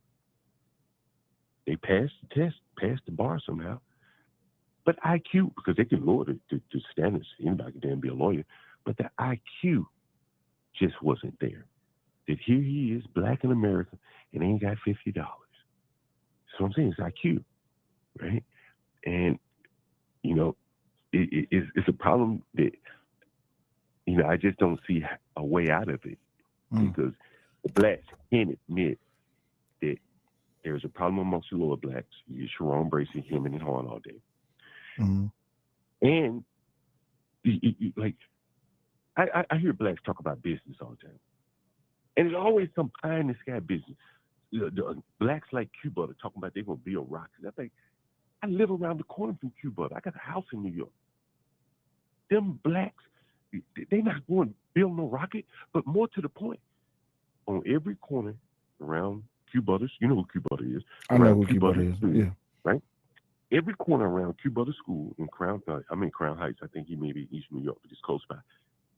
There are corner stores owned by Arabs and Asians and all these other people. Cuba probably never even thought, damn, instead of trying to go to the moon, why don't we just own these corner stores? And I asked the corner store man one time, I said, man, how much these stores make? He said, we do about 30 a month. I said, damn, that's a lot of money being pulled up out the ghetto, bro.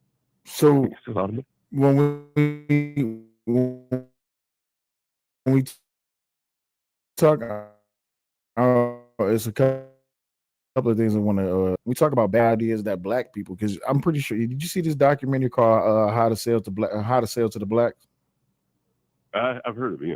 Okay, so we understand that psychologically, it is, and I've said this before. Black people have been dealt a bad hand since we was brought to this country. King Shanard, I real out of patience with niggas.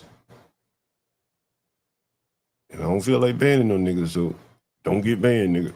The sickening part of it is that because of what was done to us by the United States government, they have been purposely they have purposely succeeded in experimenting on the black community. Now, the only problem is that a lot of people, especially since migration and the New Deal and Lyndon B. Johnson, hell, even the FDR, Korea, Vietnam, all this, that, and the other. What happened is a lot of people just haven't left the mindset yet, right? What up, wrestler? So let me ask you this question. What's Taz abuses? I never heard of that before. Because it's two questions. First question is, and this could be a short answer. Are you correlating money management with intellect? In ways, because if you're, I was on Angry Man's panel the other night, Mm-hmm. and I asked Izzy Band one day on his panel, I said, how many hats do you have? He said, about 35.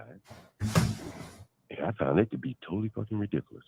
Totally ridiculous. Why is that ridiculous? I had 35 hats. Izzy Bands ain't a...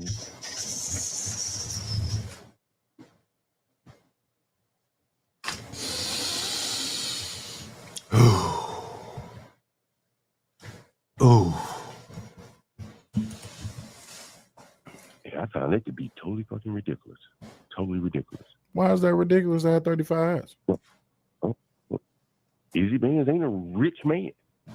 And let's say you got 35 hats. How you know he ain't rich? So that because I know he's not rich, right? I know he's not rich. How do you know? You're right. I'm assuming he's not rich, but let's because there are people in the chat always talking about people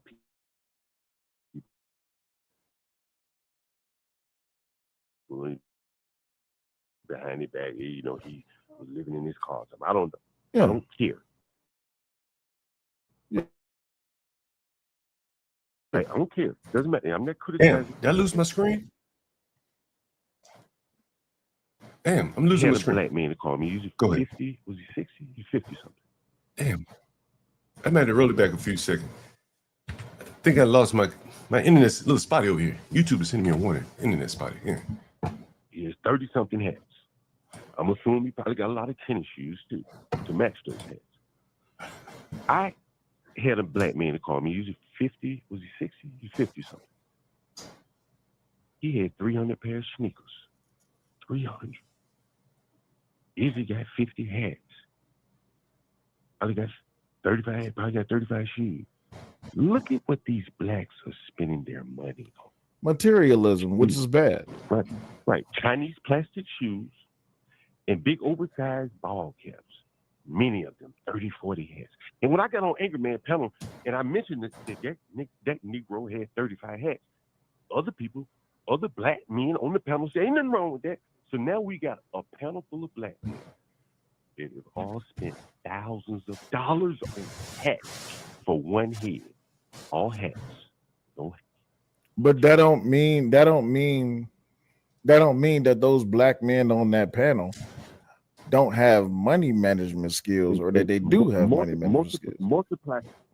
Listen, that was 4 of the 5 or 6 black men on the panel. I got about 15 different hats. Okay, so now we got another one. Another what? That's it. Now we got another one. He like another what? Whatever the fuck you want to be, nigga. It don't matter what I call you. It's your behavior. Nigga, don't fuck. This is what I'm saying. It doesn't fucking matter. I could call you black. I could call you white. But it's your behavior that comes through. And he's like, what did you just call me? He just like the black that I was dealing with this morning. Don't call me black. Don't call me black. And this black is fighting over the black national anthem. The other black this morning, don't call me black. See, they're so confused. They're so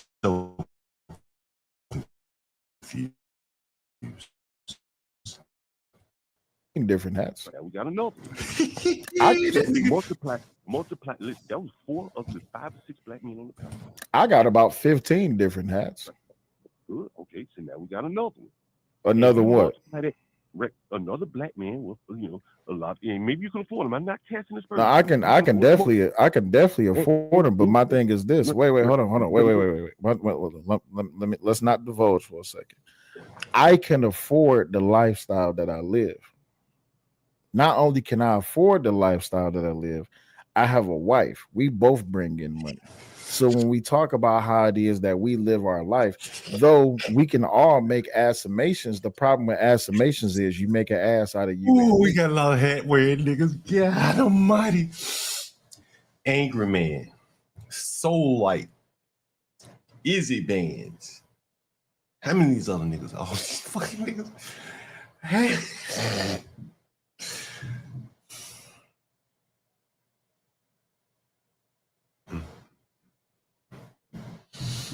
God almighty. Big hats aren't a lifestyle. Yeah, I think they are in the black community. They I guess they are. So Izzy Bands, regardless of what if he wants to spend his money on hats and tennis shoes, that's on him. I'm not here to... Okay. Let me ask you. That okay for him to do? Damn. Yeah. Lose my connection again. Damn, I asked him to pairs of shoes. Mm-hmm. That okay for him to do it too? If that's what he want to do, that's his life. See? You see what I'm saying? They can't even criticize stupid ass behavior. Yo, how's my connection? I know this started going out a little bit.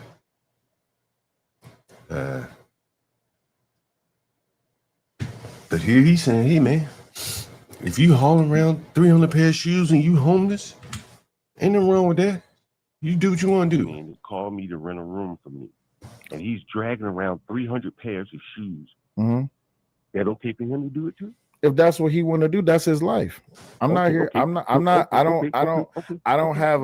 have a cell to put him in, nor want to take him out of. Okay, cool. So let's extrapolate that across Black America. Take your time. And let's say that there are a lot of Black Americans who have a lot of their money in shoes. Invested.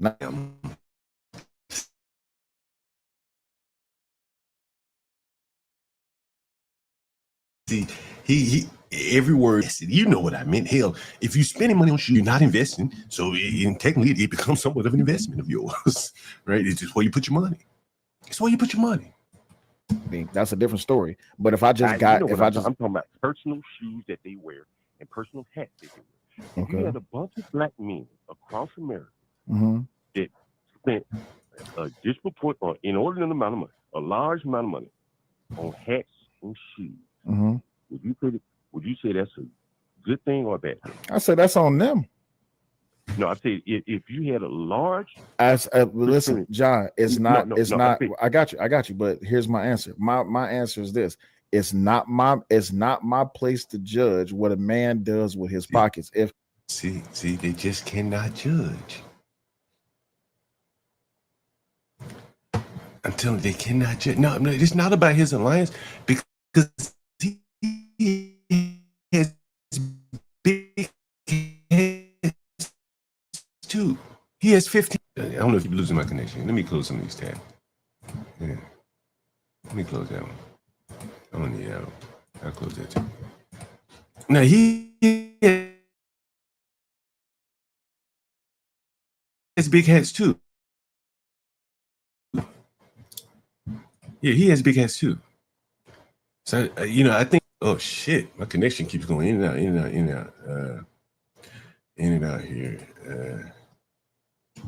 Anyway, let me make sure this connection is good. But anyway, so yeah, I think he, you know, again, like they laid it out. You can't.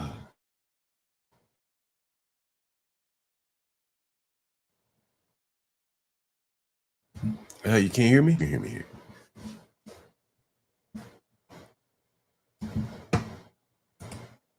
Still trash. Jeez. Maybe I got too many tabs open. Let me close some of these tabs. Yeah. Close that.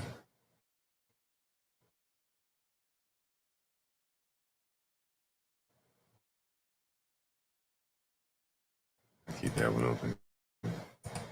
Close that. Was that better? I just saw my shit flat. Close that. Close this. Yeah.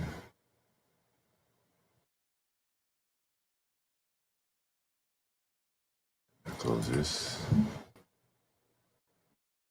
Maybe. I think I'm stuck here. Am I stuck? Am I stuck? Let me see.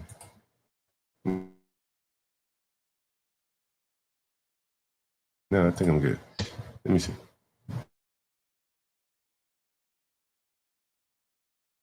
What's going on? Bag. The hell's wrong with my internet?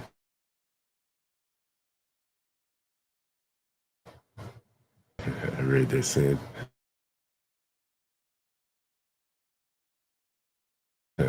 Damn, I wanted to get through this too. Let's see what we can do.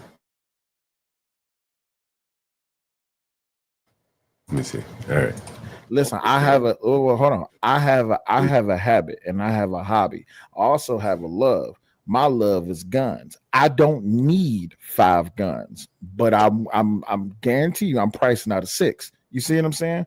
But the thing is, when we talking about materialism is one thing that has always been the downfall. And see, here he is again. Like, you can't compare guns to shoes because shoes lose almost all of their value as soon as you put them on and walk out the store.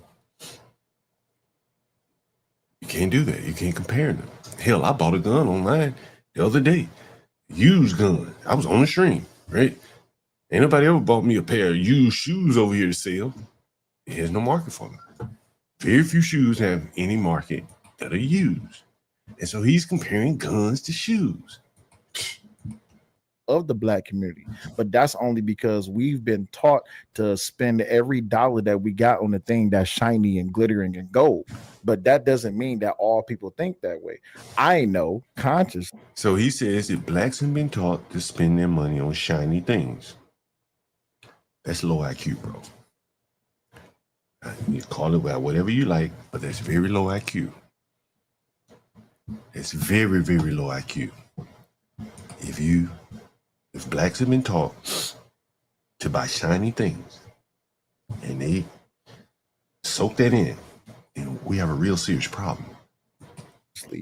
I want a 6 gun, but when I'm able to afford the money and or afford to spend the money, when I want that 6 gun, I go do it because I might got other things I need to focus on. But that's me. I'm not going to sit here and say I'm just going to use you because John, you're on the phone, so don't take no offense. No, no problem. I'm not going to sit here and say, oh man, that motherfucker John stupid as hell. He went out and bought that new motherfucking gun. Don't that motherfucker know he could just save his money and then next month he can go buy something else? That's not none of my business. What you do with your money is what you do with your money. All right. So you mentioned a hard asset like a gun maintains its value. Whereas as soon as you put them tennis shoes on, you can't sell them probably to hardly anybody. Right? They don't have much value. And again, I also buy video games too. I'm a video game head.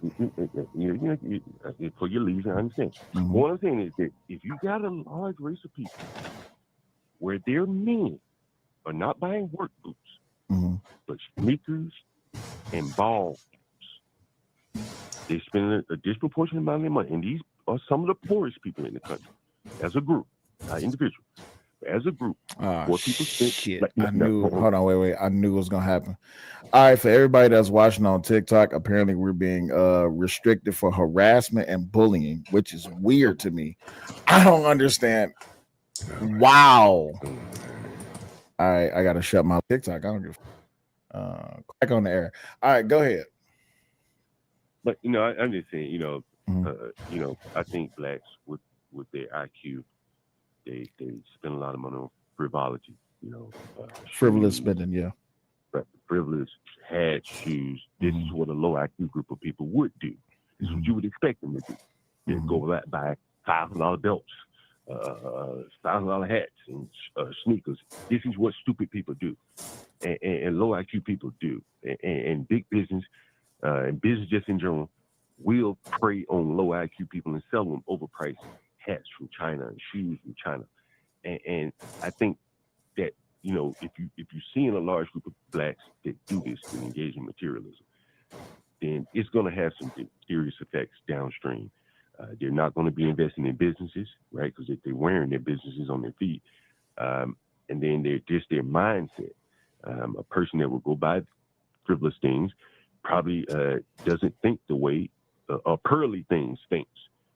He's not very creative, and That's a bad analogy, because Pearly specifically focuses her money on building her podcast and hiring people to run her podcast, but things specifically fell out the bottom of the bucket with Pearly because of how bad business practices have led Pearly astray in more ways than one. Pearly is supposed to be at least 5 million subscribers, but because of bad business. Now I want you to listen to what that black just said. He said Pearly is sitting at 2 million, but she investing in her business and shit, not hats. And he has such high hopes and expectations and thoughts of her. He said she should be at 5. That's what he said. He didn't say I should be at 5. He said, oh, but for some bad business decisions, she's at 2. But she should be at 5. He recognizes her talent. He doesn't say that about an angry man. He doesn't say that about himself. He doesn't say that about Sharon. He says that about that white woman. He recognizes her talent. And that she might get it right one day, nigger, and be sitting at 5. Because she got it in her. He just admitted it. She got it in her. She's willing to invest in her business. The blacks, see, this is what I'm saying.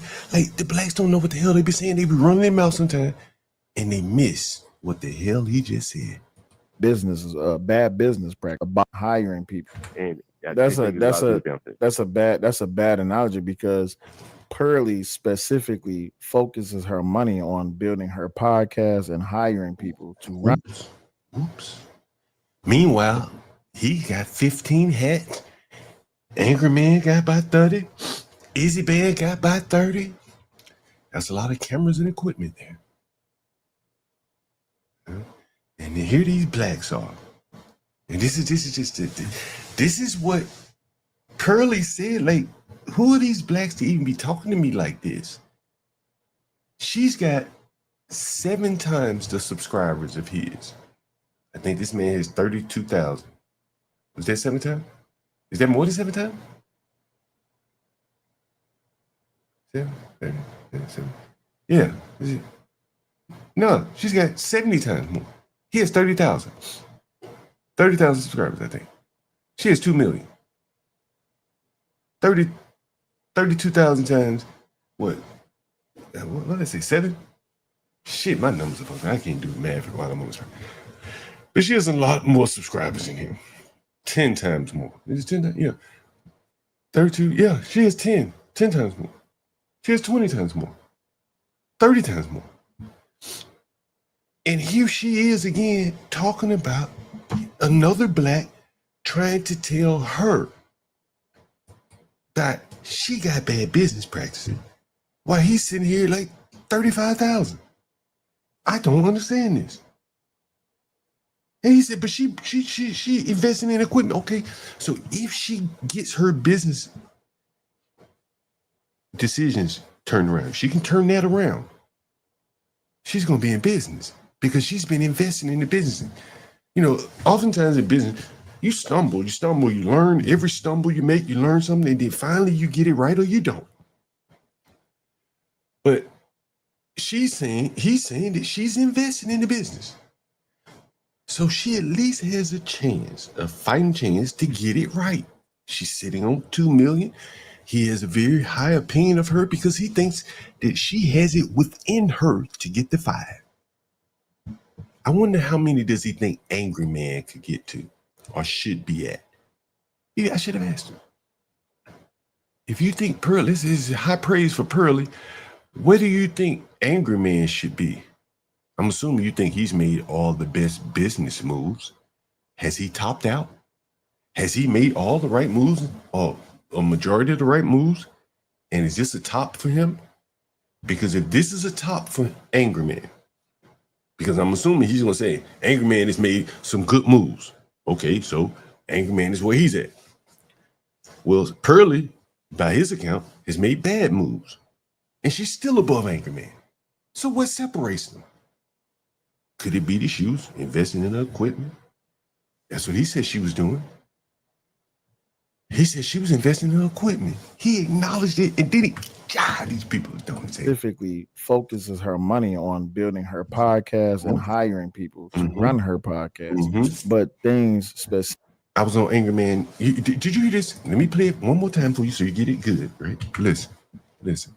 Her podcast and hiring people to run her podcast.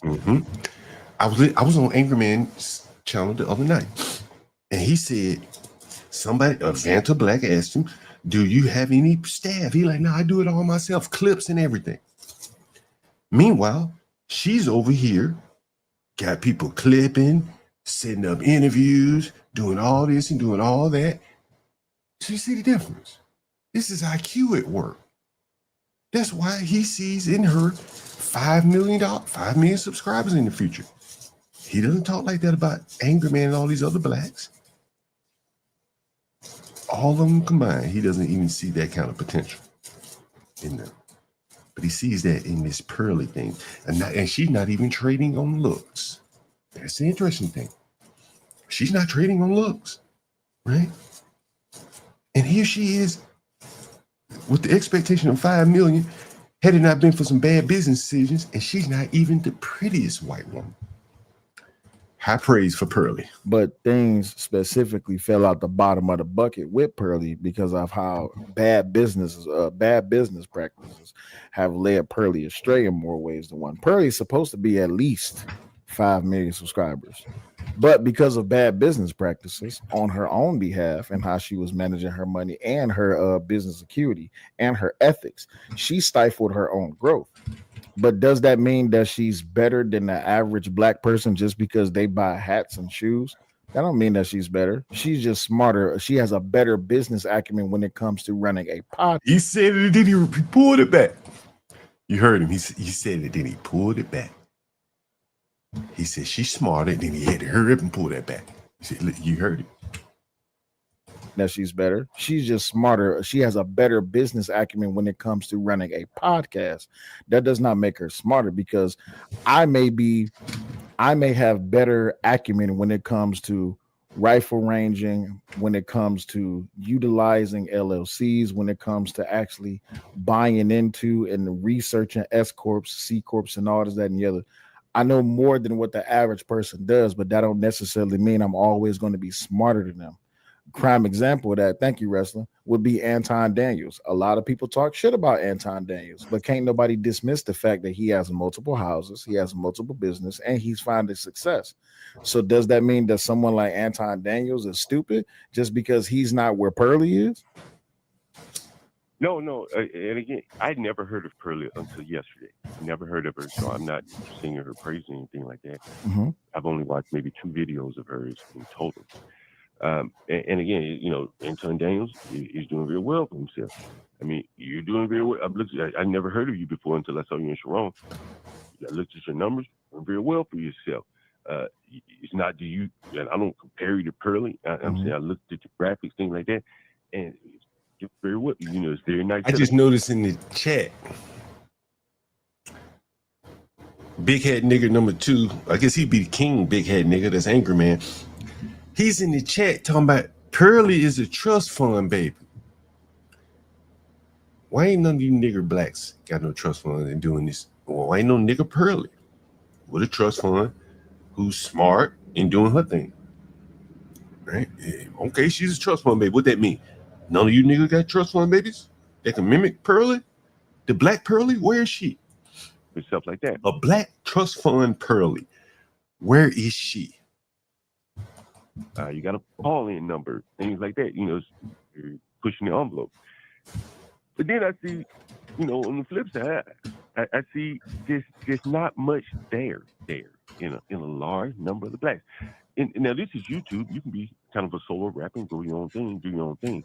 But down on the street where you kind of need some cooperation to make things happen. Like if I want to open up a liquor store, I need to convince my cousin, my uncle, my mama, somebody, my other buddies to work there with me. I can't work a liquor store by myself.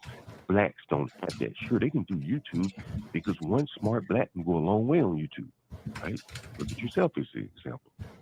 But down on the street where the physical goods are being sold, you need another helping hand, and the blacks cannot work together.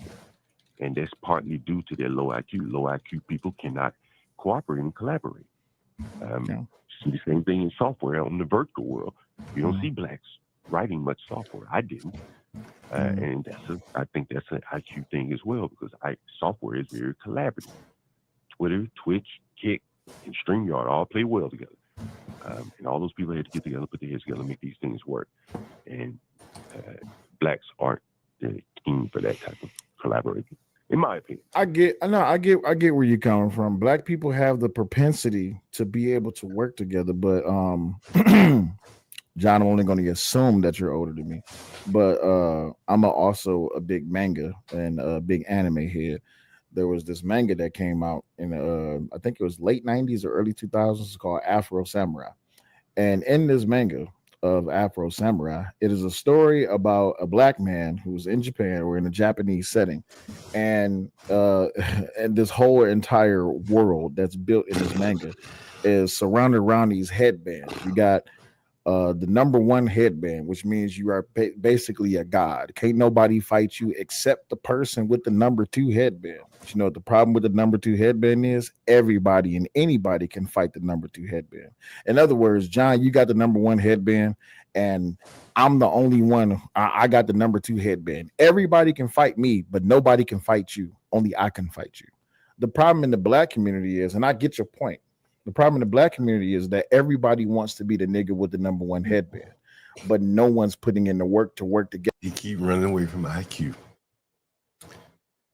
But part of this main character shit that everyone wants to be number 1 is because they all think they're smart. They don't know how fucking dumb they are. No one's ever told them. Like, again, I go back to the man that was on CT's panel talking about how smart his daughter was. I'm the only person to say maybe she's not that smart. Maybe the other blacks are just dumb as hell. It's possible.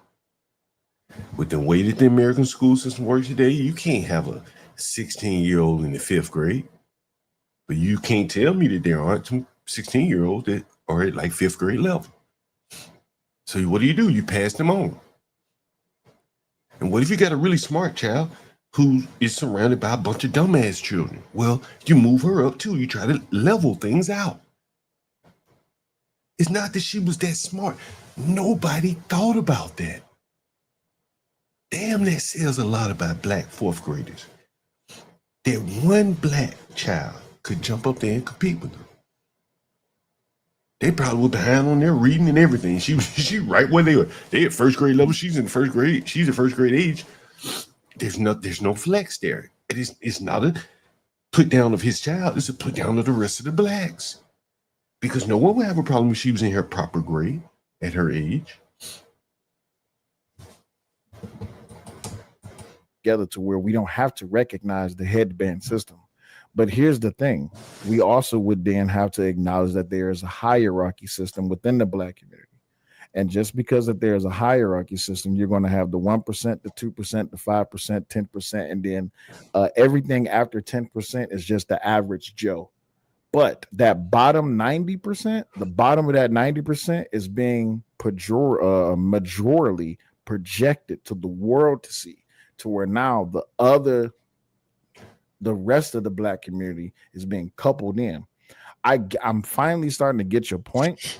I think if it was presented in a different way, I would have caught on to it faster. I broke it down as simple as possible. Stupidity. If you're stupid, you have a hard way to go in the world. If you have large numbers of stupid people, they're going to have an even harder way to go because their stupidity will start to compound. This is very simple. And the fact that these blacks don't get it, it's hard for them to get it, assuming he is not resistant to it. That shows you how dumb the populace of blacks is. Man, I've been on here for only 15 minutes probably. And my initial premise was IQ. Everything is downstream from that. He's just not getting it. It's a lot of things you say I disagree with. It's a lot of things. Like what? Name something.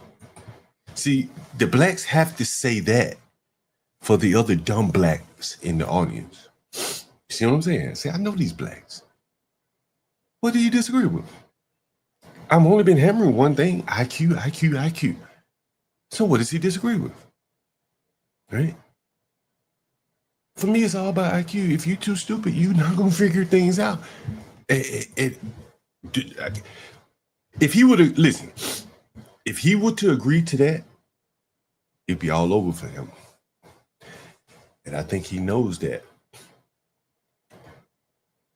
His career on YouTube, someone would clip it. If he's saying John Galt is right, blacks, you need to set your sights a little bit lower. You're not that smart. You're not a Beano. Imagine if he told Angry Man, you stupid as hell, nigga. You think you black in name only. Imagine he loses connection with King YouTube nigger, right? If he were just to be honest, if he were to be honest with Angry Man, and say, Angry Man, you know you're still a nigger. You're not. There's no such thing in black in name only, right? What? Do you not want to be black? Like, you think, like, all these niggers that are grifting, now, one of these niggers has said, I didn't even know that's what that meant, Beano. Now, one fucking nigger, and this nigger is selling t-shirts with Beano, black in name only. He's disavowing blacks. And he has blacks going up there listening to him. But you ask Imperious, can a nigger be black in name only? If he behaves like a black, are you gonna see him as a Beano? Oh, he's just black in name only. He sells Beano clothing. You got blacks out here. I'm pretty sure he sells it. I know I saw something because he called it a Beano empire. There will be no empire. There will be no empire. That is true. There will be no empire. And where is Angry Man? I'm sure he sells this shit. Angry Man channel. The angry nigga. Yeah. Let's see. Store.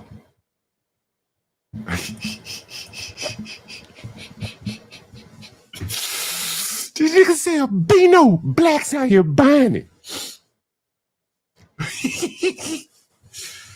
Have mercy.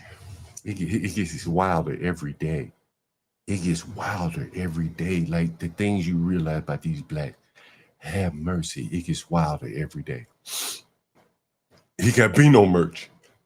There are blacks out here wearing shirts trying to, I guess, project to other white people. Hey, I'm not black. I'm only black in name only. They're running from each other. They're running from each other.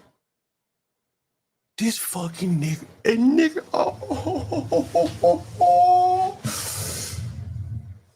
and the other nigger is fighting for the black national anthem. Right? His friend nigger. So, big hat man number 2. Sell your soul. He is friends with the man who's saying, I'm black only. And when Angry Man comes up, you're going to see how silly blacks are. They're some silly ass niggas. They silly. Early in the morning, I'm out here handling business with fucking stupid niggers. And you're Angry Man coming up here talking about getting his fucking hands manicured or something. I said, just weak ass, soft ass niggas. That's why they don't own shit. They got to go out in the virtual world. They better not come down here on the streets where niggas like John Gall have to make their living. Can't do it. Niggas out here shake your hand, see his hands soft as that nigga. They be ready to rob him. Fuck nigga. You gonna hear him. You gonna hear the nigga come on here talking about I've never ever talked like I don't even run around no niggas that talk like these fucking niggas. I don't even want no fucking nigga around me talk like that.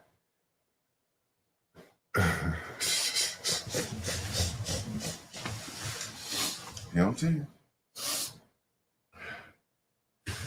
You know what I'm saying? You see this? He said, I spoke, shout out to Fighter Complex, $5 super chat. John, I spoke to Sharon about his business. He told me he's not a capitalist. He didn't even know the definition of avaricious. And I bet he used the word. Oh, man. Black in name only. And this is his friend. And so, Angry Man, see, this guy is, look, I don't even know these people. But I'm imagining that this guy here is sucking up to Angry Man because Angry Man has a big channel. But Angry Man probably looks at him like, you dark-skinned, black-ass nigger. You'll never be no. You'll never be no. You'll never be no. You say I can agree with. I think we just my rhetoric is just different from yours. That's fine. But what you said though, again. Wait a minute. He just said my rhetoric is different from yours. Can caught on to it faster. It's a lot of things you say I disagree with. It's a lot of things you say I can agree with. I think we just my rhetoric is just different from yours. My rhetoric, just my words. He could have just said words. My words are different from yours. I express myself a little differently, but I agree with you. He wants to say that so bad. That would admit that it's over. Any of these fucking niggers, if they agree with me on this IQ thing, then they effectively admit that it's over. If any one of these fucking niggas ever agrees with me on the IQ thing, then he is admitting that it's over. And this is what they have to fight against. That's fine. But what you said though, again, is IQ. And I know blacks don't want to admit that they don't want to run up against that. Many blacks, not saying you, but every other group seemingly can work together. They figure it out, Chinese, Asians, whatever. But the blacks can't do it. It has to be IQ that is preventing them from somehow cooperating. If you look at what Pearly Things is saying, how she said, what was the title of her stream? Blacks will always fumble the ball, or something to that effect, because there is an IQ drop there. You look at how she was pulling teeth from that black girl, So this is hearing it, trying to help that black girl come up with a topic. The title of her stream was why do black people think they are entitled to arguing with white people? Give me 1 second. Don't hang up. I got another caller calling in. Don't hang up. Hold on 1 second. call from Jody. Yep. Hey, you know how this go. Give me 1 second. Let me switch back over to him. Give him like 2 minutes, and then I'm gonna click back over to you. All right? Yes, sir. 1 second. All right, John, I got another caller on the line, so you got like 2 minutes, and then I got to switch over. But yeah, the title of her stream was why do black people think they are entitled to arguing with white people? Go ahead. No, she had another one. It was either before or after that one. Oh, black people will always fumble the opportunity of a lifetime. That's correct. And you look at how it's like a struggle session, trying to help the girl just come up with a topic. There's no creativity. That's part of IQ. And then the ability to work with others. This is what she was saying, what she was complaining about. That's IQ as well. Right? So these are two of the tenets here. The ability to work well with people, the creativity. The tyranny girl was missing it in spades. And that's IQ. Right? And that's my point. The lack of IQ is what you're saying. Yeah, I get what you're saying. I get what you're saying. All right, man. Hey, You know what? Before you go, I think I can pinpoint down where that comes from. When black people was offered nothing but social programming, and how it is that the destruction, or rather the disassociation of the black man from the home, and how it is that within the black family unit. And now he basically saying it ain't our fault. He's going on high-minded. It ain't my fault. This, that, or the other. That dependency became a very high strategical thing that they basically depended on. Is it possible? As he just said this,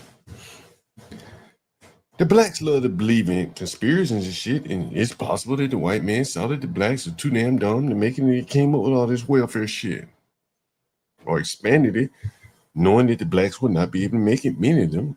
And so they expanded and said, fuck it, what can we do? Do we want to have starving, violent blacks running around here with pot bellies, hungry? No. So we just feed them. It could be a recognition of that. A conspiracy of sort. Follow the timeline leading all the way up to, I would say, 2016. Nope, 2008. No, I take it back, 2012.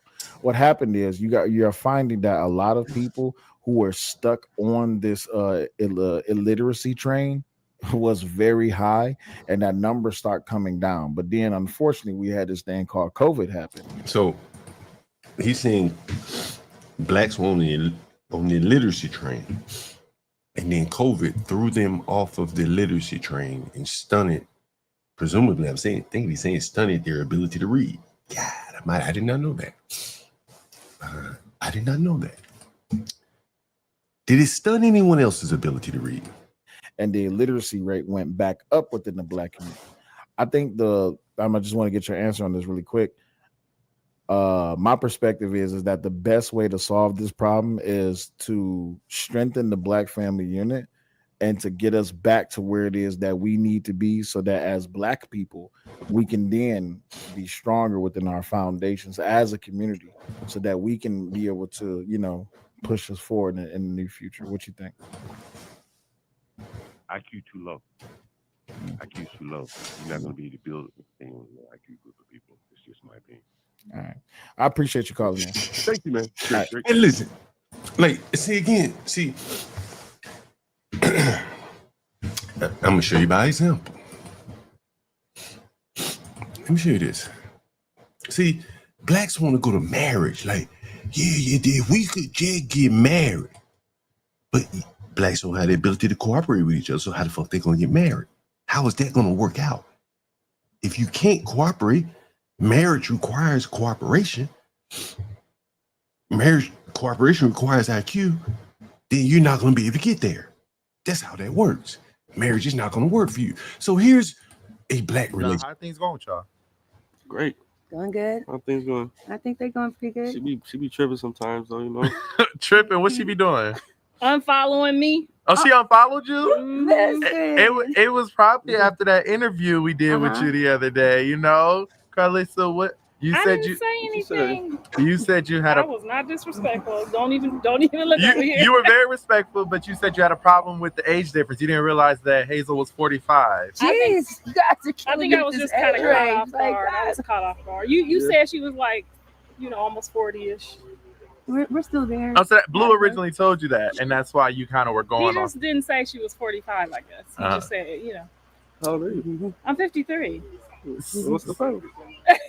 That's my sister. She calling me mom. So Carlissa you told me said, to call you mom. I didn't know you was 45. Oh, okay. Blueface, I wanted to ask you, everybody had such a problem with the age difference between you and Hazel. How do you feel about it? We haven't really heard you say anything.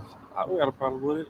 I'm hoping that learn something new from it. Honestly, I'm experimenting with it. Experimenting with it. Yeah, it's my first cougar. Well, he's not my first YN, so I'll make sure he's good. Okay. So all's good right now. And at least I get to be the first of something. Damn. So everything's good right now. Well, I could be the first to. I mean, if she gonna follow me back, I'm good. Are you gonna follow Carlissa back, Hazel?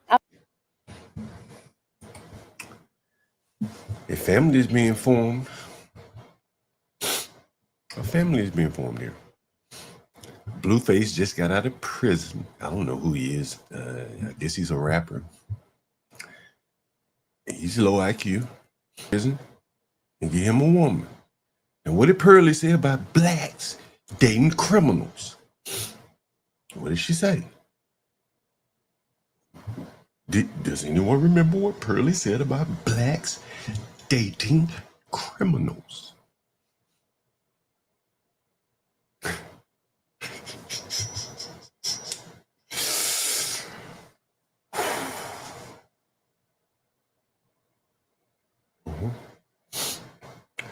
And so over on the other tab, I got a low IQ black who thinks that if these two could just somehow get married,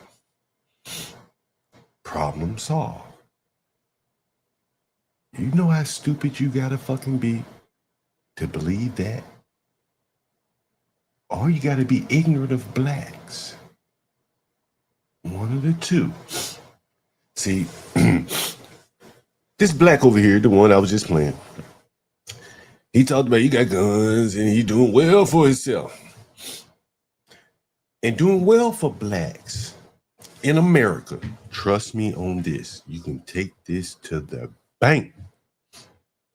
Doing well in America for blacks is getting away from other blacks.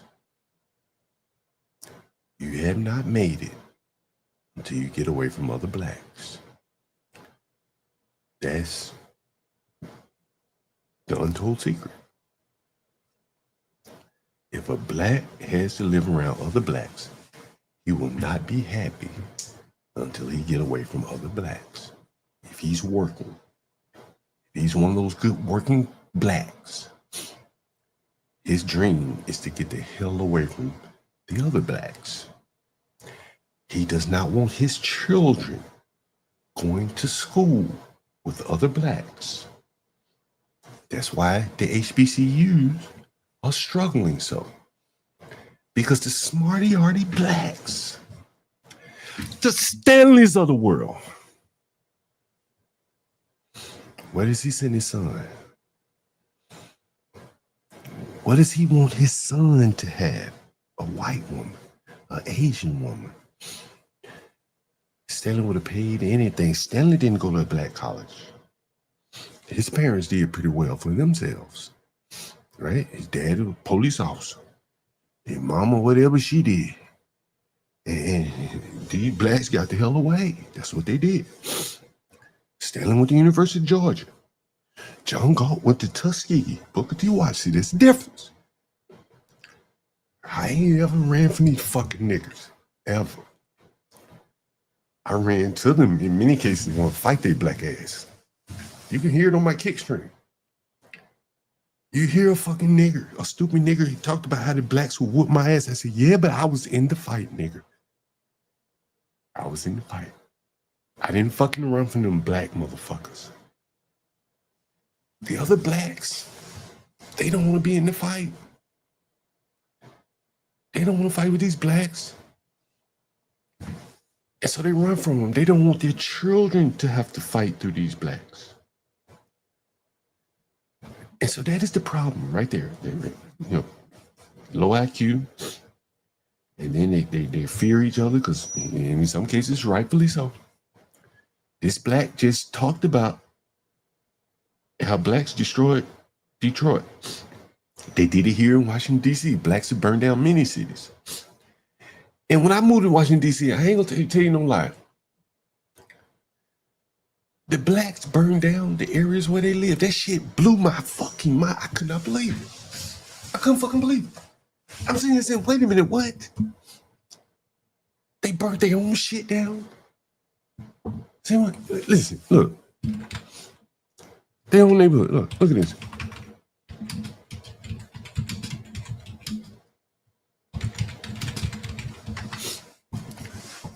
This shit gonna blow your mind more and more. Think about this shit. Look at this shit. Look at this shit. I'm gonna show you to you right here. Yeah, I'm gonna show you something. I know I can find it.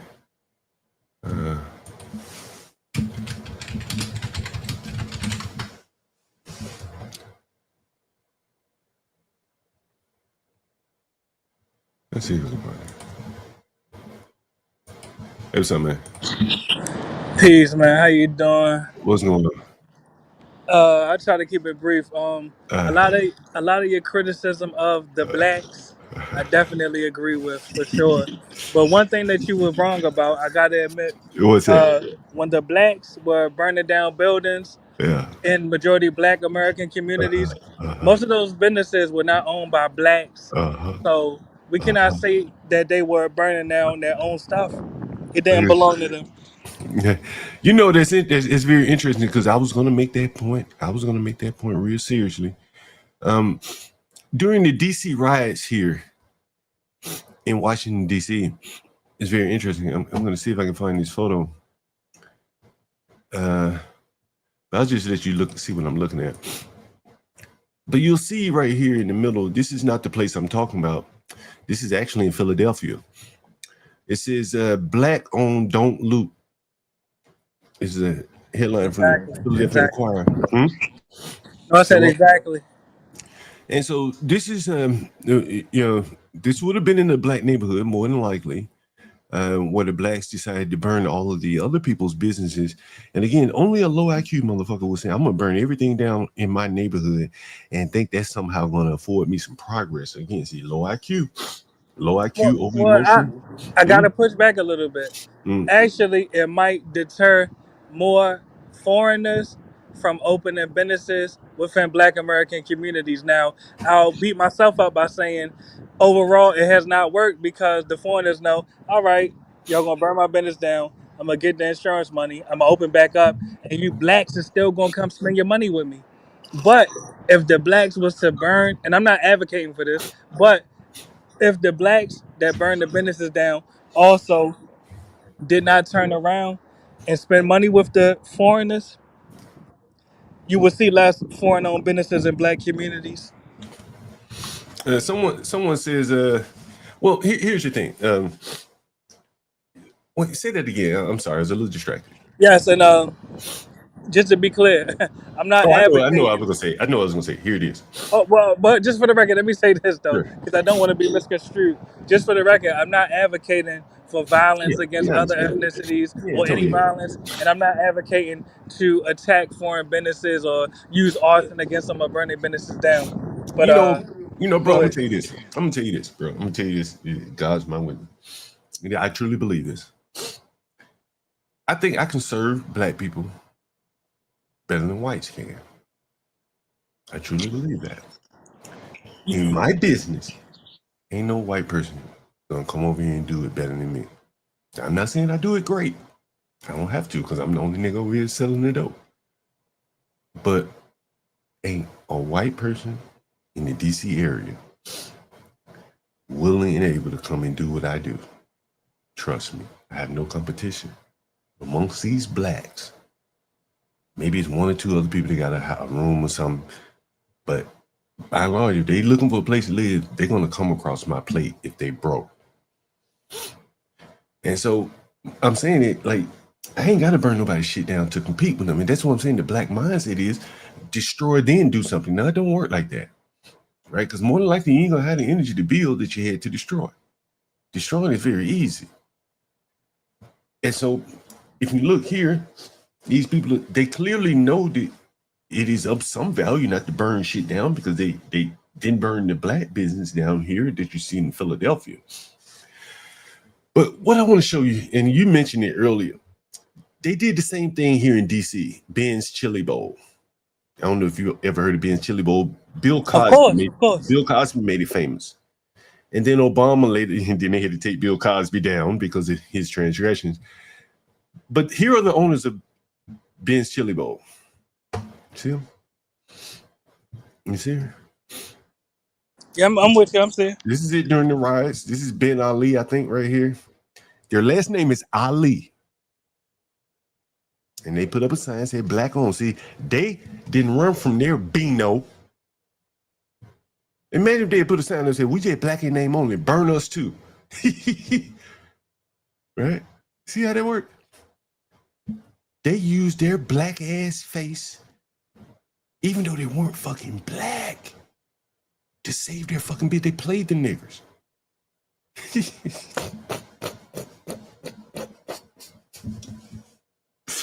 These people are overwhelmingly low fucking IQ. This is fucking low IQ on display here. These people are not fucking black. This is the building during the riots. They didn't burn it down. They burnt everything else down except for this one. And look at all these dumb blacks lining up thinking they're the black-owned business. Look at the Ali's. Man, these people are so fucking dumb, bro. Oh, Jesus Christ, these people are so fucking dumb, man. And just to be clear, now, we may disagree with the tactics, but there's nothing wrong with Black Americans realizing that we don't need no foreign-owned businesses in our communities. I tend to agree with that, brother. Respectfully. Man, listen, hey, can a foreign person, honestly, and maybe they can. I don't eat these damn fast food places. I honestly, I don't know where black serving food, to be honest with you. Yeah. Because I see how they live. I can't eat. I just can't do it. I can't stomach. Yeah, facts. On my food. Trust me, I can't stomach it. You know, I will not. If I've been with Lisa. We go to a restaurant. I'm like, I can't eat. Let's go somewhere else. Soon we walk in, might sit down there. Oh, that's the server. Hell no, let's get up and go. Can't do it. If I see some big long nails that's gonna be carrying my plate, handling my food, I'm out. Period. Out. I'm not eating there. It's not gonna happen. And so here's Ben's Chili Bowl. You can see they've painted a mural of Michelle Obama and Obama here, and back to here. This is Obama. This is Obama. This is the Ali's. This is the Ben Ali. This is the look at the Ali's. DC's black-owned enterprises. Beano. See, they were claiming black. While Angry Man runs from being black, Beano, selling blacks Beano shirts, these people use their black in their favor to take advantage of these people. You see this? Damn, I can't. Yeah, and I'm glad you brought that up because I wanted to address that earlier. The owner of Ben's Chili Bowl, Ben Ali, actually not Black American. He's Trinidadian. Yeah, and when you go inside, you'll see most of the staff members are also not Black Americans. He got a lot of Ethiopians working there. You know what I thought he was Ethan, man. He's Trinidadian. I thought he was Ethan. Good question. Someone fact check me on that. I know one of the. Yeah. Fact check me on that. He's either Ethiopian or Trinidadian. But if he's Trinidad, he look like he got some of the Indian that Taino in him. Let's see, where is he from? Ben Ali. No, you're Indo-Trinidadian. Exactly. You're right. Indo-Trinidad. I knew he had some Taino in him. You know his first name is Mahaboob. Can you believe this? Come on. Look, his first name is But look, he gonna hide behind that black-owned business banner to get the black dollar, the Black American dollar. Really? And here's Angry Man. He trying to Beano. He trying to be a Beano. Wow, this Indian, whatever the hell he is. He said, I'll be a Beano. Just don't burn my restaurant down, blacks. And the blacks so fucking stupid, can't even figure it out. And they spared his business. An Angry Man on the other side of the aisle. I ain't no black. I'm me Beano. Me no Beano. I'm Beano. And really, I'm an outright call for the boycott of Ben's Chili Bowl for pretending to be Black American. Because he know when he say, and just for clarity, when I say Ben's Chili Bowl is pretending to be Black American, they know that when they use the term Black owned business, the most common assumption is that you're referring to Black Americans, Yeah. not Indo Trinidadian. That's not what we think of when we hear the term Black owned business. So yeah, boycott Ben's Chili Bowl, and just for legal reasons, I'm not going to say that he is pretending to be Black American. I'm gonna say my conjecture is that he's pretending to be Black American, just for legal reasons. But He's on boycott Ben's Chili Bowl. He's on the opposite side of that big head nigga angry man. Right? Would you say that's fair? Well, elaborate on that because I'm not really that familiar with Oh, you're not familiar with Angry Man? Okay, let me what show he you speaks this. about. Let me No. show you this. Look. Angry Man, and I did not know this until today. He sells a shirt, BINO. There will be no Bino. Bino. Do you know what Bino stands for? Black in name only. Oh man. And niggers, low IQ niggers, buy these shirts sold to them by a man who goes on about how light skinned he is. See, this Now look, I gotta do more research on this. But if you don't Black need no in more. name only That's really does mean Black, and if Bino really stands for Black in name only, and this is Is this what he really was promoting, Is we this need to really boycott Angry Man too. God I damn it. don't know if it's true, right? I don't know. Somebody said it. They could have been lying. But if we gotta do our research. Let's can do our somebody research. tell me if that's true? Hey, are you dark skin or light skin? Can somebody tell me if this is true? Oh, hey, I got a phone call coming in. I'm gonna jump back on in a All right, second. yeah, fair enough. Thanks for having me up. Can somebody tell? Because I don't want to keep going on with this if that's not what it means. What does this Bino stand for? Does anyone know what Bino stands for? Because I'm not going to mention it again if I'm wrong here. It's true, bro. Oh. I'm going to go back on. I'm going to put some pressure on these fucking stupid niggers. That's what I should do. I should put some pressure on these stupid fucking niggers.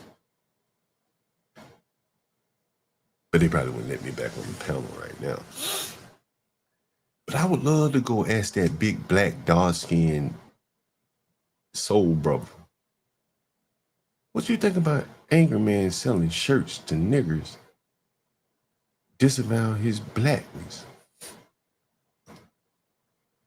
You should go ask him that one day. Hey man, I wonder what he thinks about that. Or does he just look the other way because he's King Big Hat, Angry Man's King Big Hat? If I were out here trying to sell shirts black in name only, he'd probably be criticizing me. Bro, you need to embrace your blackness. Why are you trying to not be black? But he let King Big Hat sell shirts black. Okay, Izzy Band, can you tell me, can you put what Bino stands for in the chat? Spell it out for me. Because these people over here telling me that it stands for black in name only. And I don't believe it. I don't believe that a nigger is up here selling shirts with black in name only acronym. I don't believe it. I don't believe. I mean, we reached peak niggerdom here. The niggers think that they can, like, again, yeah, I got a nigger on my channel. I wonder if Angry Man agrees with this. I wonder, since Angry Man is black in name only, and well, what other race could he be? Got to be some race. Got to be some race, right? Got to be some race. Yeah, so I'm left to wonder, what race is Angry Man? Since he's not black, I'm rather curious. And so that led me to, I'm going to look here and see. And, Izzy, I know y'all are cool, so maybe you can take it back over to Angry Man and clear this up for me. Because got us over here thinking he white or he ain't black.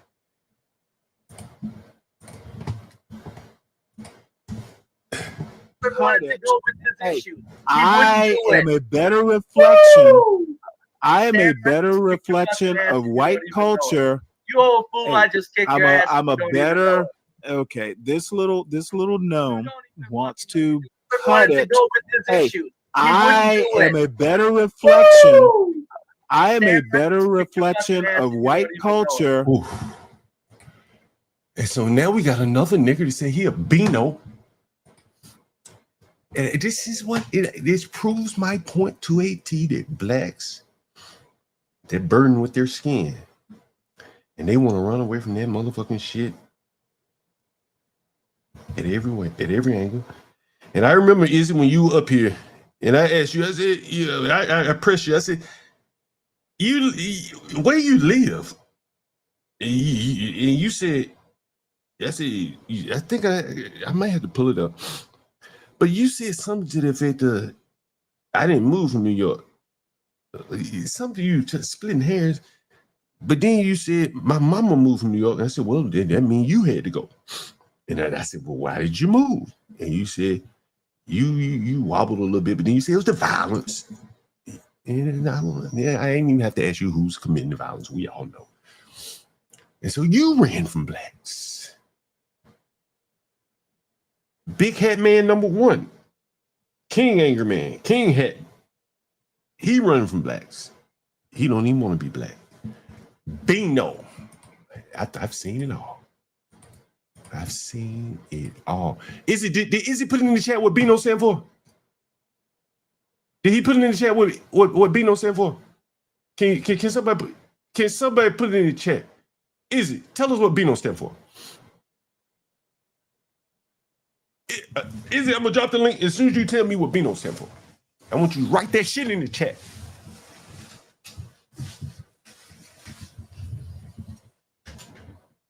We're gonna wait on you, Izzy. Write that shit in the chat. What it mean, I need to know. I want to hear from you.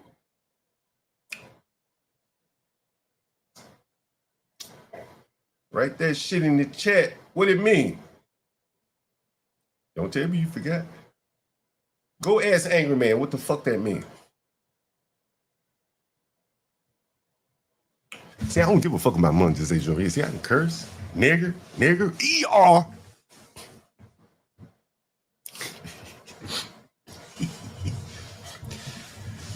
Can Izzy tell me what the fuck Beano's, why won't he do it? He typing. Call Anger Man, tell him to let us know tell him, find out from Anger Man what the fuck Beano stand for.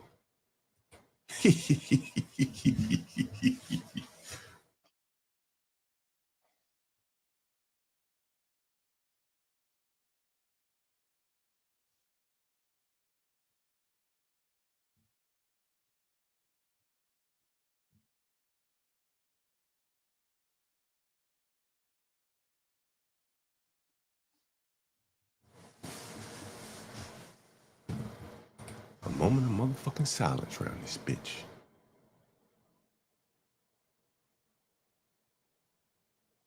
Maybe it's a description on the site.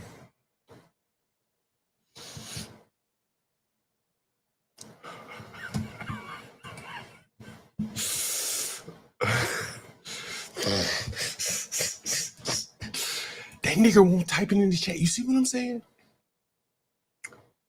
I want that nigga to type the fucking meaning of this goddamn algorithm, of this acronym in the chat. No. This nigga probably done ran away. I lost a viewer. God damn. Fucking lost a viewer. Is this a bitch? Spell it out for me. You see what I'm saying? Does anyone see what I just exposed right here today?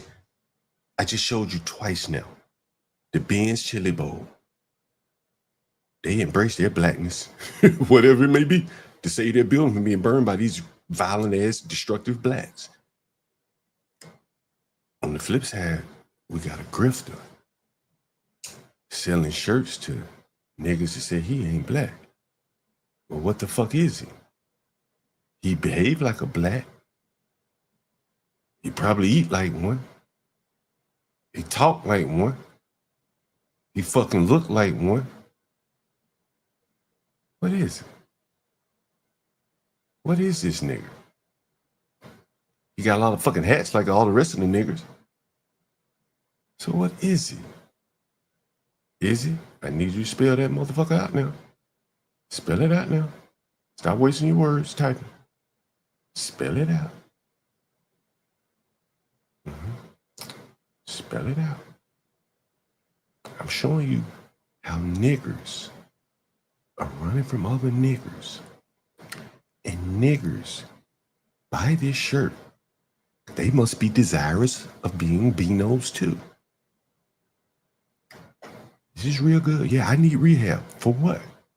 I ain't had a drink this morning. And I woke up and I knew I was a fucking nigger, black ass nigger. Ain't ever had a problem with it.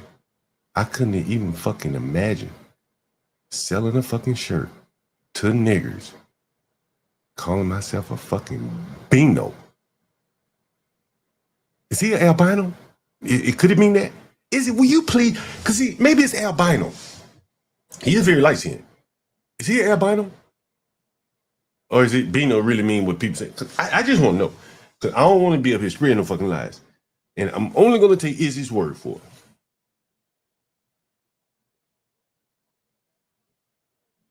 it. That's what I'm saying. It could be albino. It could be. And so that's what I'm saying. And see, if I've been saying this black in name only, who said it was black in name only? Who came up here and said that? Who said that? Who said, was it Free Zone Lou that came up here and said it's black in name only? Which one am I? Or is it? Come on, man. Come on, Izzy. Don't do that Trayvon shit like you did last time you came up here. What? Beano, what? Can you tell me? Call King Big Hat and say, can you clear up what Beano? Let me see if it's on the fucking website. Maybe it's listed here. Beano. It's a Beano nation. So there's a nation of blacks in name only? Is that what it means? Showcase your Beano. Okay, he got a store. Fucking niggas here. He doesn't tell you. You can join the nation, a Beano nation,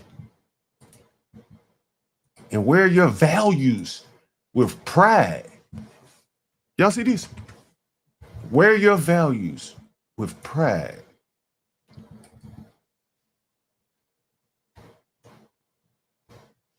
He even got light-skinned people. This is beautiful. Beano. He doesn't tell us what Beano stands for. Izzy, come on, we're waiting on you. I want to get on with the rest of my show. Can somebody help me?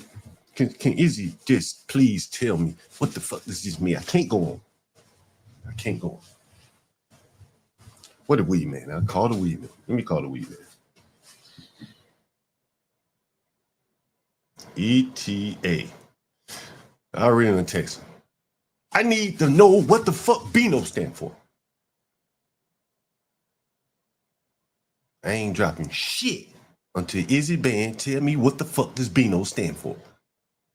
I just end the fucking stream. I get out of here. I finish up what the fuck I'm doing. I need to fucking know what this Beano stand for. Can somebody fucking tell me? Does no one fucking know what it stands for? I mean, does Izzy know? Does Izzy know? This is really pissing me off. Izzy? I know you know. And I guess there's a reason why you don't want to tell me. And see, this is what I'm saying about you niggas. You're easy to figure out. Low IQ motherfuckers. Low IQ motherfuckers. Hey, man. Hey, do you know what the fuck Beano stand for? You on my stream. Do you know what the fuck Beano stand for? All I need to fucking know is what Beano. I don't know what a Beano is. What's going on? Does nobody know what Beano? Look, I told this nigga Izzy Bands. Put what the fuck this means in my chat. Because I don't want to be picking on a nigga that got a skin pigment condition. If the nigger's albino, if he's an albino, man. I'm moving on. Trust me.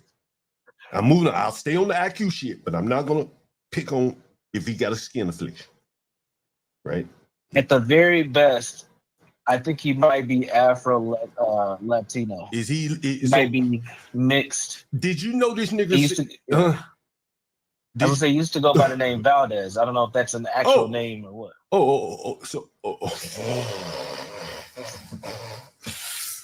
this is beautiful. This is fucking beautiful. This is fucking beautiful. Have mercy on my soul.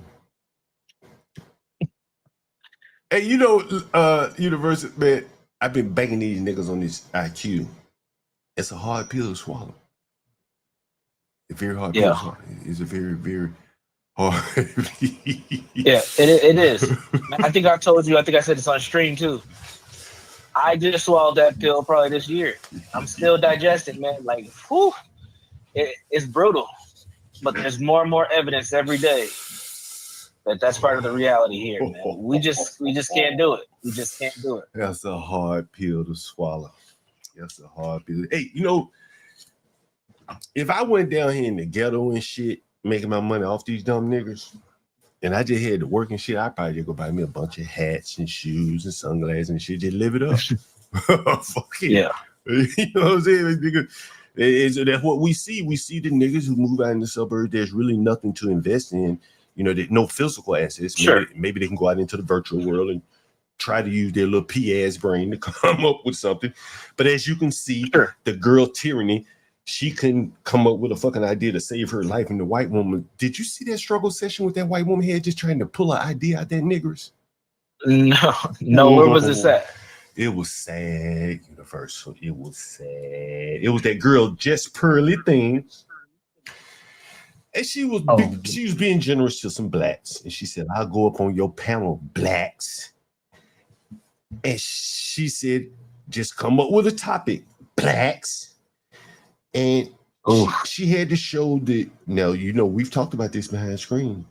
And Pearl's not dumb. She knows. Oh, these niggas know she ain't dumb. These niggas know she ain't dumb. And so Pearl was trying her best to convince, to help the girl come up with a topic that they could discuss. Oh, man. Can I guess can I give you 3 options of what the topics probably were? Yeah. Relationships, number 1. Number 2, white supremacy and why it's holding back blacks. Number 3, coons like Universal and John Galt. That's all we talk about. Bro, and I'm going to tell you what she did. I don't remember exactly what she said. But what she did, if that would have happened in corporate America, it would be all over, nigga. Yeah. You would never get any more good assignments, anything. So Pearly is trying to pull teeth out this black girl to give her a topic. You understand? Yeah. And I guess the black girl got so frustrated at one point, she said, you know what? Why don't we just do the same topic that you did with the last girl? Right? Mm-hmm. She had nothing. She had absolutely nothing, Universal. So she said, why don't we just do the last topic? And so Pearly was like, why the hell would I do the same debate over again? Right? Yeah. Right. Well, why would I do that over again? And so that's what the lady was saying, you know, that you could hear it. And so if I were a manager, or if a manager, you know, heard an employee say to them, can we just do what we did last time? You know, no creativity. Now think about this. You got a person with a big channel on the hook willing to come on. And all she's doing is huge, right. And she's asking you just come up with a topic, and the black girl couldn't do it. The black girl could not do it. She couldn't come up with a topic. And you know, we talk about these things, you know, about some of these blacks, and it was on full display, and Pearly aired her out. And so as I'm talking to this other big head nigga, whatever the fuck his name, Soul Light, whatever the fuck his name, Soul, whatever the fuck his name is, Soul Sale, whatever the fuck his name is. He said I don't know who that is. he said this about Pearly. She should be at 5 million subscribers. That's what he said. He said Pearly, because she's investing in her business and everything. She's hired people. She should be at 500. She should be at 5 million subscribers. That's what he said. So he has a high opinion of her intellect. You don't get the 5 million subscriber by being stupid. Correct. Right? And you don't get the 5 million subscriber by buying sneakers instead of cameras and mics.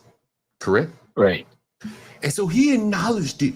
She invested in her business, and she should be higher than she is, but she's made some bad decisions. Okay, well, that's business. I made some bad decisions. Right? I made some good ones. That's business. But she's still higher than you, nigger. Right? So she must have something. Right? She's higher than King Big Hat, Angry Man. So she must have something. Right? And these blacks fumble the ball. We're still here, Universal, waiting on Izzy to reach out to Angry Man to figure out what the hell does Beano stand for. It's been 30 minutes. Do you know what it stands for? Oh, do you know what it stands? You said No, well, I tuned in a little bit before you called. Black in name only, apparently. I think Free Zone Luke could have been lying. I don't believe that a black would be out here selling t-shirts. I'm assuming he's black.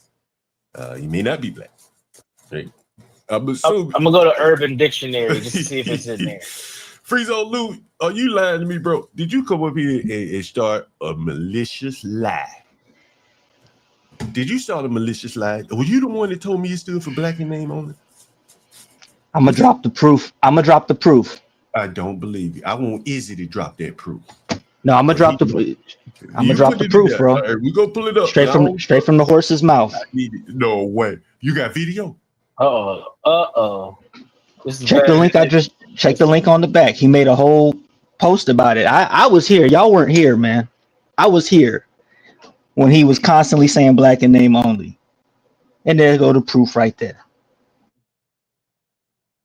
Salute to Free Zone, the YouTube history PhD professor, Dr. Free Zone.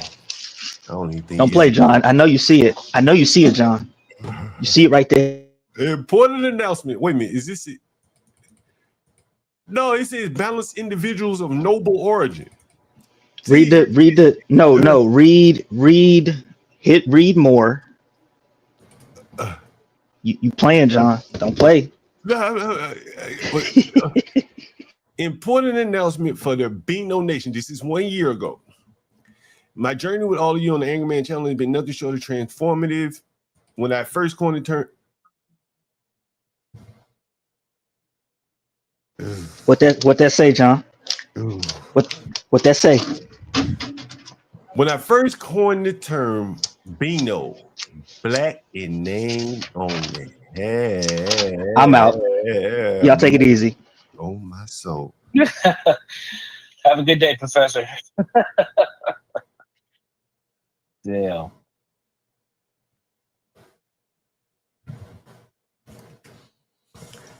Ladies and gentlemen, they know. They know so bad now they're trying to run from their race and selling merch. I bet he doesn't live around blacks. And now he's selling t-shirts to blacks, telling them that he's black in name only, and these dumb fucking niggers are buying them. This is every day I go a little lower with the blacks, I ain't gonna lie to you.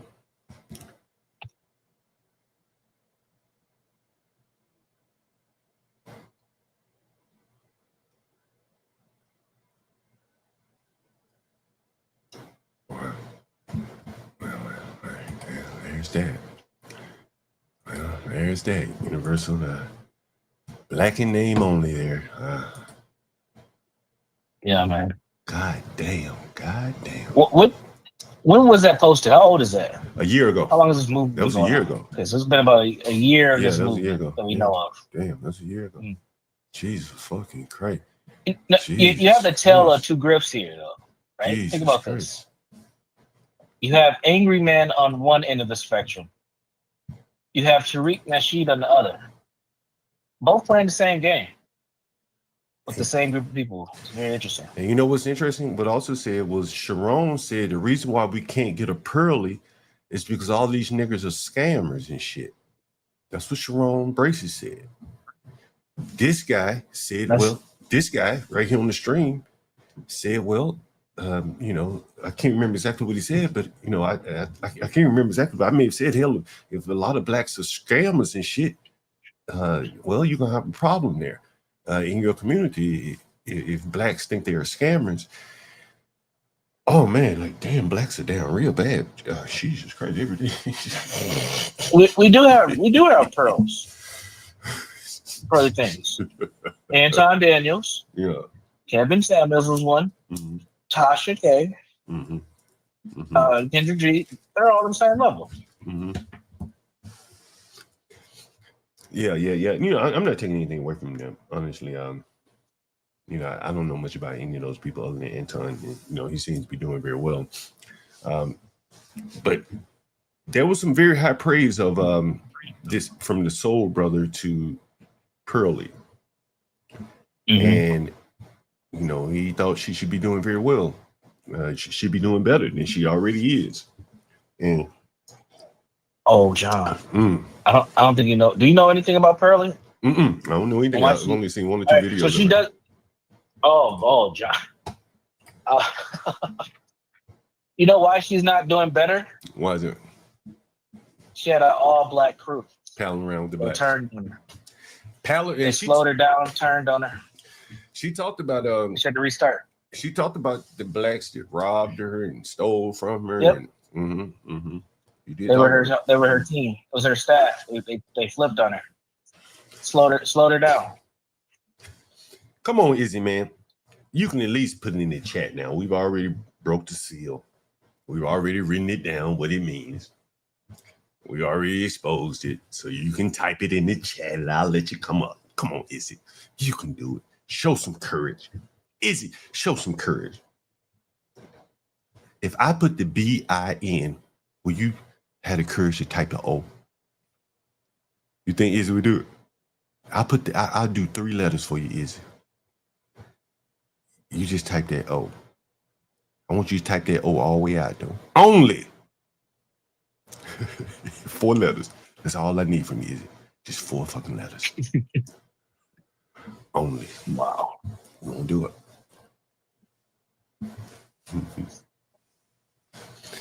Yeah, I think I got a stream for tomorrow. Bino. All up Bino business. Bino, all of Bino business.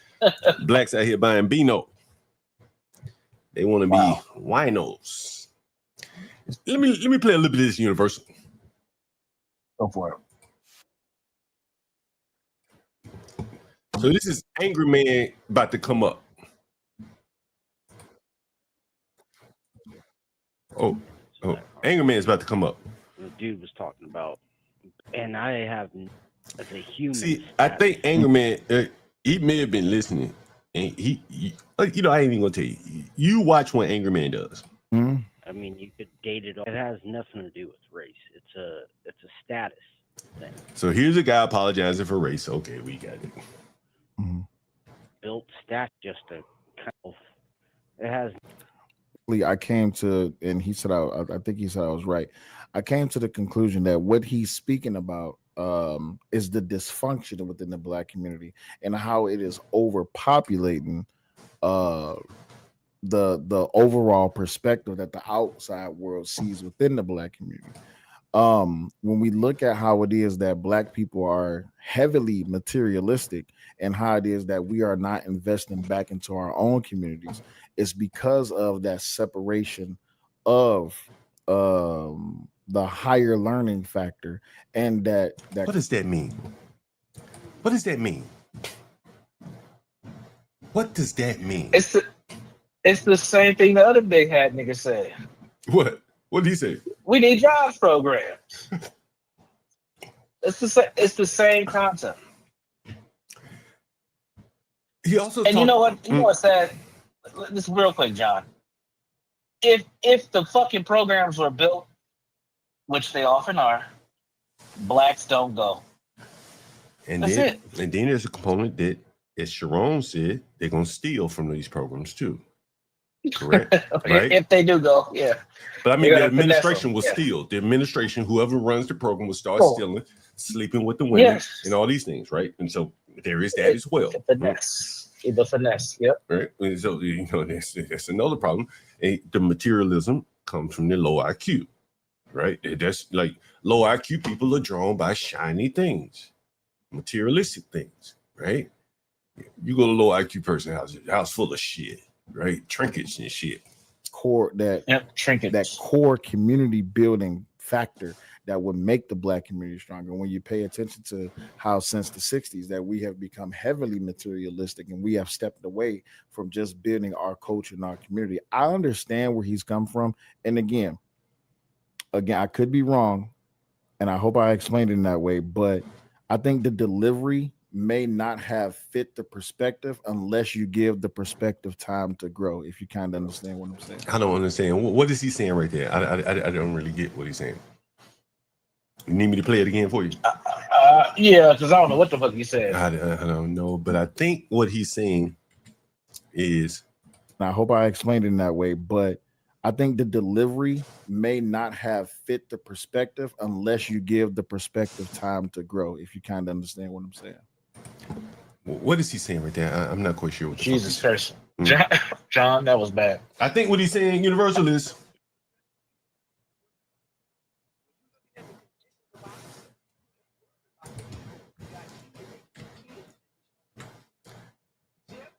Awesome. Yeah. That's what he's saying right there. So listen again, now you'll get it. In that way, but yeah, I think the delivery may not have fit the perspective unless you give the perspective time to grow, if you kind of... He's talking about my delivery, the words Yeah, I use. it's the same issue that people have with you. Well, that's who he's talking about me, right? He's really? Yeah, I just got off the phone with this guy. I didn't know that. Right? And okay. This is a guy. This is Sell Your Soul. That Sharon Bracey, low IQ, said the reason why we don't have a Pearly is because blacks are scammers. And he pushed back a little bit on Sharon. So I said, damn, maybe this guy's about something. But then he started talking about he fell out with a white man over the Black National Anthem, a Honduran man over the Black National Anthem. He's trying to get into politics. You understand? Yeah. He's trying to do a Fugazi. No Fugazi. But no Fugazi, remember him, when I went up on this panel, he had to do but white people do it too, right? And so this black, because they're always going to have that conflict in their mind. That's the idolatry. Right. This black right here fell out with a Honduran who they shared similar political views because he believes in the Black National Anthem, and the Honduran said, man, that's racist. You shouldn't have a Black National Anthem. We should just have one anthem for all. That's why he fell out with... So that's why he can't do politics. That's why he'd be very his limited. Worldview. Right. His worldview has been blackened. Right. He believes that there's a black nation with a black anthem that exists within America. The Honduran said, well, I left my country. I want to salute the American flag. You can't bridge that divide. Right? You understand? How do you bridge that divide? He's going to either have to give up on his anthem, or the Honduran is going to have to change his mind about what a nation means. Can there be nations within nations based upon race? And they have their own... He didn't come here for that, right? He's not going to ever align with that. That's this man's, his point of view. And he's going to try and square that with politics. It doesn't work. He's not going to be able to go far in politics talking like that. Believing that there's some kind of fucking black nation with a black national anthem. And so this is him. Understand what I'm saying? Yeah, was he an old head? Like I said, I just jumped on. Yeah, he's older. He's older, yeah. Yeah. So he might have seen the JBL days, And I was just trying to understand, like, he's 50. How is this related? How is that relatable to what's going on. Like, we got fucking battleships in Venezuela right And the now. white man want to talk high-minded shit. Everything, and in God. Now, No, listen to this. Here it comes. Call from the light-skinned God. Did you hear that, Universal? Did you hear that? The light-skinned God, yes. The light-skinned Jesus. God. Don't hang up. Call from the light-skinned God. What's up, OG? Not much. Wait a minute. Pause it, John.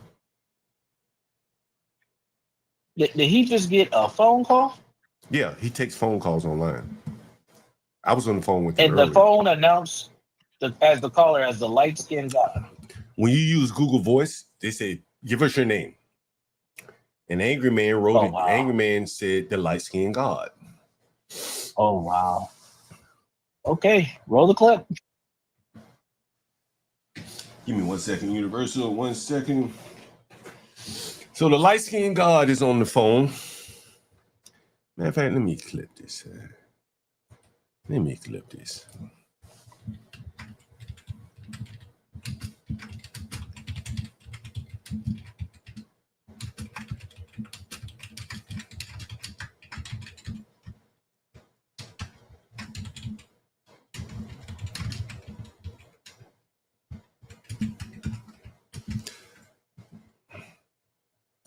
Angry man.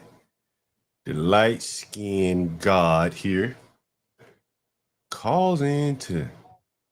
I can't believe he described himself as that. That's rather interesting with the blacks. Next time you call me in, John, I'm gonna answer the phone and say the laptop God. Hey, give me 1 second. Give me 1 second, Universe. I'll be right back. You talk to the audience. I'll be right back. Yeah. Go ahead, man. Yeah, this is insane, but I don't know this clip. I don't know what's coming up next, but so far, what we're hearing is the thing I keep bringing up on this channel: racial idolatry, man. Racial idolatry is a virus of the black mind.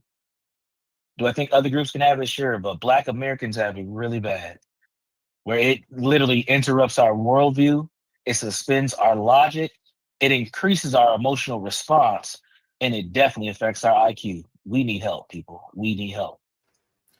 Universal. It's universal. Good morning, my good sir. It's not even I see your point, racial idolatry.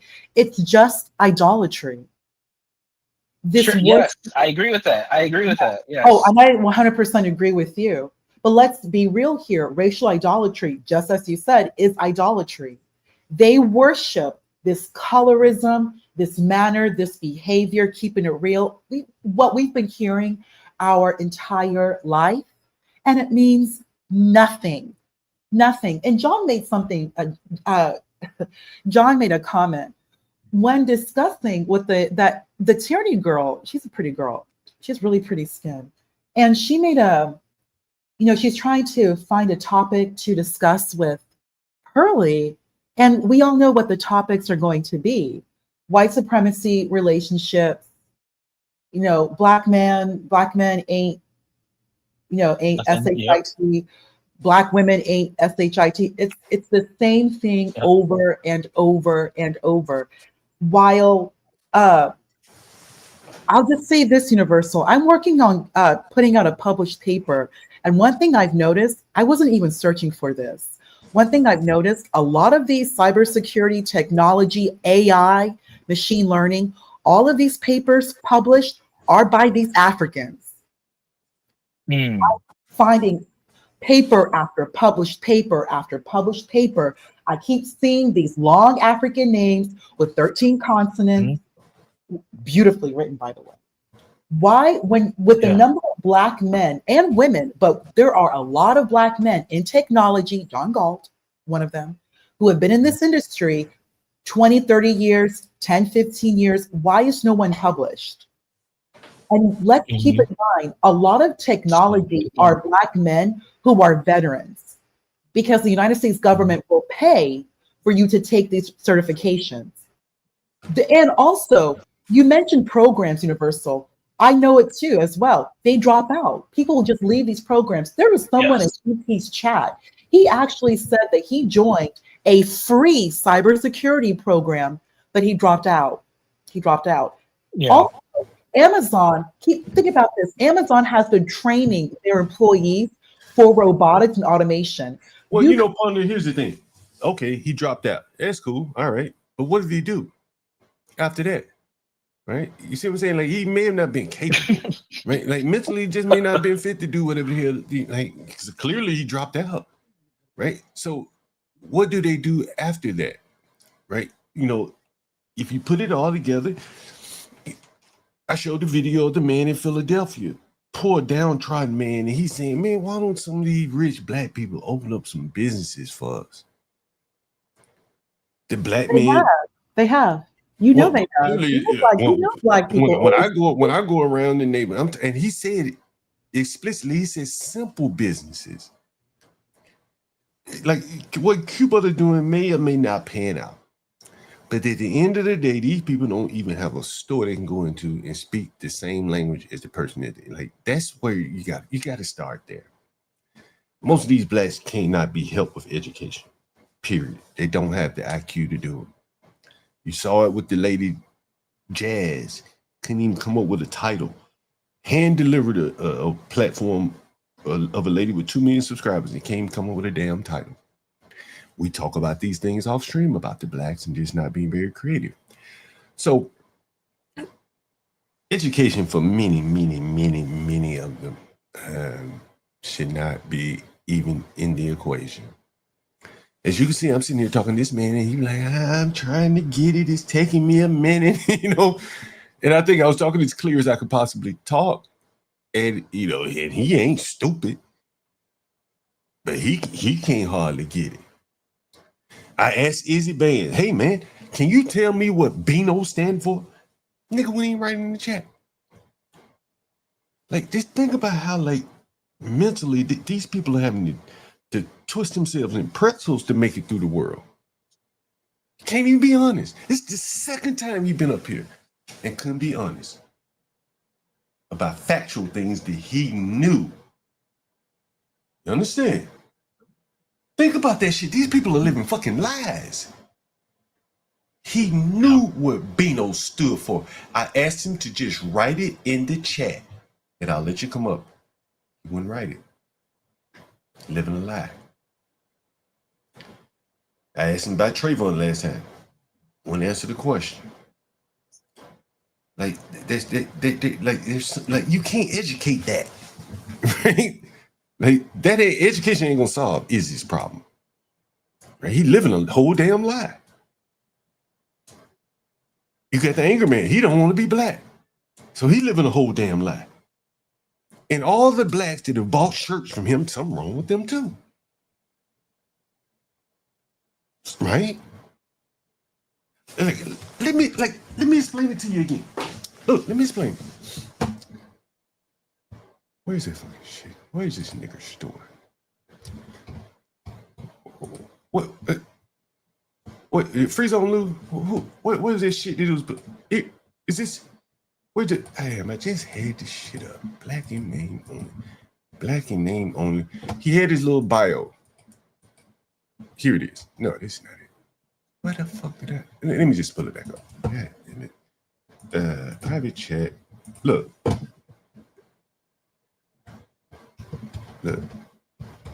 Here it is. Look, I want to show you this.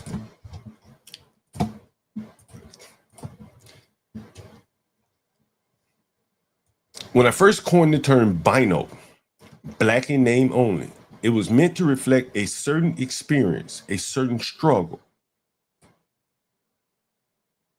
What is that struggle? I know that struggle also well. There's been many days I bumped my head wondering why the fuck are blacks the way they are? Until I finally realized it's IQ, intellect. Yeah. Shit, that's the struggle. And he, unlike me, right? Unlike me, like, he said, man, I'm out. Fuck this shit, I'm out. Right? I'll become a Beano. Right? But you know, I was too tired to, you know, to be, you know, I'm black. Shit, I ain't trying to run from that shit. And Angry Man, hold on, sorry. An Angry Man is, and so here he is, based upon probably the struggle of dealing with blacks as a light-skinned man. I wouldn't doubt that's probably what it is. What do you think, Universal? I think that it plays a role in it. As I said, he used to go by the name Valdez. So right, so it probably is, and you know, here's another thing, Universal.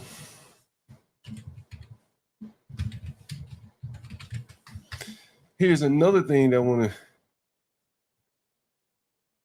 Here's another thing. It's.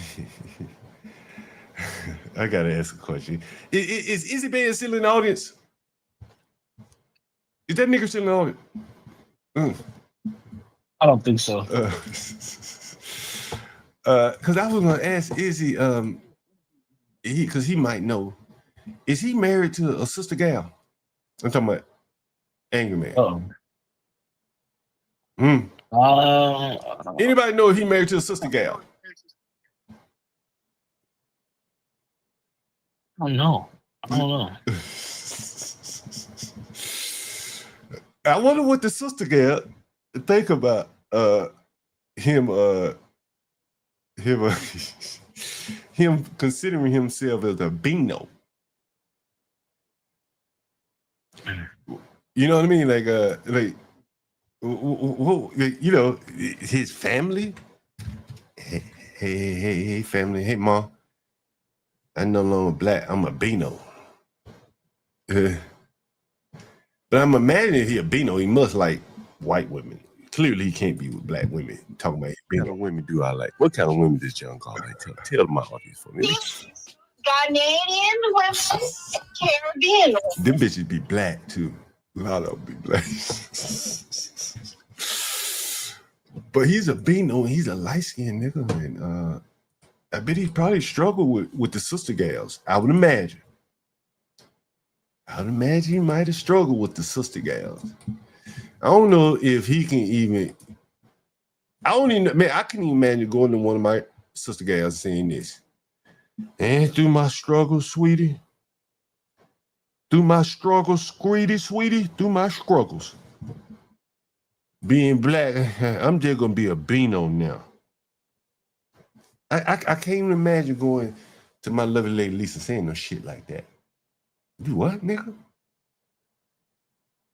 You gonna be what? Cause you're what? Have you ever heard another race of people saying, you know what? Through my struggle, I realized that I'm no longer Latino. Could you imagine Latino saying that shit? Never. That would make me.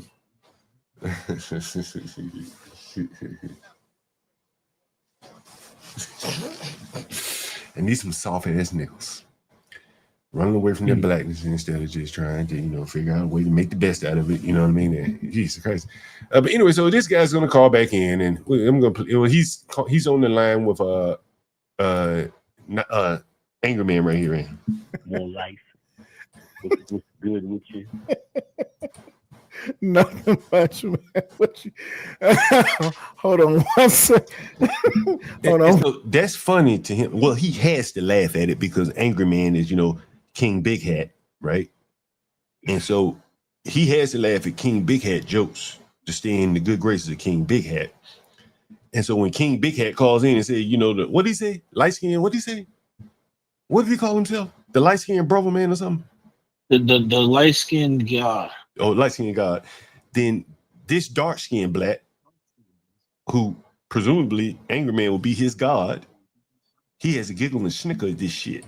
1 second, let me switch over right quick. I'll be right back. Don't hang up. Hey, Jody. Yes, sir. Yeah, this Angry Man on the other line. Let me call you right back. Oh, shit. All right, let me call you right back. All right, brother. OG, you there? Yeah. Go ahead. What you got, man?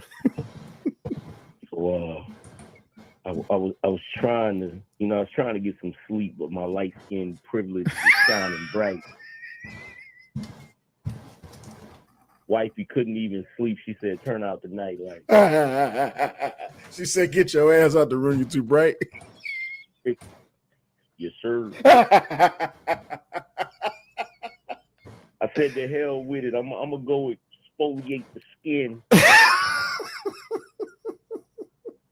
It's a killer routine, but you can't not do it. That's a sin. Boy, not you rhyming. Silly ass niggas. Hey, Silly ass niggas. we don't use the washcloths. We use the loop. Now, stop. This is fucking 3 or 4 in the morning. I'm over here dealing with a fucking nigga who tell me, "Don't call me black." He's a Beano too. He's a Beano too. Remember the earlier in the stream, I played a video of a black talking about "Don't call me black." So I guess he's Beano. He's a member of the Beano Nation. And here's this black silly ass Beano calling in 3 o'clock in the morning, just talking silly ass shit. 50-year-old man just talking silly shit. Silly ass niggas. Silly ass niggas. You feel me? So wait, you mean to tell me that when it comes to the light skin, y'all too good for a face cloth? Y'all got to use a loofy? Hey, bro, that's look. Check this out. We use the loofy for the skin. You feel me? We gotta exfoliate. You understand? We trying to get business deals. I was in the CVS getting 50% off beauty products. You know? Yo, my man. Sir, light skins don't shop at CVS. Y'all go to Bath and Body Works. Damn straight. Hey, I tell you what though, we going to Barbados. We gonna rent jet skis and not even ride them. Hey, yo, my man. And just have them sit there in the water and just float. More life. More life. Less action. What's that mean? That's some more light skin life. shit. You gonna rent the jet skis so nobody else can ride them, and you just gonna sit there and sip on your Mai Tais? That's black culture right there. With your umbrella. Yeah. Which it's just foolishness. Just silly motherfuckers. These motherfuckers are just silly, man. Waste on purpose to show you that I'm better than you. Yeah, just silly, man. Yeah, and blacks will do that, right? And see, this is what I'm saying, right? Like, I bet you Ryan ain't gonna rent no jet skis. They ain't joke about renting jet skis and just leave them sitting there. But here's what blacks joking about: frivolous shit, look good, smell good, and go and have a good time. with your what you call that? The little hat that Luffy wears, the drawstring hat. Sentence out. Oh yeah, God you know, we got the drawstring hat. We got the mimosas with the tiny umbrellas. You feel me? Because we got to weather the storm, baby. You know how we do. Man. Stop it! I was just about to say that. What the hell are you doing up so early, man? Told you, man. We got to get up. We got to get up at the crack of dawn. You feel me? So wait, you mean we to so tell me? wavy? We so wavy in the morning. We don't even yawn. We just get up and stretch. Good. Hey, I always had this imagination. It was this light skinned meme that came out years ago, and it was this dude. He was super light skinned, but you know what the biggest problem with I don't know why all light skins do this. When y'all take pictures, y'all just gotta bite y'all bottom lip. I don't understand the whole skill behind it. So this meme that's that grown and gorgeous shit. Don't no man supposed to describe himself as gorgeous, sir. We gotta be. Hey man, is this funny?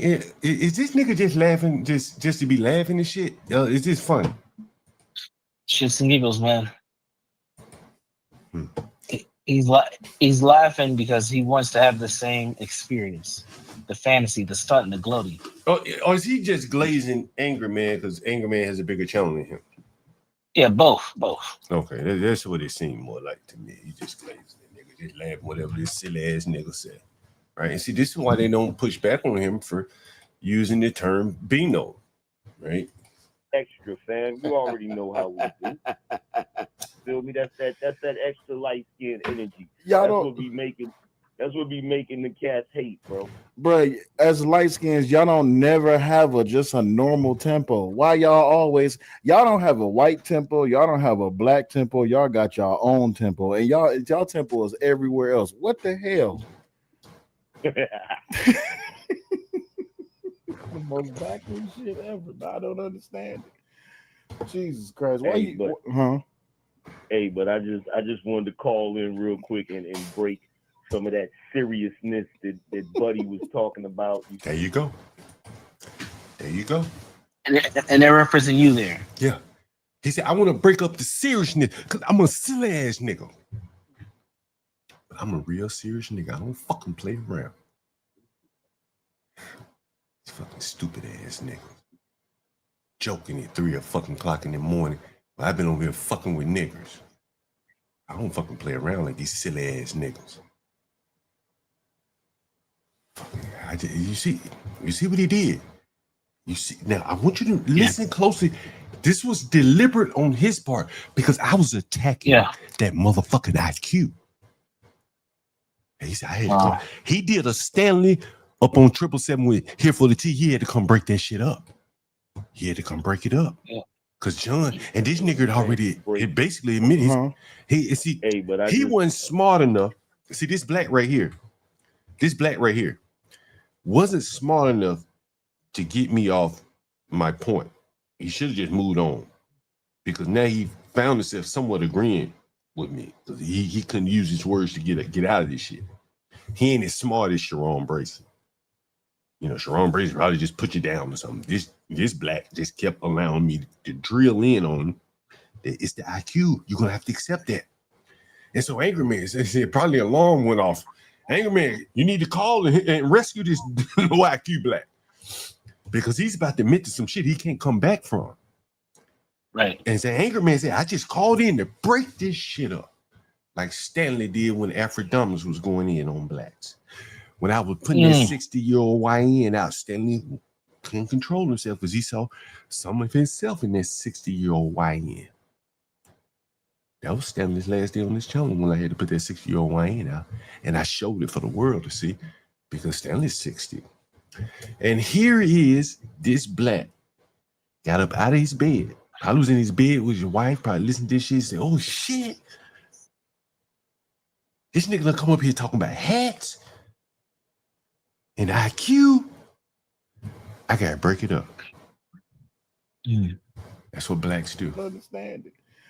Jesus Christ. Why Hey, but I just wanted to call in real quick and break some of that seriousness that Buddy was talking about. You feel what I'm saying? Yeah, I was lost. But I'm gonna get out here, man. Hey, look, I'm gonna get up out of here because I gotta go make me a You better not.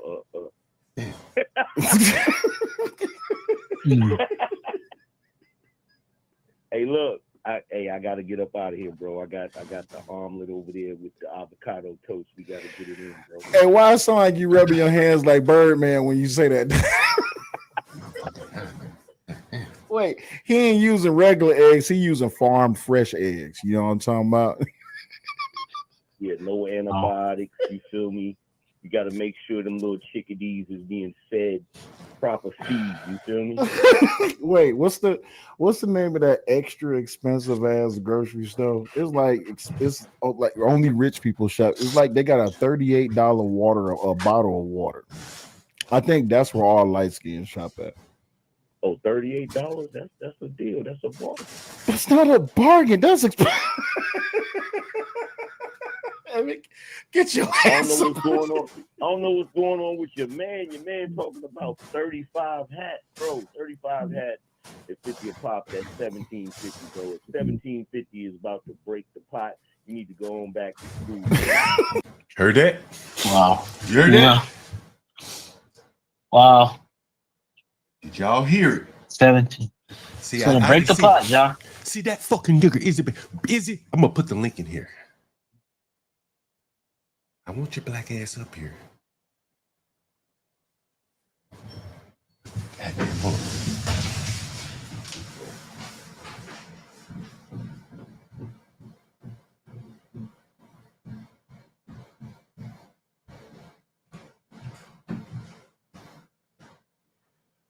Izzy Band. It's questions to ponder. Do you want me to drop the link again? Put the link in the chat for that Izzy Band, nigga. You got it, John. I'm Since up. then, I'll be on I'll my clear the line. I'll be listening. Hey, how about University? You got a chance. All right. So he said how much he spent on hat. How much he said he spent on hats? Was that $1,700? Is that what he said? Izzy, come on the panel. Izzy, come on the panel and share with us. Let's see this one more time, Ponder. 35 hats, bro. 35 hats at 50 a pop. That's $1,750, bro. If $1,750 is about to break the pot, you need to go on back to school.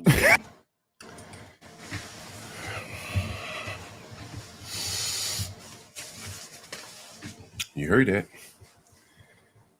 $1,750 in hats.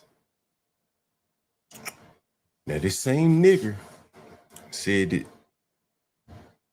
what's her name? Pearly. She put her money in equipment in her business. He did say that, correct? Yes, she did. Pearl invested in her business. Yes, she did. And this big hat, Captain Big Hat here, he's saying that spending $1,700 on hats alone, and you know, what's the big deal?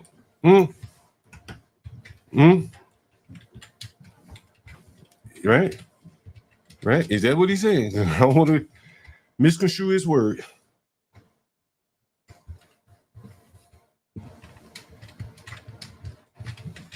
Taurus, Izzy kind of is more like a Benzino. Izzy's a little bit more like Benzino. And then I know some of you remember when Marshall Mathers went in on Benzino. He's more, yeah, but I see the Jim Jones reference. I know plenty of people see the Jim Jones reference. A little YN.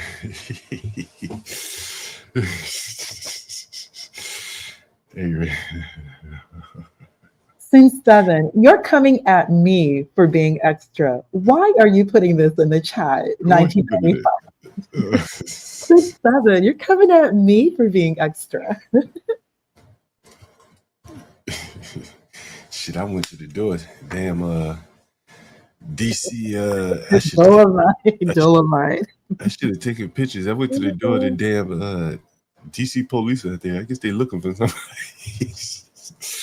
They're the wrong. Maybe they looking for a nigga that used to live here. You know, when I used to rent this place, I don't know. But I didn't even open the door. Wait, not Ernest. Not Ernest. Are they I looking don't know who they looking for. I didn't even ask her. I just saw them out there. They know they ain't looking for me. So I closed the door. I didn't even open the door. I just looked out the window. Anyway, I got a weed delivery. I mean, I hope they're not there. Since 7, I was joking. When you said that, I was like yelling. I was just joking. Like you said, it is kind of early. I'll chill out. It's all good. But that's interesting. You see some very similar behavior here between Stanley and Angry Man. Yes. Yes. And Stanley had to break it up with dealing with 777 when a narrative was getting holes poked in it. He said, I got to come and save the narrative. This black married woman, she out here just talking about her marriage like she shouldn't be talking about it. Let me come to the rescue. And Stanley put on his cape, left his channel, left his own stream to go and save T. And here we have Angry Man, you know, big fat nigga, probably on his way to the kitchen table to sit down and eat. And he had to intervene, stop his breakfast, to come and break up this serious talk and save his homeboy from admitting that blacks may have an IQ problem. And that is very interesting that he jumped in on the stream like that and admitted his purpose. And we'll listen to that one more time. That's not a bargain. That's I mean, get your ass. I don't know what's going on. I don't know what's going on with your man. Your man talking about 35 hats, bro. 35 hats at 50 a pop. That's $1,750, bro. If $1,750 is about to break the pot, you need to go on back to school. Bro, I was confused. He was like, "Yeah, Izzy Benz. He got all them damn hats," and I'm just like, first of all, one, Why does it matter what he spend his money on? And two, why are you trying to judge him on what if Izzy spend his money on 500 hats, and if he do sleep in his car, guess what? He a nigga in the car with 500 hats. Who am I to judge him? It's not my business. Hey, I don't know. If he got 500 caps, maybe he need to switch hats because he want to change his mind. I don't know. That's his business. That's his business. You feel what I'm saying? If he want to have 500 hats so he can change his mind, or 500 shoes so he can walk 1,000,000 miles, it is what it is, bro. How you gonna be mad at another man's pocket? Because that's what we taught. Hate hate is a skill that's not even taught. Now this fucking low IQ fucking nigger is saying I'm hating. This low IQ, stupid ass black nigger is saying I'm hating on somebody. The interesting thing, see, this is the problem with blacks. I've been here way too long. The interesting thing about these blacks is there's no one that would tell an Izzy Bands anywhere around him, as you clearly can see, this is a bad use of your money, bro. Not one person will say you're not in a position to have that much money stored in hats. Not one person. Everybody's justifying this kind of behavior. Anyway, it's passed down. Hate is it's like a special move in a fighting game. It's like the secret scroll of the Chinese the Wuhan martial. It's interesting. He had me on the phone, and he could have said, "Bro, you hating." He could have said that. Why you hating on that man? You could have allowed me to explain myself. But as soon as I leave, you hating. It's just low IQ and it's just cowardice. It's like it's passed down to generation. I don't get why it is always got to be some hate. But you know what the problem is? Dark skin hate is one thing. Dark skin hate versus light skin, that's a different thing. Yeah. But I tell you what, though, I'm gonna let you get back to it because I know you got other people calling. I gotta go moisturize my beard. I'm gonna holler at y'all This later. nigga just say moisturize. Hey, I appreciate you calling in and supporting the show. Hey, no doubt, more life. Hey, you better take it easy, man.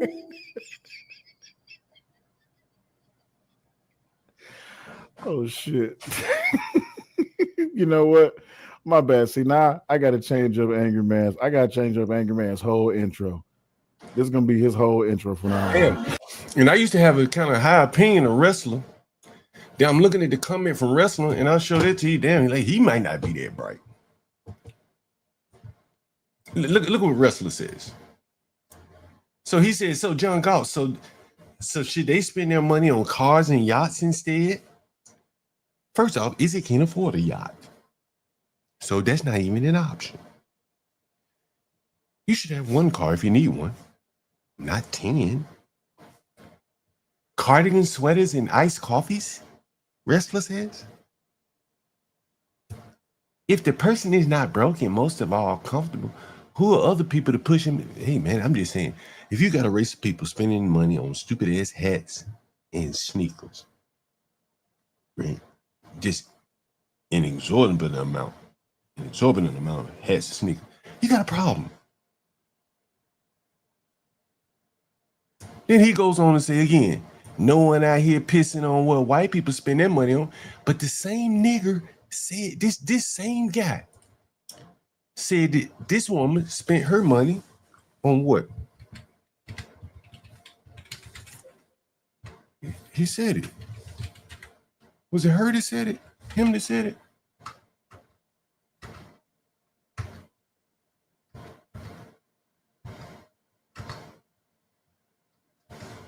I think it was him that said it.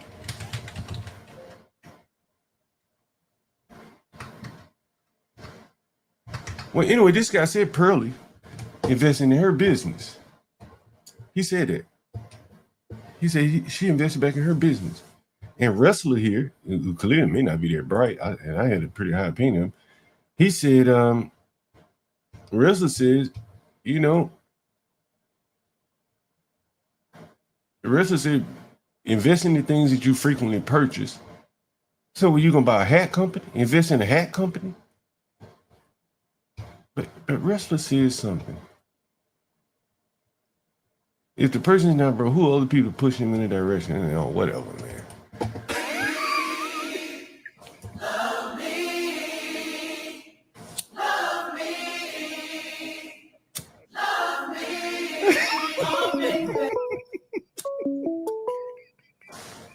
Call from Marvelous opinion. Yeah. What up, though, man? Hey, what's up, fam? I'm in the car, man. I'm on my way back home from work. What's up? What you got? Yo, what's going on, man? Like, I'm catching it, like I said, the tail end of the conversation. Yeah. And when I caught bits and parts, it was sounding very narrow-minded when he was talking about the black community and stuff. But I mean, I'm not gonna tell you how you see your own people, whatever. But I'm also gonna be like, honestly, how the other guy was talking.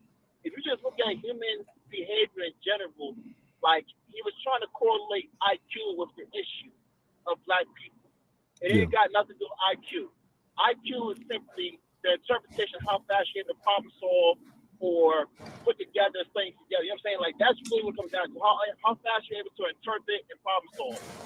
Yeah. That's what IQ is. You know what I'm saying? Speed of perception. You know what I'm saying? But that has nothing to do with values and everything else that will contribute to your behavior, culture-wise. I would honestly say, in my opinion, because you could say, okay, look at you, you're black. But I would say, do we even value the same things? Like, you know what I'm saying? Like, that's honestly your culture. The culture is tied to your values. It's not tied to your skin color. Absolutely. And that's kind of the thing where it kind of like lost with the narrow-mindedness. I'm like, bro, like, I understand how you see things and how things can proceed, but don't let it fool you. Because honestly, it comes down to where you came up, what it is you're accustomed to, what it is you know, and what it is you value. You know what I'm saying? Like, if y'all have a different way of approaching life, and, you know, let's say your environment does. And so he's talking about values. Angry Man, Soul for Life, whatever his name is, and Izzy Bands are three blacks that value hats and other clothing items and accessories. That's what they value. They've all come up here and say, hey, man, I buy a lot of shoes and hats and clothes and shit. And Angry Man buys a lot of grooming products. They have beards. A lot of them have beards and shit that they got to groom as well. So they spend a lot of money on looking good, feeling good. They are, and that's what you're accustomed to. That's all you know, and you never moved out, and you never expanded and see things. And I can understand you being in that particular mindset and having things that you do.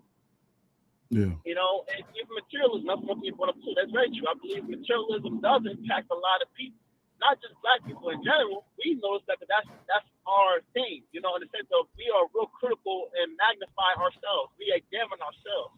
We're very insecure about ourselves. You know what I'm saying? But trust me, I've heard some Asian people from different cultures express the same things in their own communities. They got their own things going on in different parts of Asia. Not the good parts of Asia, like you hear about China and Japan and maybe like Singapore, like, you know, those are in Korea. Oh, those are good Asian countries you hear about. These are the good things you hear about what's in their own, you know, on the spotlight. But trust me, there's a lot of groups that are just as, if not worse conditions than Black Americans. All right? But he couldn't find one in this country. Sure, there's some Asians in, I don't know, Indonesia or somewhere. They're probably doing very poorly. But you're going to have a hard time finding packs and packs of Asians behaving the way the blacks are behaving here. And this is what the blacks have. And guys, I've been up here a long time now. And I've had a great time. It's been a pleasure. And I freestyle all this shit all day. I got more, but I'll save it for another day. What's up, partner? You want to keep going? Or you want me to end the stream? It's up to you. Hey, John, I just wanted to chat with you real quickly. First off, John. Oh, wow, John, the past few days, what has been going on? First, Trump, H-1B, these people are not having the proper conversations that they need to have. Yeah, you know, I haven't been keeping up with it. Is he banning H-1Bs? What's he doing? Not the slightest, Mr. Galt. He is ramping up. Wow. And on top of that, John Galt, Trump basically said everybody's dumb. He had an interview with Laura Ingraham, and Laura Ingraham was going hard for American workers. But Trump said, no, we have to have H-1B. And he even brought up, you've been unemployed 5 years and you think you could just start building batteries. Trump just made it clear that we have to remain competitive, which is correct because, John, you know, a lot of people in the industry, and it's just great when it's great with you here because you have knowledge of this industry like a true veteran.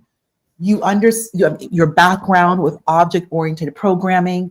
You have an actual portfolio. You have products. You have a website that you have built, still up and running, which means someone's paying to host your site. I mean, your background with finance. What's happening right now, John, is that recruiters are having a difficult time finding these fresh young graduates who have that background that you have. I think what it is that you're very foundational. Everything that you did when you were in the industry is as relevant now as it was back then. What you did, like your background, C#, this is what they're building, internet, like IoT. Yeah. That's what they're building. That's the foundation right now. And on top of that, I'm hearing that a lot of these kids, they don't even learn Linux. So they're not learning bash scripting. Like, this is really bad, John. I mean, it's just a lot of these kids are too light. They're too low level. There's low level programming and like top level or high level programming. What you learn is that low level programming that's close to the operating system. So you have a better ability to manipulate storage and memory. A lot of these kids aren't learning that in college. Furthermore, John, you know, they can just go offshore. John, As I said, whenever I hear education, my mind just go blank. Like these motherfuckers, like education is to me, education has been so corrupted now. And I said this a long time ago. We're gonna get to a point where only the stupids go to school, right? The people who got any kind of fucking sense are not gonna be going to college. It's too overpriced, and you sitting around a whole bunch of stupid ass people. And Elon Musk, I think, he's talked about that. I think Apple, Google, all these people. Palantir, they have a program. You actually mentioned it. I looked it up. They do for you know, like a lot of this stuff. You know, I taught myself software on my own. I never took a class ever, but I studied, I practiced, I studied, I practiced, and you know, I figured it out. I'm not saying education is not a necessity. Okay, get them up to reading and being able to do basic math, algebra if necessary. That's what most people. That's about the extent of what most people would ever use. Most people will never use calculus. I haven't used calculus since I left college. But you still have to learn calculus, and you took calculus. You have to take calculus, John. But even as a software developer, I didn't use calculus.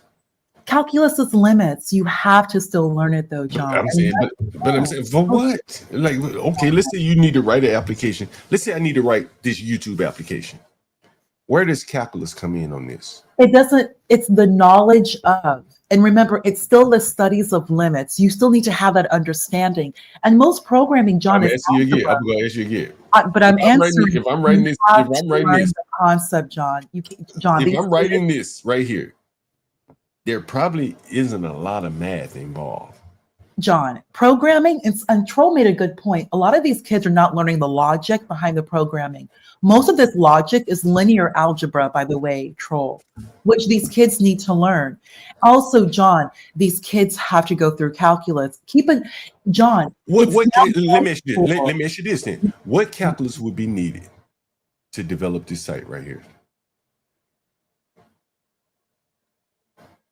John, you're John. I'm asking you. You want to answer the question? No, there's no point to answer the question because you're treating calculus like it's a trade.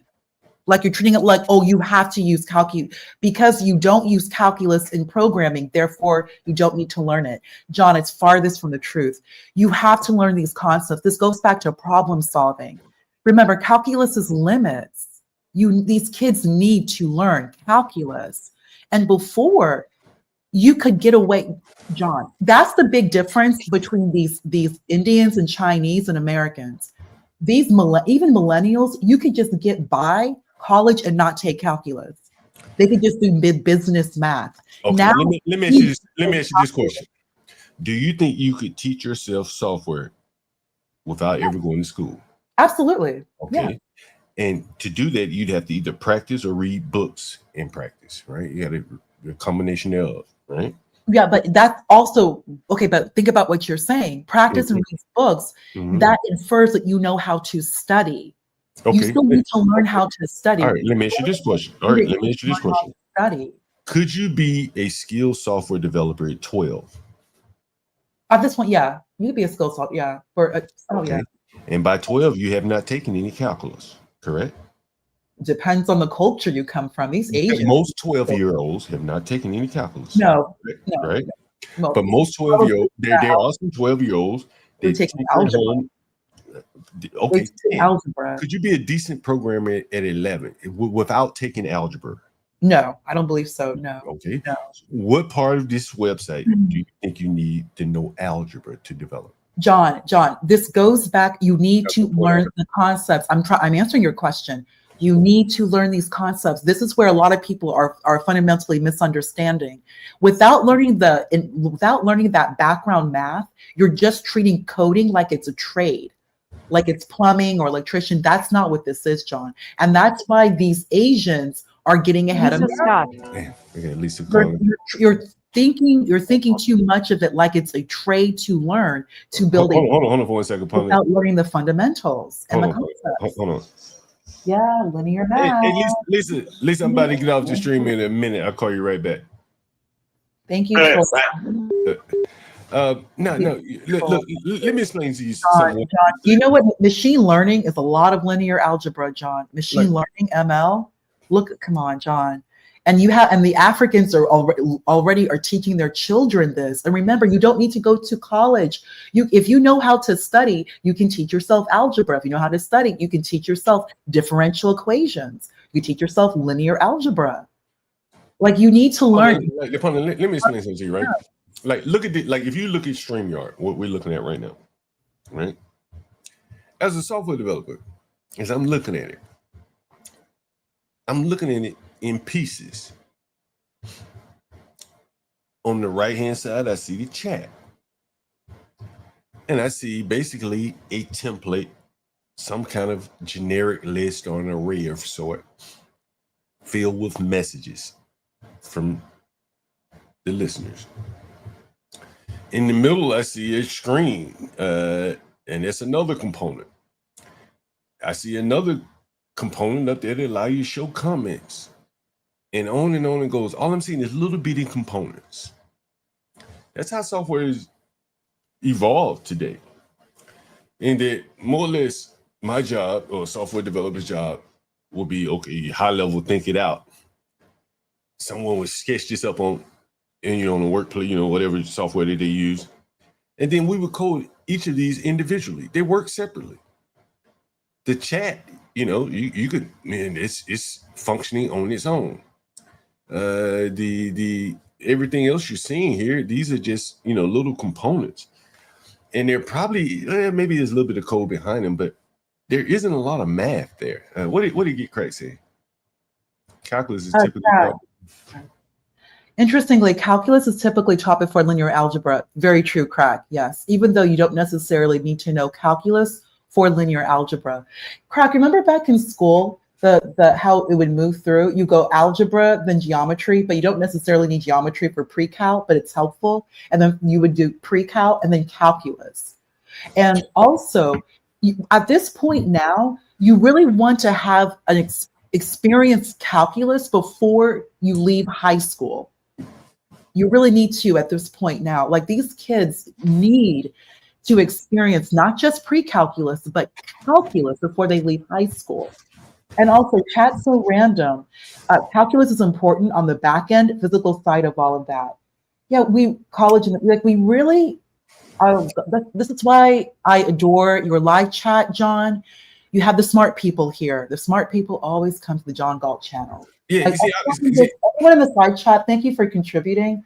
Like, many of you understand what I'm referring to, where I'm coming from. yeah. See, Even I if it's can't, not I can't you, speak on the hardware side. Get Crack knows that, right? Maybe they need yeah. Trig over there, right? But to write all of this, you don't need it. This is not high level math here. I'm telling you, at best is John, you're also applying the fact that you have 20 to 30 years, way more experience. And it's change the much fact different. there's no capitalism behind this. Okay, but it's a much different time now, John, because fundamentally, we all know, all of you in the chat know what I'm saying. Algebra is fundamentally problem solving. That's how we, like inductive reasoning, we go ahead and we prepare the function through algebra.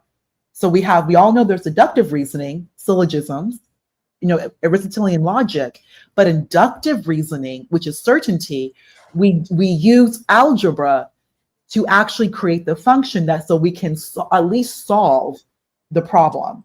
That's what we do. When we're looking into probability, you need that background with algebra. That's algebra. Never mind going through pre-calculus. Geometry, of course, has to do with space, shape, and then again, calculus, which is limits. We need to study this, especially now, because we have moved so forward in technology. Look where we are now with artificial intelligence. And when we drill down further with AI, machine learning, we continue drilling down, generative AI.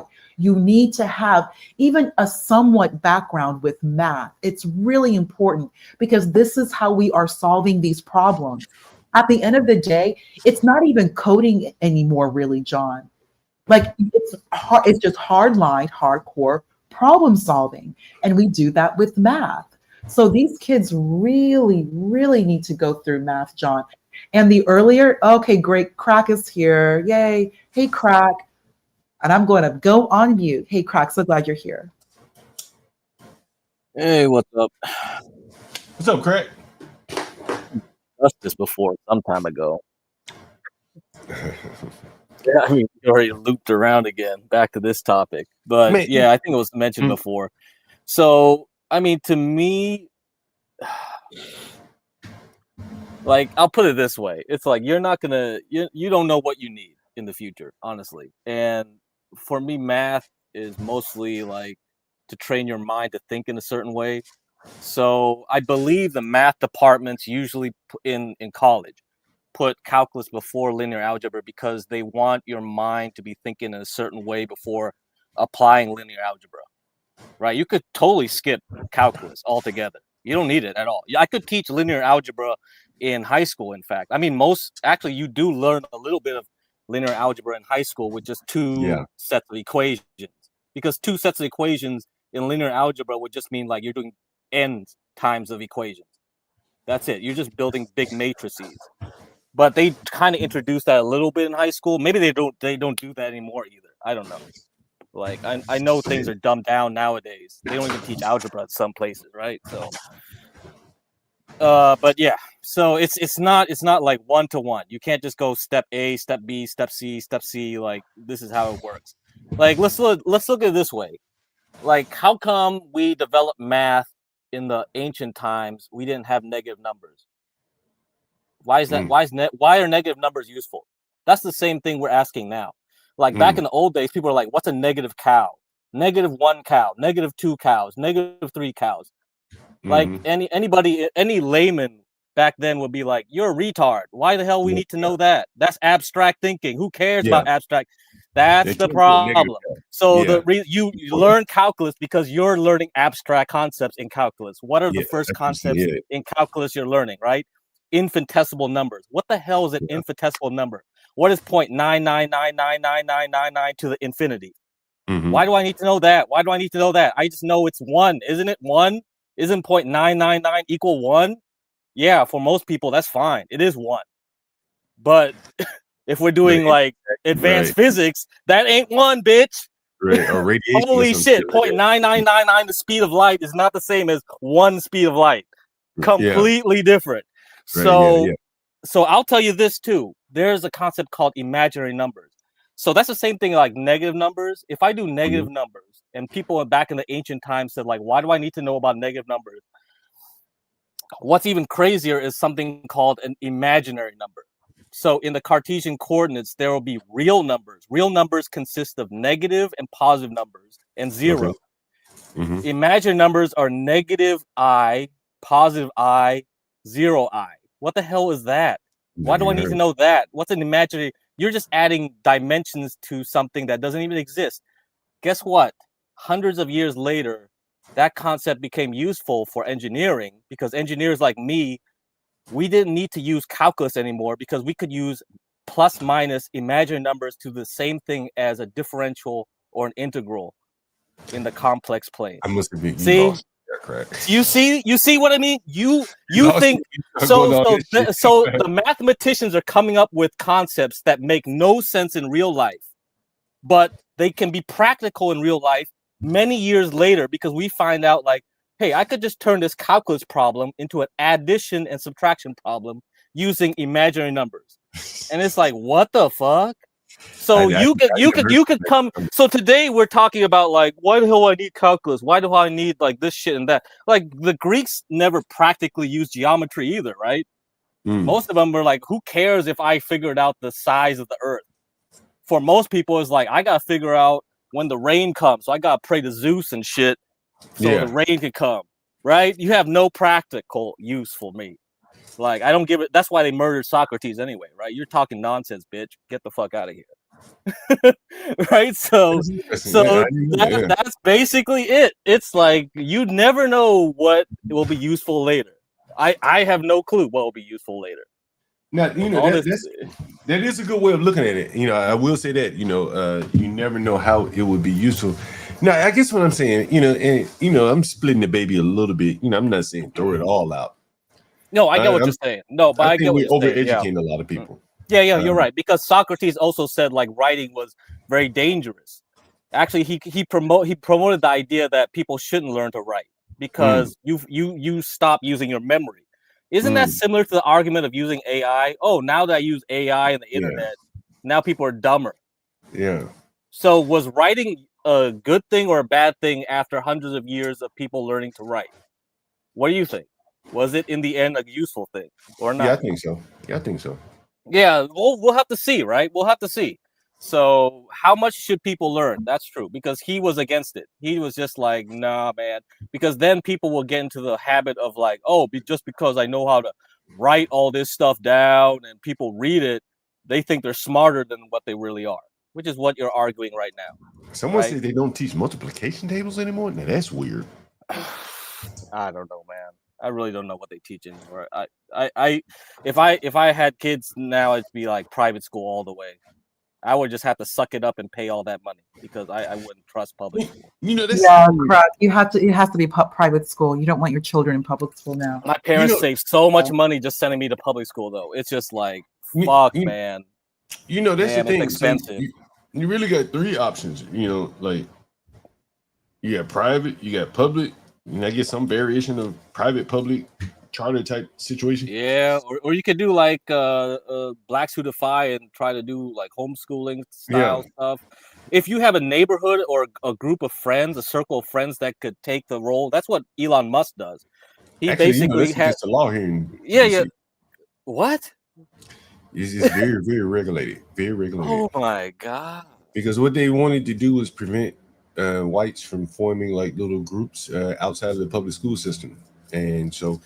I did not notice, but during COVID, it came out that the city was like, no. You white people don't be forming little school groups amongst yourselves while we're doing this virtual learning. That's what they did. And remember that they allowed you to pair up with like one other family or something like that. You know, this city told us to pair up, you know, but not form large groups. There's regulation about it. There's laws on the books about Weird, man. Mm-hmm. Weird. Yeah, because that's what Elon does. Like he basically set up a little school for his kids because he has so many kids, right? So he was like, man, it's just more cost efficient and beneficial if I try to get my friends together and have each of them teach courses. So if I have a good friend network, right, they'll be like, okay, get cracked, go teach them some math or whatever. I don't know. I mean, I probably wouldn't be good at teaching math, but but anyway, like let's just say you just have no choice. Like, well, this guy's an engineer. At least he could teach some math, right? Right? And then you have another guy.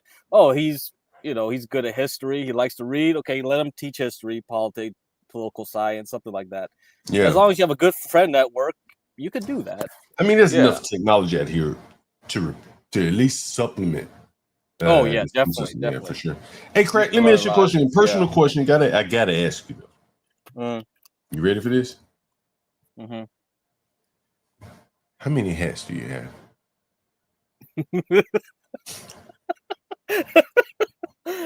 Like, man, maybe I have some in storage too, but I'm not You a got a lot hat of guy hats. though.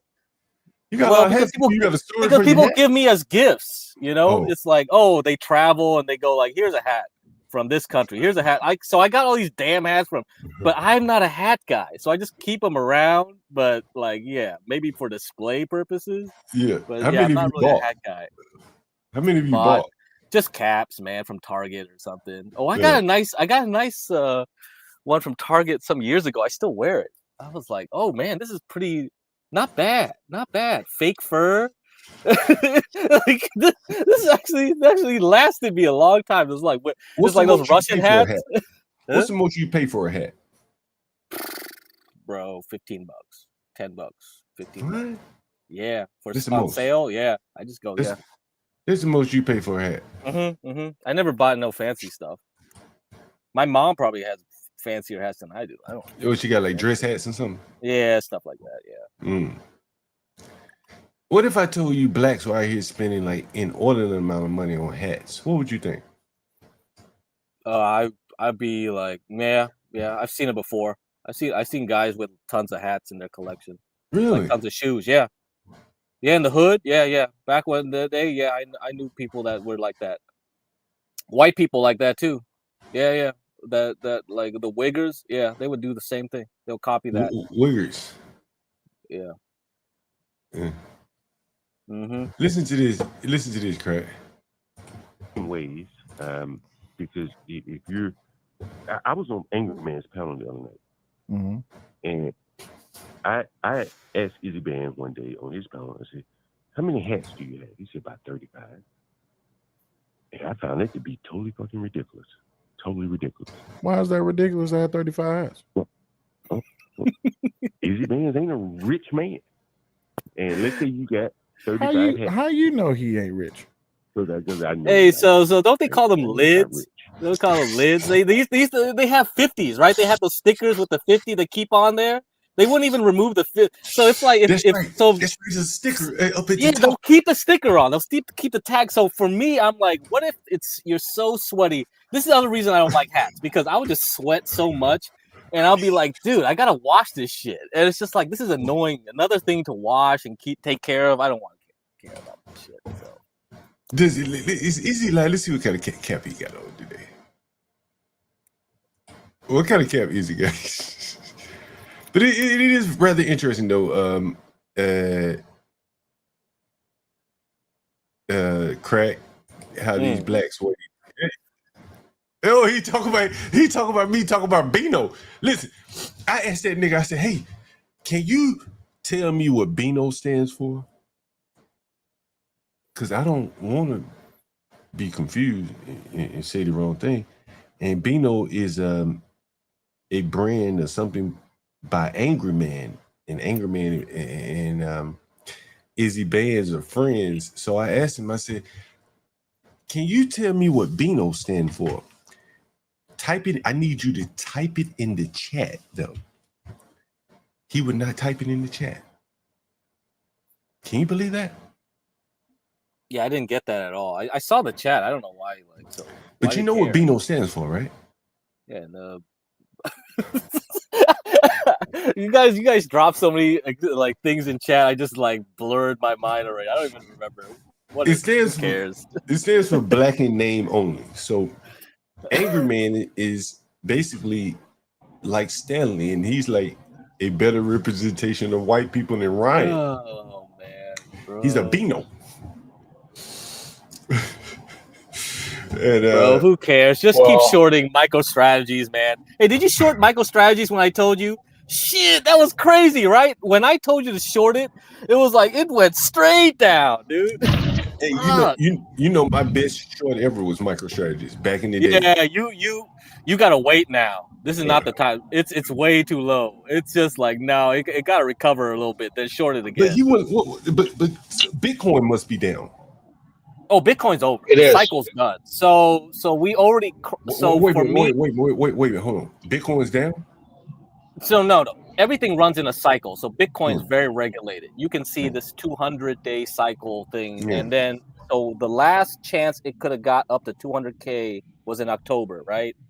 It hit right there up into the last high, about 120 something, 130,000, close to the last high in the summer. That was it. That's done. That's So we're going to the left shoulder. What's Bitcoin in now? I think it's below 100K. It's below 100K. Once it's below 100K, that's it. It's psychologically broken. A lot of people. What's the highest it's been? What's the highest it's been? 130, probably 130 something. But you say it's below 100K. Below 100K could be 50, 40. No, it's not that low yet. I mean, if it drops to below 70, then do I panic. Is it like in the 80s? Where it? Man, let me just look it up. Everything's just changing so fast. I don't really care. It's in the mid 90s right now. Just short MicroStrategies, man. The reason why MicroStrategies was 400, now it's like 200. The reason why I bring it up about the price because MicroStrategy went very, very long in. Yeah, but MicroStrategies went down a lot more than Bitcoin. You see, that's why if you want to short Bitcoin, short MicroStrategies. Because all the other Bitcoin companies moved to AI because they jumped from one hype to another hype. Yeah. So MicroStrategies doesn't do AI. MicroStrategies went from whatever bull crap they were doing to Bitcoin. They're too late. Everyone else is moving from Bitcoin to AI, and now AI bubble is already topping. So next year, MicroStrategy is too late because it's 2 cycles too late. They caught the wrong train at the wrong time, and that's why shorting MicroStrategies back to like $30 is the way to go. If you want to short Bitcoin, that's the way to go. Yeah, it's like a proxy for Bitcoin. Yeah, which is a word because if you want Bitcoin, just buy Bitcoin. Yeah. If Bitcoin goes down, it's the rate at which it's going down that matters. If Bitcoin goes down like 1%, MicroStrategy will start going down 10%. Just MicroStrategy. You know what's interesting about MicroStrategy? You said the AI, you know, is that their business that they had. I don't know how much of it they have now. The dashboard like business that they had probably would have benefited a little bit from incorporating AI. Because it provided information about sales or whatever. Right. You know, but they went headlong into Bitcoin. The wave seems to have passed them there. That's very interesting. Yeah. No, yeah, they went too late. They should have shifted gears to AI when they went more and more into the Bitcoin hype. It's like, dude, the Bitcoin hype is about to die. If anybody pulls up a chart, you can see the cycle. It's a sine wave. It's just like perfectly aligned to 200 days because there's a high halving cycle. Also, it's aligned with the presidential cycle because they set the halving cycle kind of offset a little bit to the presidential cycle, and the presidential cycle with the housing cycle aligns with the stock market cycle. So we're about to hit a little peak here, and then we'll see how it goes into next year. So we're probably at the top now, yeah. With the way NVIDIA earnings happened last night, it was like we had a little pop this morning, and then we lost all of it. We lost all of that pop today. So the NASDAQ was up like nearly 2%. Now it's down 1%. We dropped basically 3% in a day when you look at it. That is not good. After a key earnings. Yeah. Man, because NVIDIA now actually sponsors a lot of companies, little companies. Yeah, I've heard about that. You heard that? Because they're wrapping up the debt. It's like CDLs in the housing market. So now they're wrapping up all the debt together with Nvidia. So like you basically have Nvidia being pumped, and Nvidia's using that money to make bonds and buying stocks of other little companies. And it's like, what the fuck? Now everything's tied to one company. So if Nvidia dies, does the whole stock market die? There is a systematic risk happening. It's either going to be Nvidia or something close to it. And the other thing you should look at the two charts of Nvidia and Palantir right now. I would probably start thinking of majorly shorting Palantir too. I was just about to ask you about Palantir. Do you mind giving a breakdown what's going on right now? I was just about to ask you about Palantir. Well, it's all a bubble. Like I didn't expect Palantir to go much over 200. That was my target, was like 150 something, and it hit about 200, right? Close to 200, or maybe it did hit 200. And now I'm looking at the way the chart moves. If you compare Palantir to Nvidia, the charts are similar. They both have a little bump in the summer. They had a little higher bump like a month ago, and now it's coming back down. And when you see something like that, you're like, that looks like a top, man. So all we need is a big catalyst. All we need is somebody to freak out the market now, because it's very, very tied together to AI. So all you need to do is spook AI, and you're done. It's toast. So I'm waiting for that thing. I'm waiting for it. The fact that the United States is at war right now, especially the country that the United States is at war with, that's why I wanted to just respectfully push back when it comes to there being a catalyst that would bring some sort of negative reaction in the market. There's just no, you have to understand it this way. Price leads. So the price you see now is what people expect the future to be. Let's say you have good news and the price goes down. What that means is that, like, oh, there's good news, but it wasn't as good as I was hoping for. Because if I want to buy a stock at a high price, it means I believe it will be a higher price because of a better catalyst later. If I don't believe a better catalyst is coming, then it goes down anyway. So that's when you know you're over, because the stock market is just psychology. I am buying a bottom because I know the future is going to be better, right? So when bad news happens all at once, that's when I start buying, because everybody's freaking out and whatever. But if you're already gave all the bad news out, then I know there's going to be better news later, because all the bad news is done with. If I know all the good news is over, if I know China is going to do this, if I know Saudi Arabia is going to do that, what's better than that? Are Martians going to come down and buy AI? If I don't know what the future growth will be that will make Nvidia go even higher in price, and nobody's willing to buy Nvidia at a higher price, then the price starts going down, because it's all an auction. Everybody has an auction, right? If I'm in an auction, somebody goes like, I bid this, right? They put out their little tag or whatever, and then the guy goes like, oh, this guy bids $200. Anybody want 210? 210? Anybody? Nobody? Guess what? Unlike an auction in the Sotheby's, you can make the price go down just to get more buyers. Okay, what about 190? Anybody buy Nvidia for 190? How about 180, 170? And that's why price goes down, because nobody is willing to buy the price at that price you gave before. It's an auction. It's an auction. It goes up and down. So if I don't know that the future gives me better growth, even though we have good news, it's over. That's why it's called sell the news. Buy the rumor, sell the news. Because there's no more rumor to pump up the price even higher. If there's a rumor that aliens are coming here that need our AI, all right, I'll buy Nvidia at $400 because I think it'll go up to $1,000, right? But if nobody's willing to buy at 200 because they think it's going to go up to 400, it goes down to 100 then. That's the problem. That's the problem. So price always leads the cycle. So you'll see the price top in the stock market, then the whole economy will just start dropping later. Because the reason the top in the price is because people think something's wrong in the future, because the growth is slowing down. That's why, yeah. So even though there's still growth, yeah, it doesn't mean it. So a good company can still be a good company, but if you have lower growth, nobody's going to buy it. The stock price won't go up, because that's all the stock market runs on, growth. If you don't have future growth, we won't buy it. Hey, what's up, Crack? Yeah, what's up? I wanted to ask you. So, did you say that you think that it'd be a good idea to short Palantir right now? I don't know. I've been debating. I shorted it a little bit in the summer when it hit that peak, and then I shorted a little bit again. But if I want to be a real short, like I think like this is a major top, like it's really gonna go down. That's what I'm debating right now. It's So kind of like, the thing is that I have stock in both Nvidia and Palantir, so I'm oh thinking yeah, you should be thinking of like I getting do out of it. too. I do too. Crack. I bought like 200 shares immediately when Palantir IPO'd. I was waiting for Palantir. Yeah, I think it's done. I don't think it's gonna. That's yeah, because the way it looks now.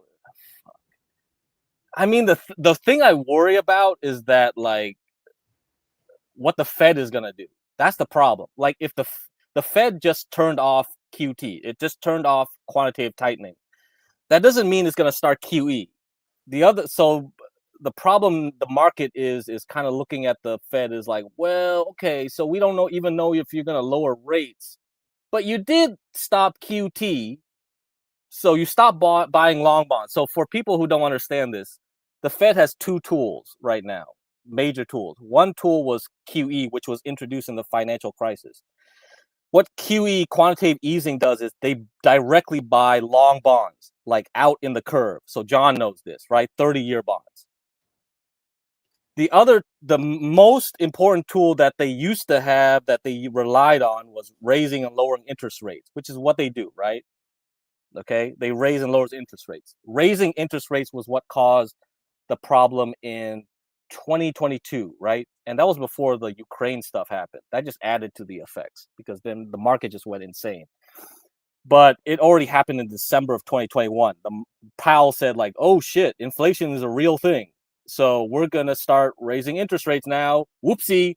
And they start raising it really fast. And then once you got into February and the Ukraine stuff happened, that kind of like the Ukraine stuff kind of took over the news. But really the reason the market was freaked out was because of how fast Powell was raising the interest rates to catch up.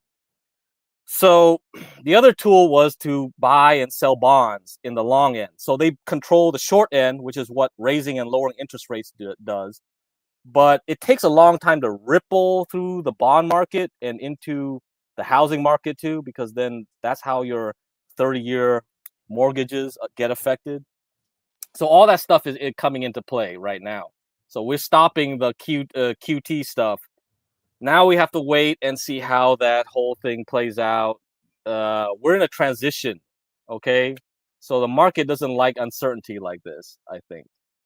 We also sits down right now, man. Yeah, I mean, because the market doesn't know what's going to happen in the future. So we could just be going sideways though. I wouldn't say like, oh shit, time to short Palantir. It's easy because it's just going to go straight down. Things don't necessarily go straight down. They go down, then they'll bounce. We might bounce anyway, and then we go down again next year. Yeah, And, I mean, or we could bounce really high. Most of my like, I have a bunch of mutual funds, and this is all for long term. I'm talking about. Yeah, you know? right. Yeah. So I mean, like in the overall trend for most of mine have been slow. It's been overall it goes up. It will go up a little. It will go up, and then it will go down a little bit, and then it'll go up. So like I have a couple mutual funds that have done 20% return over 2 or 3 years, something like that. But besides mutual funds, the only other two I have really are Palantir and Nvidia. Right. If you think it's going to be a long-term like downward trend, then it's time to move out of there. I wish I could call like, ooh, this is going to be a long term, because people probably called a long-term downtrend in April, right? They were like, oh shit, this is it, because it did align with it. It's like, it looks kind of like it, but then we hit like a little support area, which was close to what happened last year. And then we bounced higher a little bit, right? So we could go back down. We hit like a little support, and then we bounce a little higher. And then that next higher up is kind of like, I'm looking at it next year. I'm thinking, yeah, next year, that last one will be a good, because you can make a lot of money in bubbles. That's the thing. Right. That's what people don't. People always you can say it's a bubble. I don't care. You make a lot more money in a bubble. Yeah. The price action going up and down. Yeah. Yeah. You make more, because if it's going up, might as well just ride the train up then. It's like, who cares? You can't call the exact top. Nobody's going to be like, that's the top. That's the top. You can do that all day long. And Michael Burry, I think, just shut down his investment firm. You know that? Michael Burry gave up. Yeah, he did. So that's the funny thing. If he gave up, that means maybe the top is coming, because usually the guy who like gives up at the bottom, or the guy who's really loud and gives up at the top, is like, oh, now we're really at the top. Now the bubble really is over. Oh, okay. So that's what I'm worried about, because if Michael Burry gave up, I'm kind of looking like, oh shit, he gave up. That's not a good sign either.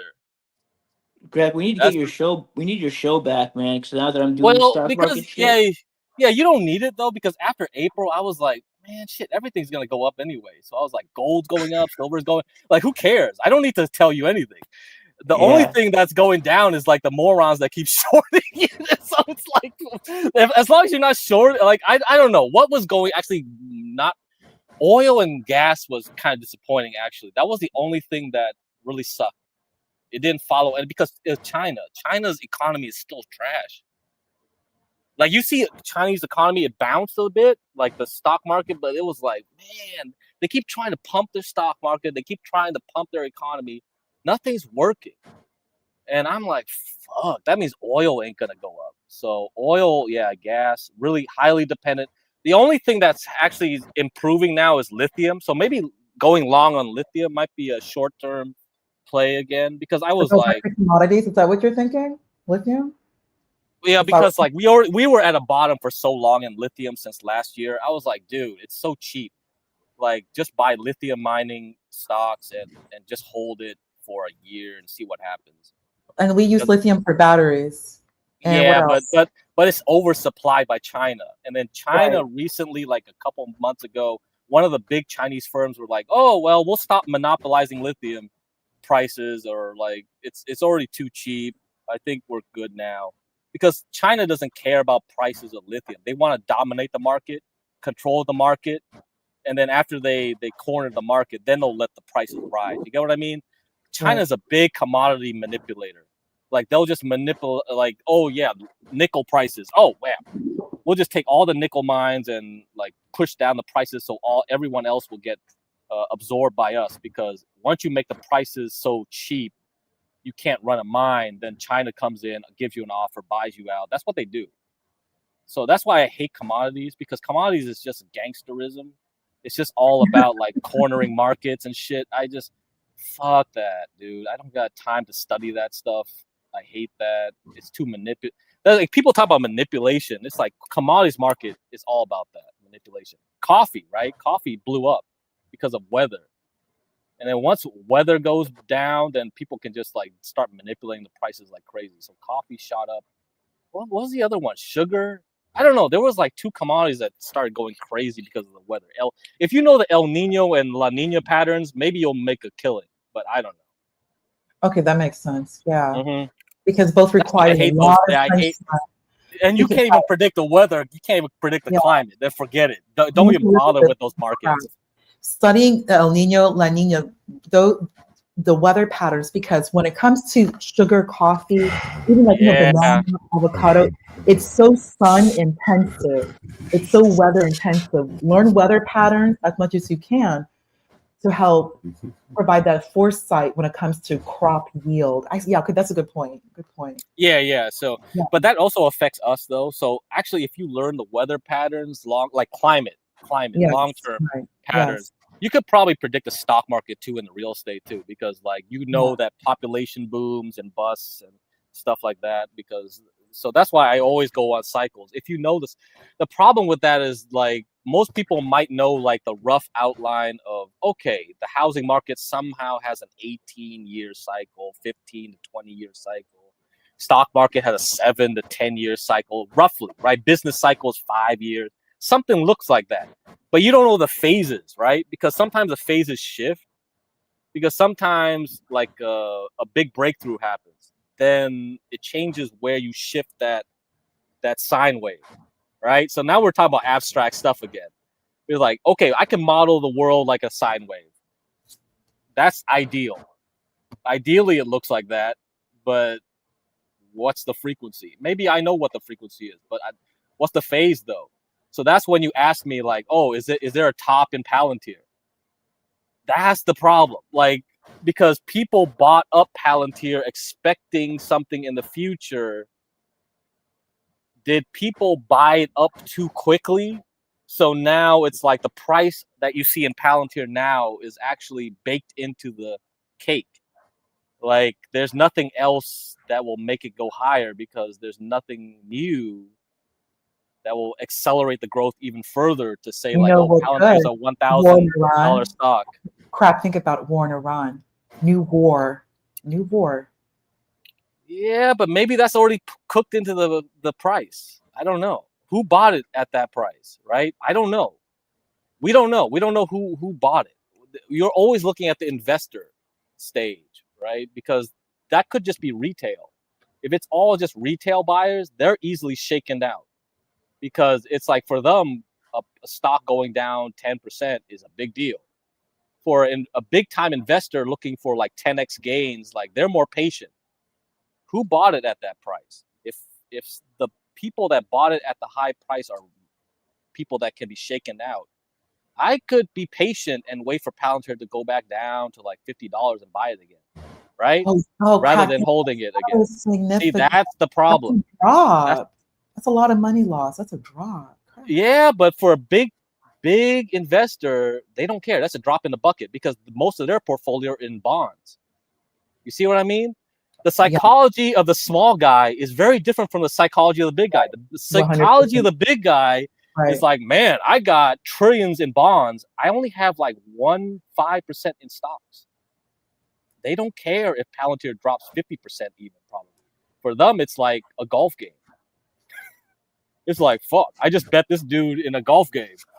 Whatever, bitch. I lost it. And then you're worried about like 50 hats, 100 hats, 200 hats. That's a different game altogether, right?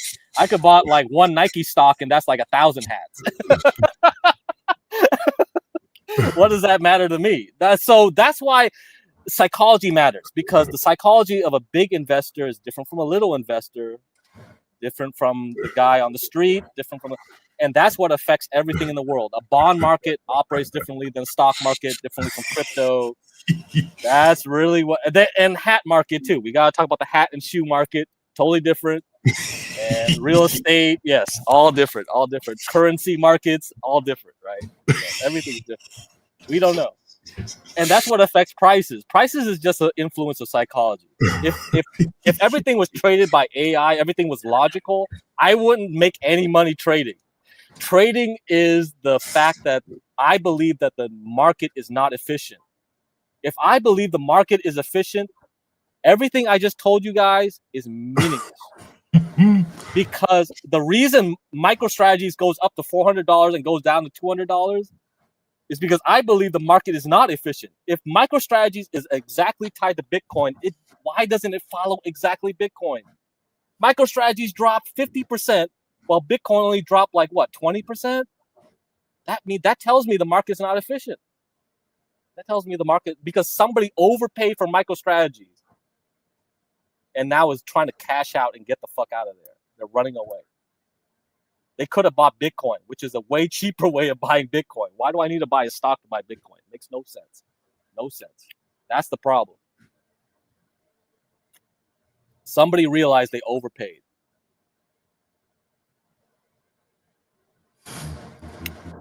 Anyway, yeah, so that's the nitty gritty of it. So I don't know, John, do you believe in the efficient market theory? If you believe the markets are efficient, or you believe it's inefficient?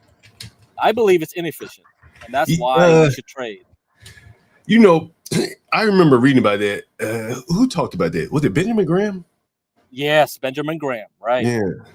So that's always the key debate between people. It's like, if the market is efficient, why should I trade? Because trading is trying to understand noise. But if the noise is actually based on some kind of foreseeable act of people, then why don't I trade that? Is the noise based on news? If it's based on news, then I can't win because I have no edge, right? I should have a terminal that can within a nanosecond beat out everyone else in the world. Since I can't do that, I'm not going to bother with news. That's why when Master Kim always asks, do you follow news? I don't follow news because I can't win. I don't have no edge. The only edge I have is trying to guess where people's psychology is. If I think people are overpaying for Palantir, and I think most of those people that are paying for Palantir are retail traders that are not rich and cannot stomach 20% losses on one stock, then I think that price is going way lower. Get what I mean? Mm-hmm. Yeah, and that's what I'm betting on. That's what I'm betting on. Do you think the market is efficient? I don't know if I believe No, I don't think so. Yeah. Otherwise, I wouldn't have made those shows and whatever. Because if I believe that's why technical analysis is something you could look into. Because if you believe everything runs on fundamentals and efficiency, don't bother what I'm saying. You don't believe it. But if I used to believe in fundamental analysis. You know how there's two camps: the fundamental versus the technical. Right. I don't believe in the fundamentals anymore. Yeah, because I think it's mostly psychology. Because bubbles happen. Also, because the Fed actually helps you. A lot of the reasons stock market pumps up is because the big guys have nowhere else to put their money into. They're already overexposed in real estate probably or bonds. And they like, well, I need to put some of my money in something. And then their advisors would say like, well, why don't you put some money into stocks, right? And then they would just pick out some stocks for them. And that's what happens. So a big guy would probably put like 1/10 of their money into one stock. That probably is enough to pump a small stock up 50%, right? Yeah. And then a lot of retails would chase that. So there's a lot of these little small AI companies you could chase. And it'll be like, wait a minute, why does this small company, small cap, go up like 30% in a month? Well, because maybe somebody out there in Morgan Stanley was like, well, hey, buddy, you need to put more exposure into equities. How about put some of this 0.1% of your wealth into this stock? And then all of a sudden, this dumb stock pumps up. And you're like, what? And then everyone starts chasing it, thinking it's a tell of something. It's not. And it's all psychology after that. Because the stock is so tiny that it's easier to push up the price. Why don't I ride it? Why don't I ride that bubble? So that's all it is. You're trying to identify bubbles. Yeah. Craig, I'm listening to you and I'm looking at Izzy Bear's chat. Bro, what are you doing, man? Man, I'm just having fun with Craig. Come on, man. Hey, what about your stream tomorrow, dude? What about your stream tomorrow? Are you prepared? Yeah. Dude, don't forget it, man. No, hell no. Pastor Manning tomorrow, 3 p.m. John Goggles, the Outlaw. So how big is your audience gonna be? Like, I don't know. Like, how big is his audience on this? Oh, he is I don't know, 20,000 subscribers. I don't know if his audience will be watching, but yeah, he could just be. He's not, like, YouTube people are different, right? Yeah. I mean, he is not really YouTube people, but YouTube subscribers. I don't know how many people watch his channel. On a regular basis. Right. There have to be an active. Yeah, you have to be an active. Yeah. That's the thing too. Consistency is what drives viewers. If they know you're at some time, they'll come. I think the clips would be good from the channel, though, from the interview. We get some good questions, guys. Yeah, it's good that you're using the clip feature. I didn't even know YouTube upgraded because Kick had that clip feature for a long time. Long time. Yeah, and it's finally that YouTube has matured it. YouTube, I think, really doesn't care about live streaming. They really don't. Nah, man. Geez, what time? I've been here much longer than I thought I'd be. Man, I've been thinking about. Has it? Well, I know. Oh, I thought you said 11. I was like, oh shit. 7. Man, damn boy, shit, I freaked out for 7 hours. Anyway, man, I was talking to someone. I ain't gonna say any names, but anyway, I know that he doesn't do videos, and so I said,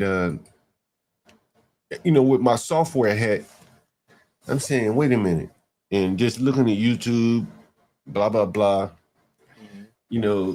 people freaking out when Leonard Roy pulled a gun out on the channel. Then I go on another channel that do gun videos. They have millions of hits. So Google Google really values videos. Yeah, they do. Yeah, they do. Because it is content that they can pre-process before they publish it. I could kill myself right on the street, boom, and then someone would clip it, and it would get out of YouTube's hands before they could take control of it from a software standpoint. They can't have a billion people watching. Yeah, that makes sense. You're right, because they always process it with the algorithms to get the copyright and anything else that they want to do. Mm-hmm. Sometimes they'll take a while. Yeah. And then after the stream is over, they decide if it's going to be monetized or not. Right. And so what you'll see is that a lot of these live streamers, they have to take their videos down. If you look at the Gospel of Bob right now from last night, they probably took it down because they were asking 90s to stop using the F word. He kept using it. Well, YouTube's going to demonetize it, so they probably put it on members only. Or even if they left it up, it doesn't make any money. And so they spent 7-8 hours there.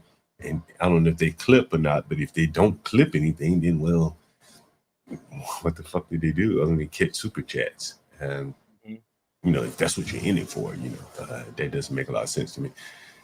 Anyway, so, yeah, I think, you know, and when you upload videos, YouTube gets a chance to process them. So they feel more comfortable with that. They'll pay more for that. That's how I think it works. Shorts definitely are promoted. And actually vertical live streaming also very highly promoted. Yeah. I don't think they pay as much for shorts though. No, they don't, but it gets you in the algorithm real quick though. Yeah. Really fast if you can hit it.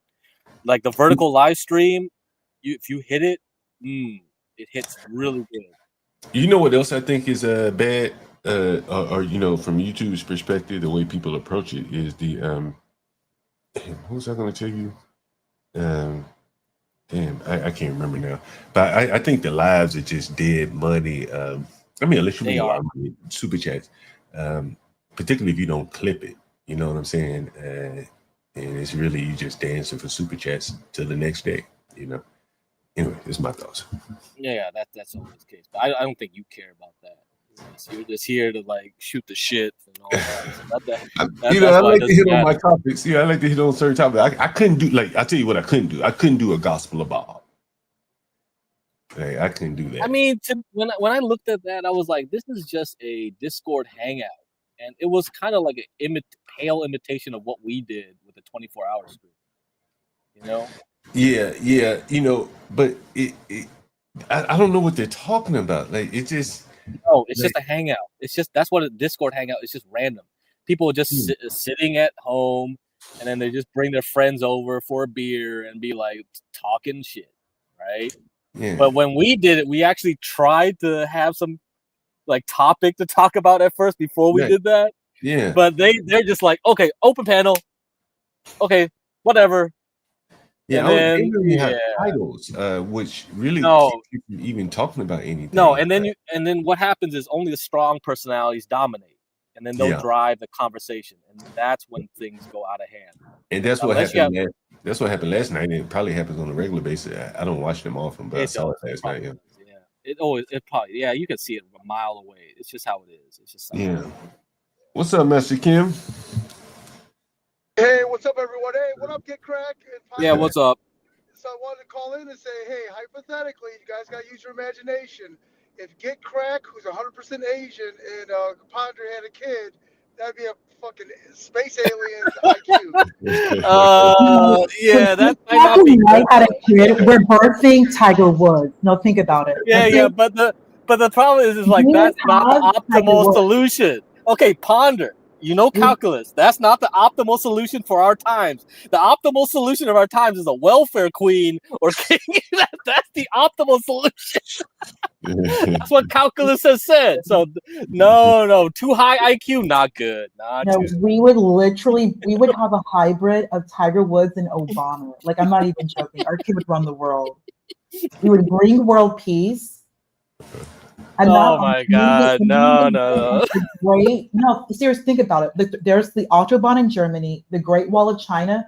We would literally terraform all of Africa. It would be awesome. I'm not. You think I'm joking? Oh man, don't Oh my tempt me. God. And then That on sounds top of that, tempting. good crap, we're going to annex Houston. Like we're just gonna take the whole city of Houston. Really, we need Houston. We need H-Town for this. I just want Houston. It's a great. We need the port, and it's good to have a spot in the south, close to the Gulf of Mexico. Oh yeah. Then we can easily move. That was the Gulf of America now. Oh, that's right, the Gulf of America. Then we can get into the Atlantic. We can do the whole textile industry. Oh my God, don't think about because the Asians are in Africa. We need to get Houston. Just take Houston. Then we can. That's an easy way into Europe and also Africa. Dude, I'm planning this out, crack. I am. World domination. So somebody's got to take over Haiti though to make it get some money off of that place. Because No, okay. Haiti is a vacation spot. We'll do it like the mafia did in remember Godfather Part 2, Hyman Roth. We take Haiti and we divide it up. Oh yeah, I got Haiti too. Whoa. Did you just say Haiti's a vacation spot? Because you can't you can't run away from that. So, I mean, you know the soil is completely depleted. You can't grow anything in Haiti. What's They up, can't baby? grow anything in Haiti. So what can we, okay, so Haiti would be like the Cayman Islands Part 2. And I also need I need an island. I need to relax in in luxurious. It would be because we need offshore banking. I don't want to do banking on the United States. I want some, I don't want full transparency. Banking did a lot of work overseas. We have ain't nobody I know that say, hey, I'm about to go to the Caribbean. And then you ask, where? Haiti. We're gonna fix Haiti. Crack and I, we'll take care of Haiti. We'll fix Haiti. Don't even worry about it. I don't know. Our baby would be like Aquafina. Nah, you can't. You gotta. You know the way you fix it. The way you fix it is you gotta have some Haitian that got white blood in them, or a white person just gotta come and take over. Yep. I'm going to deal with Haiti. I know what to do with Haiti. Since 7, our baby would come out like Aquafina. She is funny. She cracks me up. Aquafina's funny. Africanese takeover. Shoot. I mean, you know the funny thing about Haiti though is the French tried to get it back so badly because sugar and coffee was I think Haiti supplied Europe with 40-50% of their sugar and coffee. Right? Yeah, but nothing grows because of it. Because the soil is depleted. They use meat just for sugar, rum, and coffee and bananas. That was the jewel for the French. The Haitians, they brought in voodoo. That was voodoo. That Dessalines, Louverture, they used voodoo. That, and on top of that, crack, I don't think you know this. So Jefferson got the drop for the Louisiana Purchase because I know that. Yeah, I was rereading that actually. Thomas Jefferson and his because he had because Andrew Jackson years later it was that kind of set the stage for Andrew Jackson. Without that Louisiana Purchase, you wouldn't get Andrew Jackson. And the thing is, if you look on YouTube, there was some guy who recently posted the Louisiana Purchase, the Mississippi Basin is really the key to America's success. And then people just right? Talking about that is, and I've mentioned this before, crack. The Louisiana Purchase is the single greatest transaction in all of capitalism. Period. Back then, people hated it. People hated it. People hated that. It was man, what the fuck? Because think about it. Immediately with the purchase, you have double the size of the United States. Just the purchase. Never mind all the benefits of the Mississippi River, the basin. You can actually, I think I know what video you're talking about. The fact that you can actually, just for shipping and the river itself, supply chain, everything. And if that upload, think about what he said. That's the logical difference when you look at the success of the Europeans as compared to Africans is logistics.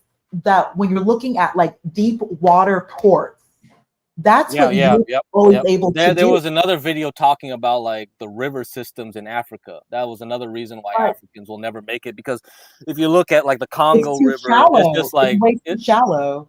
the Congo River.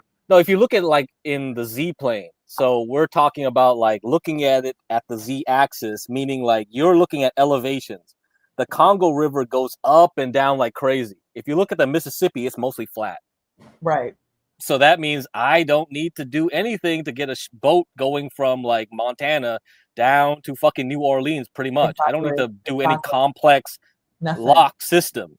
But if you look at like freaking Congo, it's like, what the hell? Look at these rapids, which is great for like if you want to go down in a crazy ass raft, right? That's good tourism, but has very bad logistics. That's what I'm saying. Our baby is going to build the African Autobahn. Oh my God. You think I'm joking? Why are you laughing? I mean, are you serious? Is this? Are you proposing to me? You're being punked. I'm being punked. I don't know. I'm being tempted right We're now. gonna get married in Houston. Let everybody know we're taking over. Oh, that's great. Oh my God. Get the text. No, but seriously, our baby would be like a Tiger Woods. We have Tiger Woods. Hey, Ponder. And although you're hey, Master Kim. What's up, Master Kim? Hey, question to Ponder. So you're very conservative and probably do not know a lot about Black American culture. Get Crack. He knows all the hood stuff. He knows how to dance for an Asian. So you're gonna get blackenized by Get Crack. Master Kim. I'm very familiar with Houston. We're good. Oh, we're good. Yeah, I think she's good. We're good. I'm very familiar with Houston. I'll just stop. I'll stop. The Asians in Houston. I'm gonna stop. Oh goodness gracious. Everyone from Houston knows what I'm talking about. Oh my God. Dude, John, did you see the clip? I clipped out this Process clip in Houston. Express. I saw Process last night. Oh, he was in Houston one time. It was crazy. He was these guys started pressing him on his like green like nail polish. How the hell did he have that on? I don't remember. Somebody put green nail polish on him. I don't remember anything. Dude, these streamers do all kinds of shit. Like you can't even track what they're doing, dude. Man, I've seen the ages reading Easy Band's chat. Oh Jesus Christ! If I wasn't going to New York tomorrow, I'd probably react to that one. But oh yeah, you're going directly to the studio or something. Yeah, going up to his church, Outlaw. Oh man, Pastor Manning. Okay. I don't know. You gotta figure out the logistics of all like how are you gonna restream here? Yeah.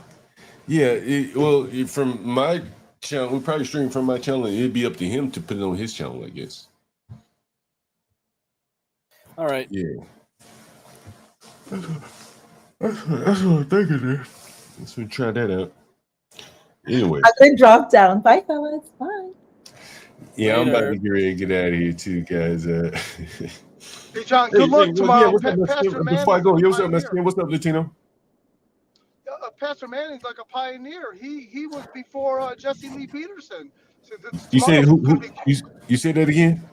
Yeah, Pastor Manning is a pioneer. He was before Jesse Lee Peterson. So this is quite a interview you're gonna have tomorrow. Yeah, it should be interesting. That should be interesting. You got any questions? Any suggestions for some questions I should ask him? You know what? I thought about that, like ask about the whole Charlie Kirk thing and stuff like that, but he's likely to say Charlie Kirk was a homo or something. Crazy. Sounds like, oh, but don't ask him that.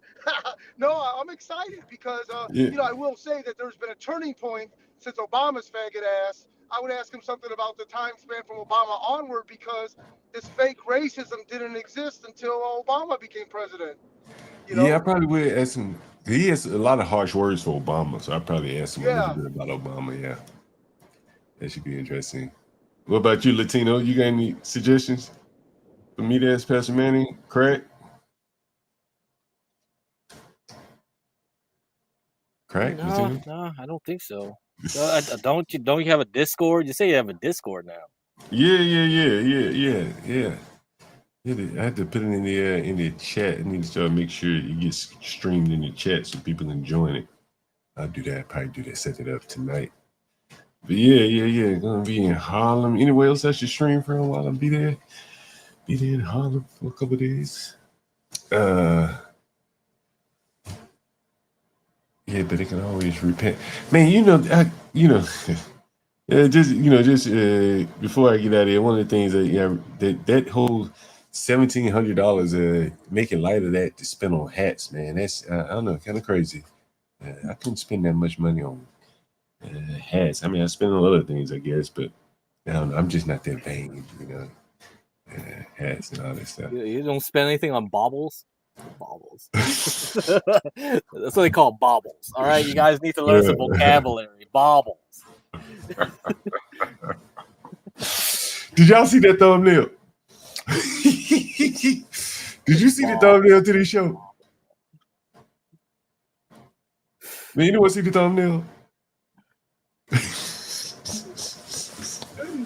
No, put up the thumbnail. I don't stream after you close it out. Let me see. I pull up the thumbnail. Where is the thumbnail? Come on. Wait, you see it? How do you see it? You can't see it, right? There's really just no way to see it, right?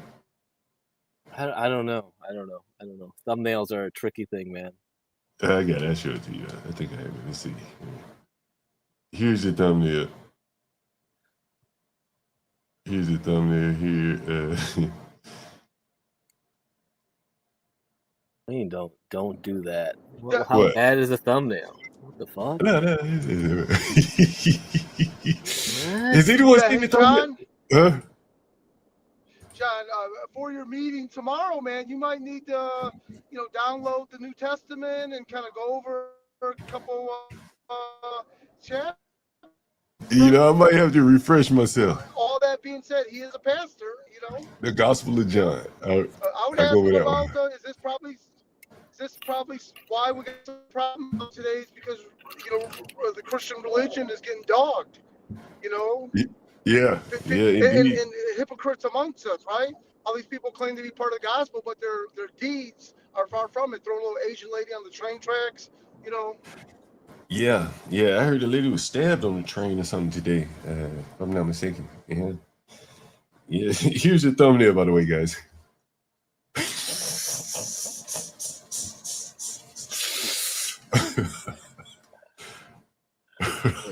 $30 hats. 30 right there. Look, right there. That was one of the points of contention. Bro, man, what the fuck did you put that little thing at the bottom? Wait, I didn't notice that part. Is that what Slick Rick is talking about? Whoa, man, bro. That's bad. You got around the censors with that shit, man. Damn. You talking about the herps? Oh my god. Oh, that's what he was talking about. You think I didn't even notice that. Crazy. You think they're gonna give me on that one? I thought that was a razor rash.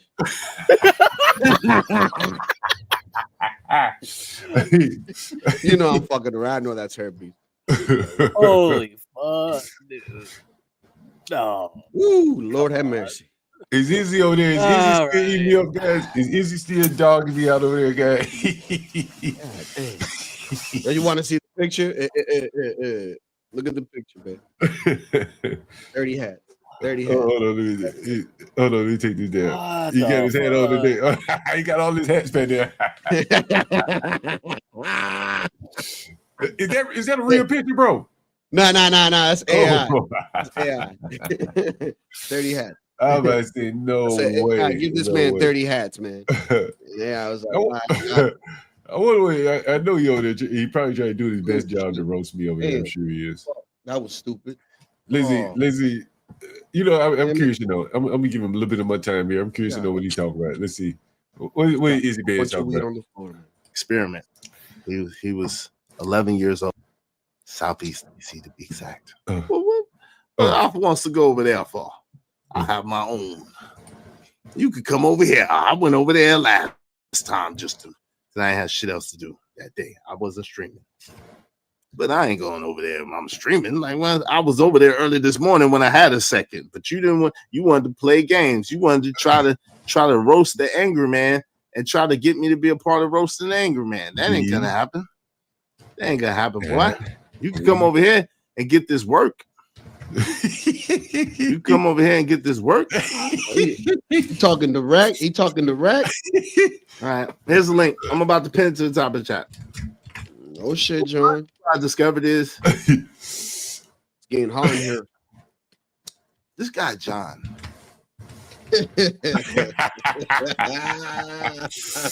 Is jealous. It's just that simple. It's sad. It's a sad reality, but it's true. I realized this when he started talking about this dark skin. Oh, this light skinned nigga, angry man, light skin. He's light skin. I'm like, huh? Like, what? How does that have anything to do with it? Yeah, the link is pinned to the top of the chat, John. You're more than welcome. We just seen what you did to your mother. That was sad, bro. We seen what you did. We know that your parents left you that land, and you fucking it up, you messing it up. You're welcome to come up here, man, because you're a slumlord in your parents' shit, and that shit is just terrible, man. They left you that piece, all those properties. You didn't have to work for that shit. Your parents gave you that shit, and you just being an asshole. What? That's not Let's talk about it. Let's talk about it. What? Since when, John? Because you obviously got some deep-seated issues.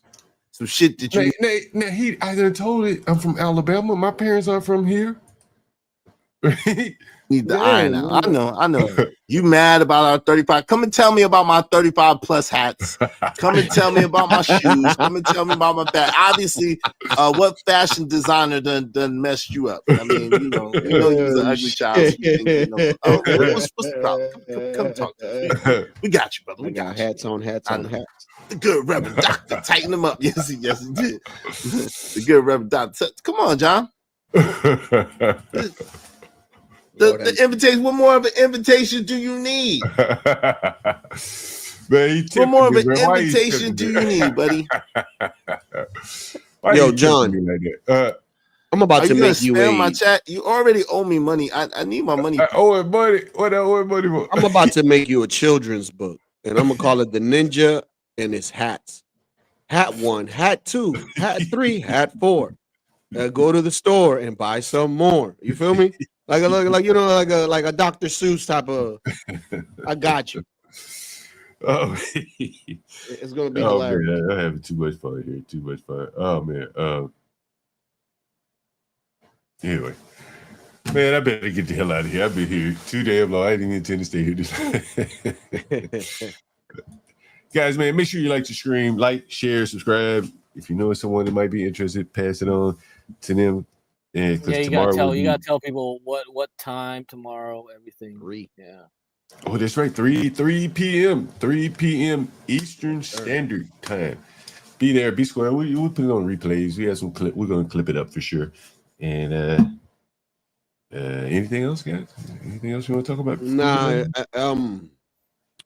When you're not busy later or whatever, just text me or give me a call. Yeah, I'll do that. I'll make sure I see you. Hey, when's the next time Get Crack is gonna reappear to give a market update? Just like MFB said, man. Get Crack. People need that info, man. When's the next time you're gonna break it down? They need that crack. Man, I don't know. Like, you gotta make time, Crack. So how do I re-access all this stuff again? I gotta show up. I'll add your email back. Send me your email that you're gonna use. Oh, okay. You have enough spots in StreamYards? Isn't StreamYards hella expensive now? Shit, it depends on how many users you have. Mm-hmm. Yeah. So are you at the cap? I don't know. I have to look and see. Yeah, because the one that I got check, the one that I got gives me 2. The next one up gives you at least 5. Yeah, it's overpriced now. I know that. People keep complaining like about it. $300, man. It's just like fuck that now. It's just, man, there's so many alternatives. Fuck. Yeah, it's like $300, man. $300 to do that. Let me see. I don't even think you need to do that way. Say what? You could probably figure out another way of doing it. Ooh, you trying to code something up? I think for a lot of these streamers, they're just using OBS. That shit's free. Yeah, they do. They just use OBS, and then they'll use Discord for since you're already using Discord. The problem is that like it's not a free link, right? You can't just put out a link. You have join my server, get on my VC, and then you have to share the VC into the OBS. So you got to do more steps. You're talking about for a panel. That's the only reason to use StreamYards actually, because like StreamYards doesn't offer anything else other than the easy way to click a link. Oh, now I can click a link, get it. You can do a panel on OBS. It's just a little difficult. I did it one time. No, I had someone try the free Ninja VDO. Have you tried that? That was something I gave to Portia one time, and it was like, man, it's too crazy because it's like it goes through a website. There's no verification. You could get porn bombers easy that way. What? But the thing, like, way more easy because, like, at least through StreamYard, you kind of have to go through more steps, more hoops. Yeah. Like, you have to have a YouTube account. You could force them. Like, no, not only do you have to get a link, you have to have a YouTube account, which causes them to have to make an email. The other way is like it's free, but it's like, damn, now there's no email requirement. There's no nothing. You can get in. It's too easy. The other problem is sharing other stuff to other people. It's like if I make a panel and I want to play something, does the panel see it and the viewers see it at the same time, real time? That's kind of tricky too, right? That's the thing that StreamYards.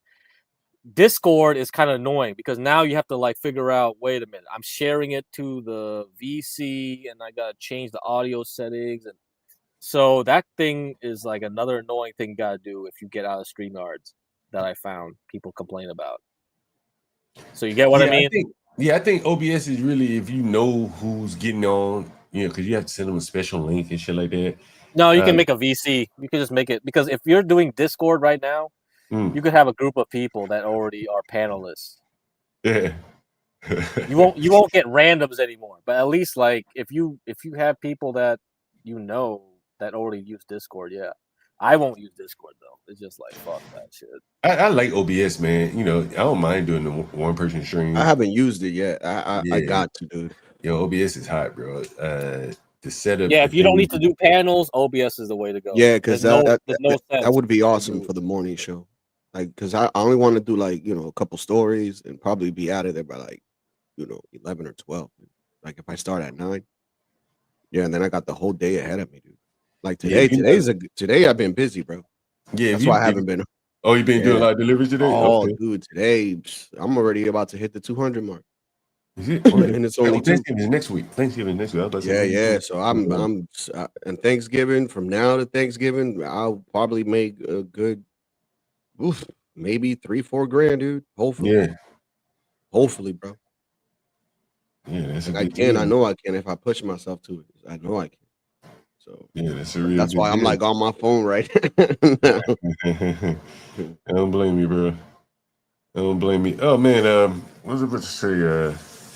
I guess I better get out of here because I gotta get ready to go to New York tomorrow. That is true. Yeah, what time you leaving? You leaving today or? Nah, I'm leaving tomorrow morning. Shit, it's like 3 hours to get up there, and then 3 hours to get there. Probably 30 minutes on the train from Penn Station to maybe not even 30 minutes. It'll probably be 10-15 minutes on the express train up there. Maybe 30 minutes total. And then, You got everything good to go and set up? I mean, shit. Shit. Well, I'm just taking some clothes. I ain't even taking clothes. Yeah, shit. I got clothes up there. So. Okay. So you probably might just stick around, huh? Man, listen. What's look? Izzy was in my chat, and he's saying come on his panel, but he was in my chat. He's been on my panel before, so he can't say, well, I ain't going on his panel because he's been here before. I've been on his panel. But, man, he could have come over here. But he want to control the situation. I understand that. But I was going to say that. I did want to ask him a couple questions about this whole Beano thing, and I don't think he will answer that question. And that's what the hell is a Beano? Right. He wanted the link on my chat while he was over here, and I asked him. I said, "I'll give you the link. I just need you to tell me what does Beano stand for because what is it? People are saying it stands for one thing, and I'm not sure if it does or not. And I don't want to cast any aspersions. So let me know what Beano stands for. And Izzy wouldn't tell me what Beano stands for, and I know he knows. Do you know what Beano stands for, Crack? Yeah, you already asked me that. Now I already forgot. Beano. Master Kim, he probably doesn't know what Beano stands Talking for. about Vino or Beano? Beano, like Vino. Oh. This is what a B Bambino or is. B. Oh, is it that shit, the anti-gas tablet? Yeah, see? That's what I thought it was Beaner. I was like, Beaner. Beano. But look at this shit, man. This is this is Angry Man's merchandise right here. He's selling shirts to blacks called Black in Name Only. Grown man merch, Black in Name Only right there. Do they sell shirts Latino in name only? I'm just curious. What? Latin X. That's what Latin X means. Latino. No, we don't like they tried that shit with us and What, it didn't they work. did? They said the Latino in name only? No, Latino X. They tried that Latino X thing and it didn't work. But that was gender based. That was gender based. And then there was Angry Man's his explanation for Beano. This was a year ago, his important announcement. And he said, when I first coined the term Beano, Black in name only, it was meant to reflect a certain experience, a certain struggle. And so I think if he was to fill in, oh damn, I wasn't showing it. I think if he were to fill in that statement, sorry guys, here's again, here is Angry Man's store, the Beano store. And here is here's the statement from Angry Man. And I think it's very telling, guys, honestly. Because I do understand. I do. I'm black. I understand. And he's saying my journey with all of you here on the Angry Man channel has been nothing short of transformative. When I first coined the term Beano, Black in name only, it was meant to reflect a certain experience, a certain struggle. And that struggle made that nigga say, man, I'm black in name only. Right? He probably moved away from the blacks. I has very little dealings with blacks. And this was his way of further separating from blacks. And again, I never heard Korean in name only. Kino. Like Hey, John, do you know if he's hooked up with a chubby white single mother with low self-esteem? What? Damn. What?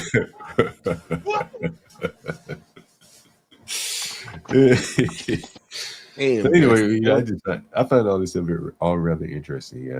And again, most of these guys aren't as smart as a get crack or pearly things, and that's fine. You can still make your way in the world without being a get crack or a pearly thing. They say she's very smart.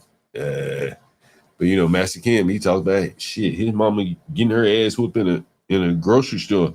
And I'm saying, damn, big beard Angry Man is scared to open up a corner store. And Master Kim, mama worked in one around these blacks. And so again, there's some cowardice there. That I noticed. Again, not many people. I mean, you already laid it out at the beginning. It's like if you have to actually do physical work in the physical world, that's kind of like gatekeeping in a way, right? Because it takes more effort. That's the same thing with a lot of panels. Panels are low effort content. If we're talking about what Bob is doing, is like, you just get other people to make the content for you. And that's what Sarah, the Raging Tomato, is like. She should have understood the game. It's like, you're a good moderator, but you understand your lane. You better make all these people happy to come on your panel. If you make someone pissed off and that pissed off person goes to a bigger guy to kill your content. She lost 3K subs in one night took down all her channels because she was afraid of like people like trying to strike her or whatever. I have no clue. I don't know. I just saw like what like the whole people were just like going crazy about it. It was just like, what? How is one person dictating everything that goes on in one person's channel? And that tells me exactly what I need to know. It's like panels are very dangerous. It's an easy way to make content, but you could like easily get the rug pulled under you. You know, I think, man, like, you know, as long as I've been here, and I haven't been here very long, you know, doing this stuff, and, you know, say what you want to say about, you know, what I've done up here. But I just couldn't come up here and just do StreamYard every day. You know, God bless the people that can. I you know, like, that's just, I shouldn't even say fucking. But to finish my thought, I just think that it is, people are settling into a lazy pattern. Yeah, they are. They are. Many of them panels are just good for one thing to me. It's just to cultivate new personalities. It's like a test. You know what I mean? Panels are kind of like the interlude, the kind of intermezzo between the chat people and actually becoming your own content creator, right? Yeah. So you wouldn't have gotten a Low, right? Low was a chatter at first, or a viewer, right? Maybe not even a chatter, and she only got on more and more because like CT brung her on one time, and she was like, "Okay, I like this." And then once we made our show, it was like she came on our show, and that's how she started going like get more confident, and then finally she went on and do her own thing, right? Hey, hold on. I don't know if you got Radio 66 or whatever, Signal 66. I don't know him, but he seemed to be cammed up. But shit, a lot of times these motherfuckers be pouring bombers. Anyone know who Cam Signal 66 is? Type something. I don't think so. Let me come in. Radio Forming Live says panels are the depth of content. I don't even think they're content. No, they're not. Content, right? No, they're not. Like a bunch of people babbling about just nothing. Conversation. Right. It's conversation. Oh, okay. All right. You spoke before. Yes, and John, I want to comment on that Beano thing that you told me about earlier. Yeah. And I appreciate the information. That black Hey, and name hold on. only. You might. Give me John, you gotta turn on or off the echo cancellation. Yeah, I just did it. Yeah, I got it. All right, go ahead. Try it again. Yes, and can y'all hear me clearly? Clearly, yeah. Yes, appreciate you. And I'll tell you, when I hear the expression cellular, black and name only, it reminds me of the immigrants, such as the Latinos, that will move to the U.S. They will never permanently move back to Latin America, but when they drive around, they like to drive around with the Mexican flag or the Dominican flag, with no intentions of moving back to their countries to actually help develop it. So they are Latino in name only. They don't want to go live in Latin America. Actually, they abandoned Latin America, never to return permanently. You know what? You know what I'm gonna say about that?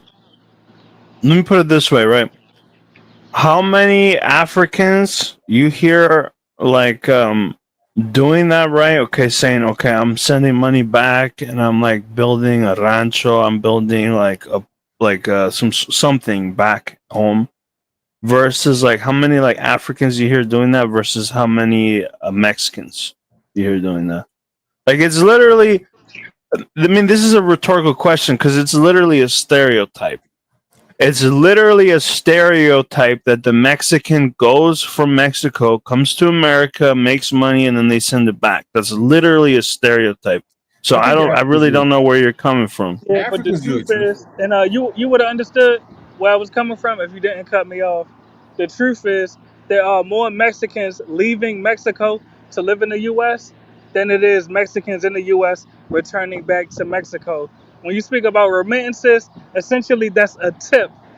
But what you omitted is that these same Mexicans invest more money into the U.S. economy than they do into the U.S. economy. Pardon me, they invest more money into the U.S. economy than they do into the Mexican economy, where they are actually from. Can you explain to me where that's a problem? Yes, it's a problem because they are dependent on the U.S. economy instead of developing Mexico. Don't you realize that? It sounds like the opposite. Go ahead, make your point. Well, you must be triggered by what I'm saying. Are your What feelings hurt you're by what I'm what you're saying? saying, what you're saying is the very opposite. You understand? No, you're lacking comprehension. The point is this: don't you realize? Americans, listen, Americans come All right, from go ahead, make your America point. and they're tourists and they go to Cancun, they go to fucking Mexico City. They come to the country of Mexico and they spend their money and that helps Exactly, but we develop the don't invest country, more okay? into. But we And don't. Mexicans, you know what All right, go ahead, make Mexicans your do? point. Mexicans go from the slums of Mexico. They Yeah, go from exactly. fucking dirt roads, right? Exactly. And they come up to fucking the United States and they make their Exactly. money and they contribute to the economy. What are you So the saying? question is. So the question is, why not fix Mexico? Checkmate. That's its own separate The issue. question is, Honestly, why not? Why this not is fix Mexico?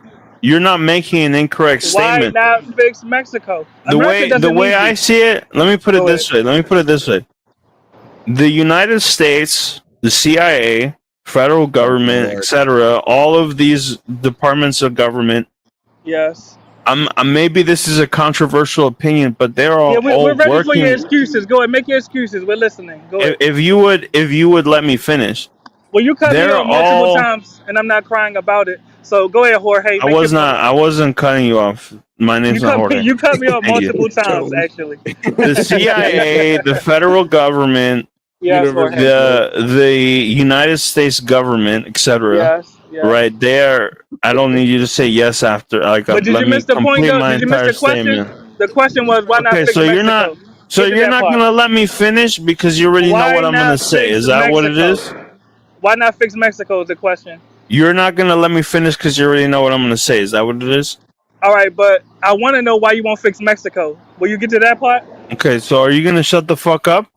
You interrupted me multiple times. Are Or you going to what? go fix Mexico? Nobody interrupted you. Are you going to go fix Nobody Mexico? Checkmate. interrupted you. Are you gonna shut up? Are you going to go fix the Mexico? All right. Well, I'm gonna Jorge. finish anyways. I'm gonna All right, finish go ahead, anyways. Jorge. This You need to finish motherfucker's gonna fixing keep Mexico, interrupting Jorge. me. Shout out to him. Yes, you need to finish The fixing United Mexico, Jorge. States government is in cooperation with the So why cartel. not go to Okay, Mexico and fight the big cartels? surprise. Checkmate. Big Why not go to surprise. I Mexico and know fight the this is cartels? shocking. Okay, the United States Why not government, go the to Mexico cartel, and fight the the feds, cartels? the Department of Why fucking not go what's to it called, Border Mexico and Patrol, fight the whatever, cartels? border and patrol and Yes. customs. Did you hear the They question? are with Why not go to cooperation with Mexico the and fight the cartel. cartels? Okay, that is why we have the problem that we have. Okay, that's why motherfuckers go from All right, Mexico but and they why not move go to up Mexico and to fix north. and fight the cartels? Because literally, there's nothing they can do. No, The why won't United you go to States Mexico government's in and fight the cooperation. cartels? Hey, hold on. I think he I answered the already question. answered it. He said there's Oh, so nothing you're they a can do. bitch. You rather just run away. Yeah, he said Oh, there's I nothing get they can it. do. He said I there's get nothing it. they can It's do. Already easier to run answered. away. Yeah, It's he said easier to there's run away. I get it. You're just all Especially the stupid and U.S. shit. I get it. I get it. I get it. So you're Mexican in name only. Shout Checkmate. out to you. You're all You're stupid and Mexican in shit. name Shout only. out to you. Checkmate. You're Mexican in name only. You won't go to Mexico and fix it, right? Checkmate. You're quiet now, exactly. And Bro, that's the you just point, sound all John stupid and God. shit. That is the point. That is the point, John God. The Achilles heels of these immigrants is when we ask them, "Hey, why won't your bitch ass go fix your country?" I already Like answered he's the still silent. question. You're all fucking stupid. So you're afraid to go Like I fix your already country. I answered the get it. question. You're afraid to go fix It's your called country. corruption. All right, Yes, you're afraid. You're afraid. Before I get out of here, I think what Yes. you said. What I think what you're saying is, which is, He's afraid to you're go not, fix his country. yeah, We can move forward. We can move you're forward. not far off in that, and basically he's saying it's Not far off. This guy's retarded. What are you talking about? Not Can you far let off. John? Can you let I mean, John speak, please? I mean, from the standpoint of, if it has gotten out of hand in your country, it's really up to Wasn't there the some people. riots? That's what the at CIA palace does. John, of the country? you seem like an Mexico got educated some individual, riots, John. So baby. you know what the CIA has done across Mexico got their all own over the jam world. going on. John, But I mean, out of anyone, right? I don't know these other people, John. You seem like an educated person, so you know what the CIA has done overseas. So you saying that the CIA Right. is responsible for the riots right now in Mexico? This is what you're I'm saying? not. I can't say that. I can't say that for certain. I cannot say that for Then why would you certain. even assume it? But like, you're gonna tell me if you look at the history of the United States government and what they Stop do making excuses overseas. and go fix your slum, man. Go fix Mexico, man. We don't have time No, for your excuses, you're not Jorge. hearing what We I'm don't have saying at time for all. your excuses, My name Jorge. ain't Jorge. We don't have time for your excuses, That's Jorge. what I said. Go make some tacos in your country, brother. Go Yeah, make some make me some tacos fire with some tacos. You birria gonna pay for them? in your country. My name is They wasn't good enough for you to I'm stay gonna down give there, you was it? white boy You ran prices. away. Hey, Pablo, All but right, You so want let's some move on. You see how carnitas? You want some tacos al pastor? You know what I Look mean? how triggered the You're immigrants trying to are. make me some money. You know what I mean? Anyway, guys, before I You get can't out of make money in Mexico? Checkmate. anyway, before I get out of here, guys, questions from Pastor Manning tomorrow. Reminder: Pastor Manning tomorrow at 3. If you got any comments on the show today, I'll give you a round. Taurus. Let me just say this real quick. Taurus, somebody in comment here, somebody in the chat. We're not doing that now. We moved on from that. We moved on. We get back to the No, I'm talking to somebody in chat here. Taurus 7511. No, right now you're talking Shout out to Taurus. Right, I'm addressing your chat.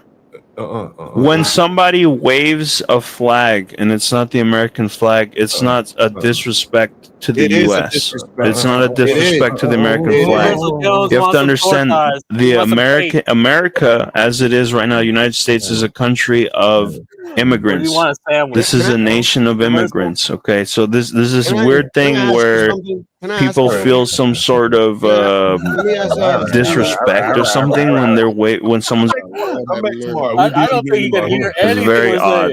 saying. All right. I don't understand. All right. Yeah.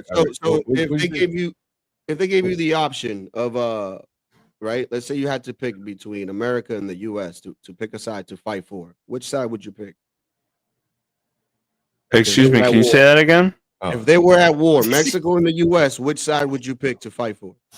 Well, I would say what would make the most sense is that I'm born American.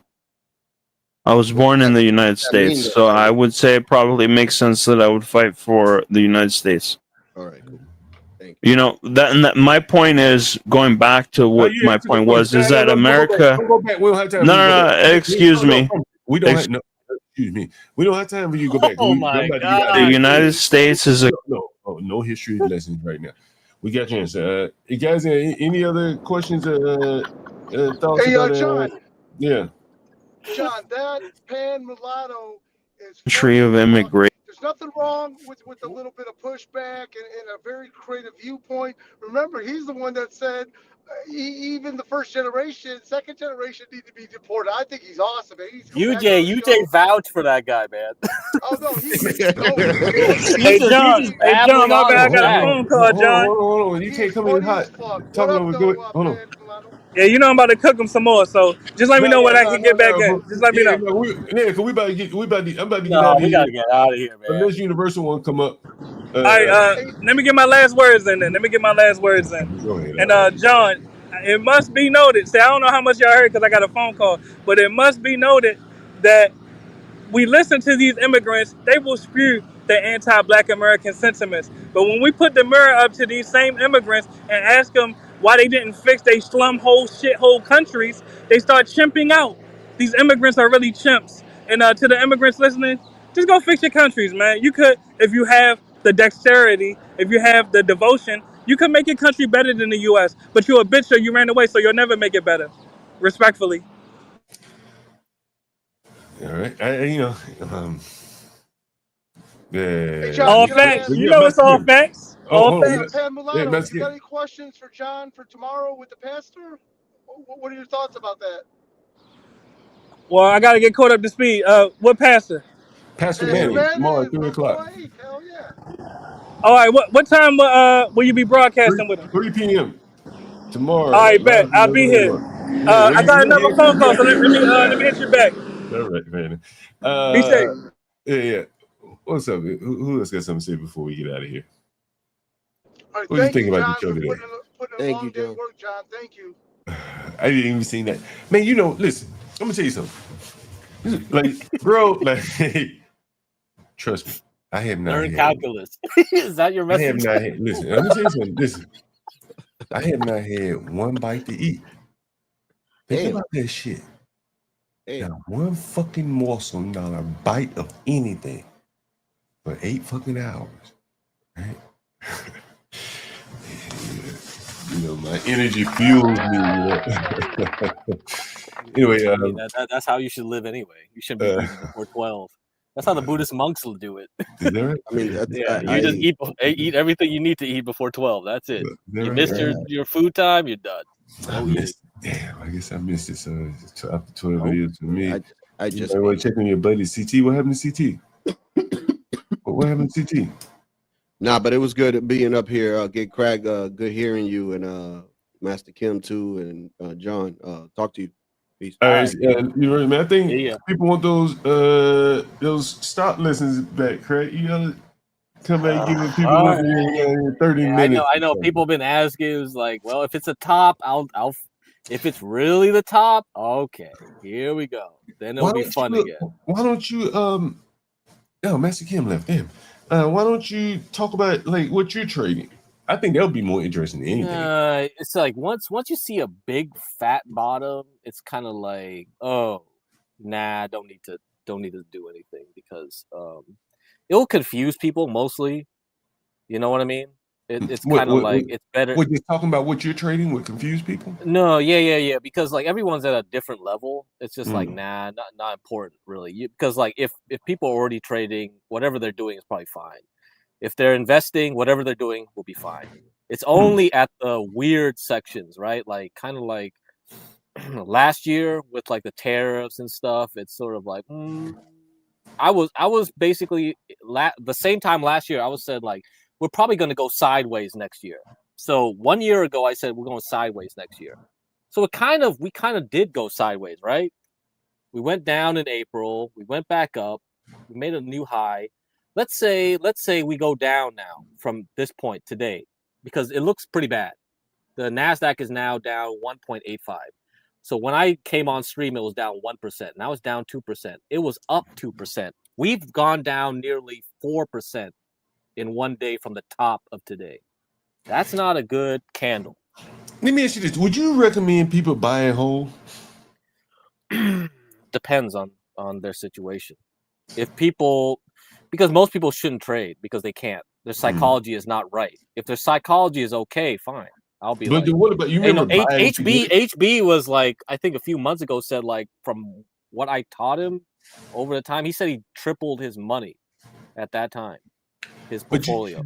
But you remember how they used to say buy it and forget it, right? Something to that effect. Remember that? Buy it and forget it. Now we're asking financial advice questions. What's your age? Are you near retirement? Are you young? But then I would ask. Then I would have to look at the cycle. Is like, are we at the top or bottom of a cycle? If you were in 2008 and you asked me, I was like, buy and hold's fine. Yeah. Now we're at 2025, and you asked me the same question: buy and hold. Is that the right thing? Probably not.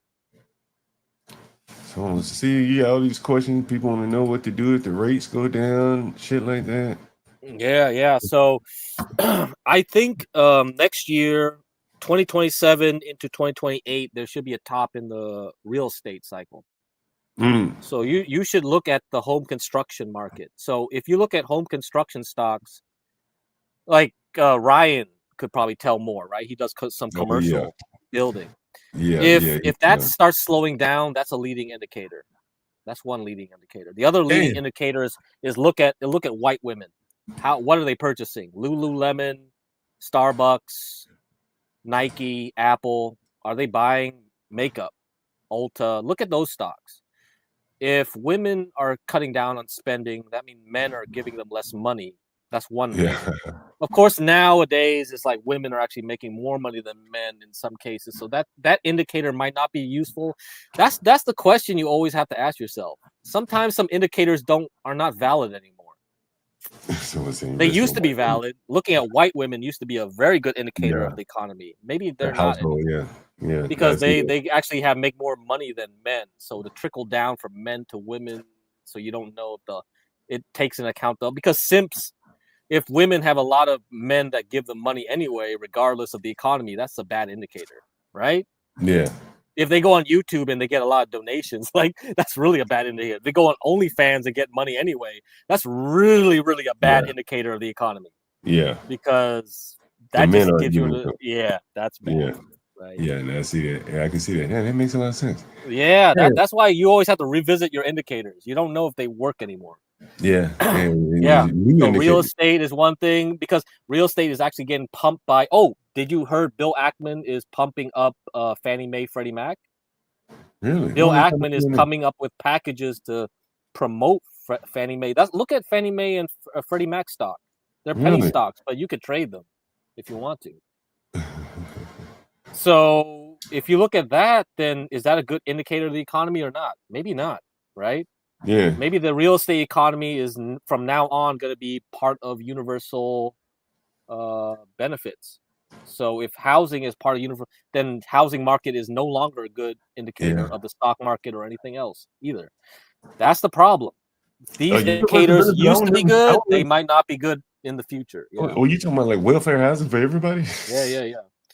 I don't see So that. sin is like OnlyFans is such a small population. You know, the thing is like it doesn't matter if like the most wealthy of OnlyFans make money. As long as people believe that OnlyFans gives them access to income, it creates an economy anyway, because economies are generated by belief and psychology. And that if you don't know psychology, you will fail. That's why people always ask me, why don't you look at fundamentals? Fundamentals don't matter if people buy stocks at high prices. If people keep paying for OnlyFans, that means they will spend their disposable, quote unquote, disposable income. It tells me that like people don't care what their real income is because they'll spend whatever they have towards something they don't need. And that distorts the economy, right? So the economy can go up and up seemingly at the outset, but internally it's not real. So when does that break? When does reality meet the road? And that's when you time the market. If you can't figure out that, you can't time the market. I have to know when delusion meets reality. That's when I know when the real top is. That's the hard part about timing markets because you don't know when delusion will snap like a rubber band back into reality. Some more about the subscriber, not the creators. What's that mean? More about the subscriber. Correct. That's right. More about the subscriber. That's what you're looking at. You're looking What do you at the mean? subscriber. I'm missing someone. What do you mean? What No, you mean? because like what I said was like you're looking at the mentality of the male paying for the OnlyFans, and that ripples up into the female mentality because females would then believe that, oh well, this woman actually. Did you see that there was a woman that spoke at University of Washington as a lecturer? An OnlyFans girl gave a lecture on Zoom to a whole bunch of girls. What, trying to be OnlyFans? What are you trying to be? Go to this clip. Here, it was here. It's my last clip. I'm gonna get out of here. You put it in the back check? No, this is interesting. Yeah, this is an interesting clip that I just saw. Said she's Universal saw it. University of Washington is not a bad university either. And I'm like, what the fuck? Yeah, it's not a bad university. Is that what Bill Gates? Yeah, it's not at all. And I was like, they do this in their political science, philosophy, psychology. What the fuck is this? This is insane. Right here, man. All right, click this up. Where is it? It's in the back check. Yeah. Damn, Universal Izzy could only give him 2 hours today. God damn.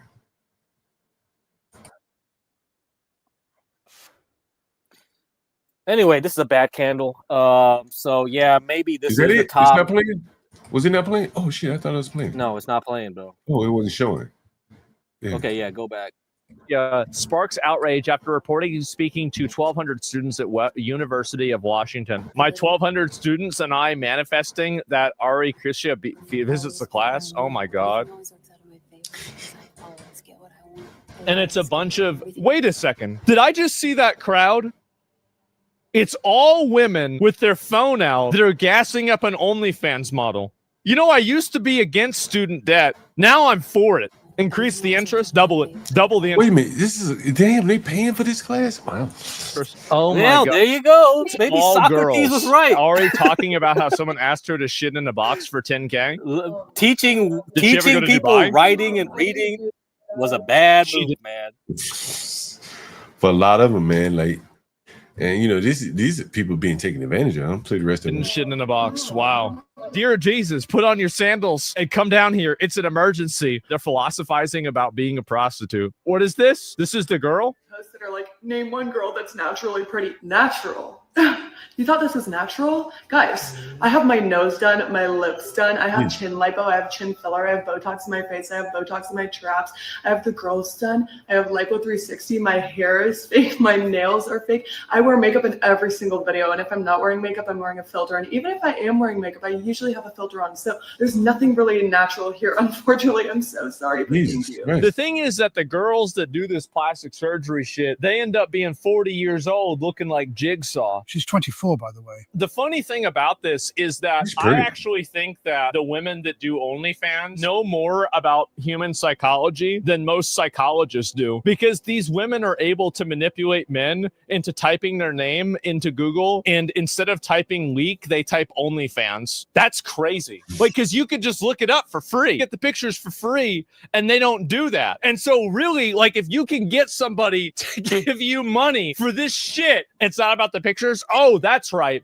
It's about talking to the Pakistani man who's managing her DMs, rating how long your dick is. So yeah, in the funds, yeah, what are we doing? What are we doing wasting our fucking money on this shit? It's crazy. Like psychology. Oh yeah, let's hear from an OnlyFans girl on how to get guys to give you money. Be attractive. Oh, step one. Step two. There is no step two.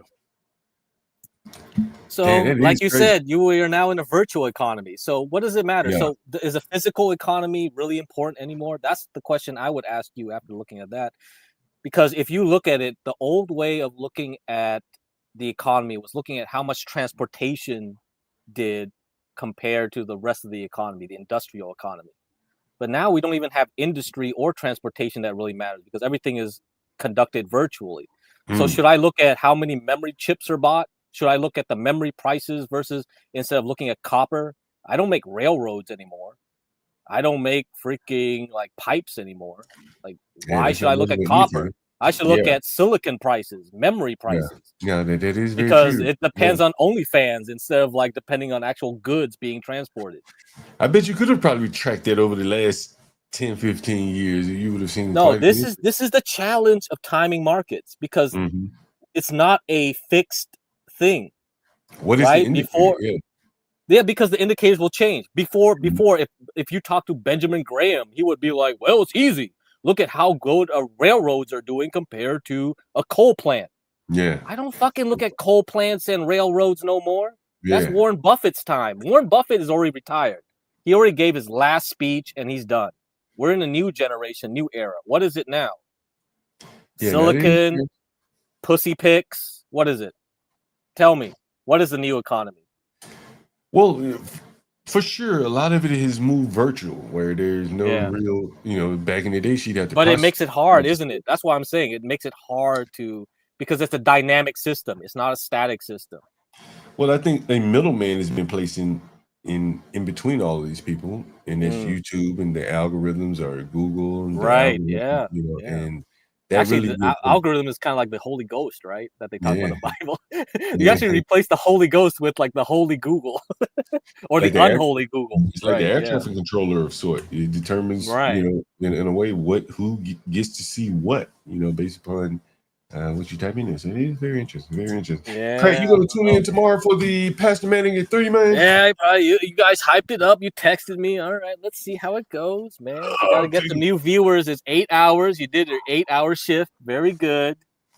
Man, I didn't even plan to be up here 8 hours. I was actually going to do it on OBS, to be honest with you. Every morning I get up and OBS, StreamYard. And I'm like, OBS today. All right. Well, I'll just email you. I guess you could just figure it out because that's the other benefit of StreamYard. It's easy for it to get groups together to access your thing. If you do OBS, you gotta give me your password directly, and then would that even work? I mean, I could go directly to your YouTube settings or whatever and stream it. But then, do you trust me? Like, that's the problem. There's no trust. So now you need a middleman to manage your team because you don't trust your team. Because maybe I just come in to trash your channel. Now you need to pay StreamYard $300 because there's no trust. Yeah. You see? So that's another reason why StreamYard wins because there's no trust. Yeah, that There's is no weird. trust, man. But no, they provide a pretty valuable service. They allowing panels for what it's worth. That's going out the door. I think well, the usefulness is diminishing so rapidly now. Yeah. Yeah, but in its day, the feature they did it probably better than anyone else. That's probably why they have such a dominant Yeah, position. that's in it. right. Yeah, they came in pretty quick. Yeah. Okay, man. All right, man. I'll email you. Craig. All right, take it easy, Craig. Let's see. Yeah, tune in tomorrow, guys. Make sure. All right. Indeed. All right, Craig. What should I choose here for the getting out of here video? You never know. I think I'll choose this one instead. That one is Herman. What's up, Herman? Latino 10-7. Man, you can't believe Izzy could only give him 2 hours. He probably was laughing and giggling half the damn time. Anyway, guys, thanks for joining. This nigga has the motherfucker, by the way. Let me go fast forward. I am the nigga, John Hall. This high ass nigga. They don't dance no more. It's all about belief. Back in the day, crack was jumping on the scene. Now they slumped on the sidewalk. Can't talk. Golden era faded, but we still feel the rock. They used to be kings, now they lost in the scheme. Popping them bottles, throwing money, living dreams. Now they zoned out and mumbling, fumbling. No rhythm in the city, the whole shit crumbling. They used to rock the house, they was riding through the streets. Remember there was dancing, sliding to the beat. Now it's poison in their veins, ain't no pulse on the street. Guess it's over now, they accepted the back in the day. The rock had a wild and free. Different story now, they got no energy. The new drugs got them slow with the hit unload. Eyes closed and they don't dance no more. Block used to be jumping, type shit they was on. Now it's lights out, guess the thrill is gone. I am the nigga. I bring it to your rough, rockin' and raw, nigga. They don't dance no more, it's all about the codeine. Back in the day, they was rocking on the scene. Even dancing in the rain. Now they nodding off. Shit just don't hit the same. I am the nigga.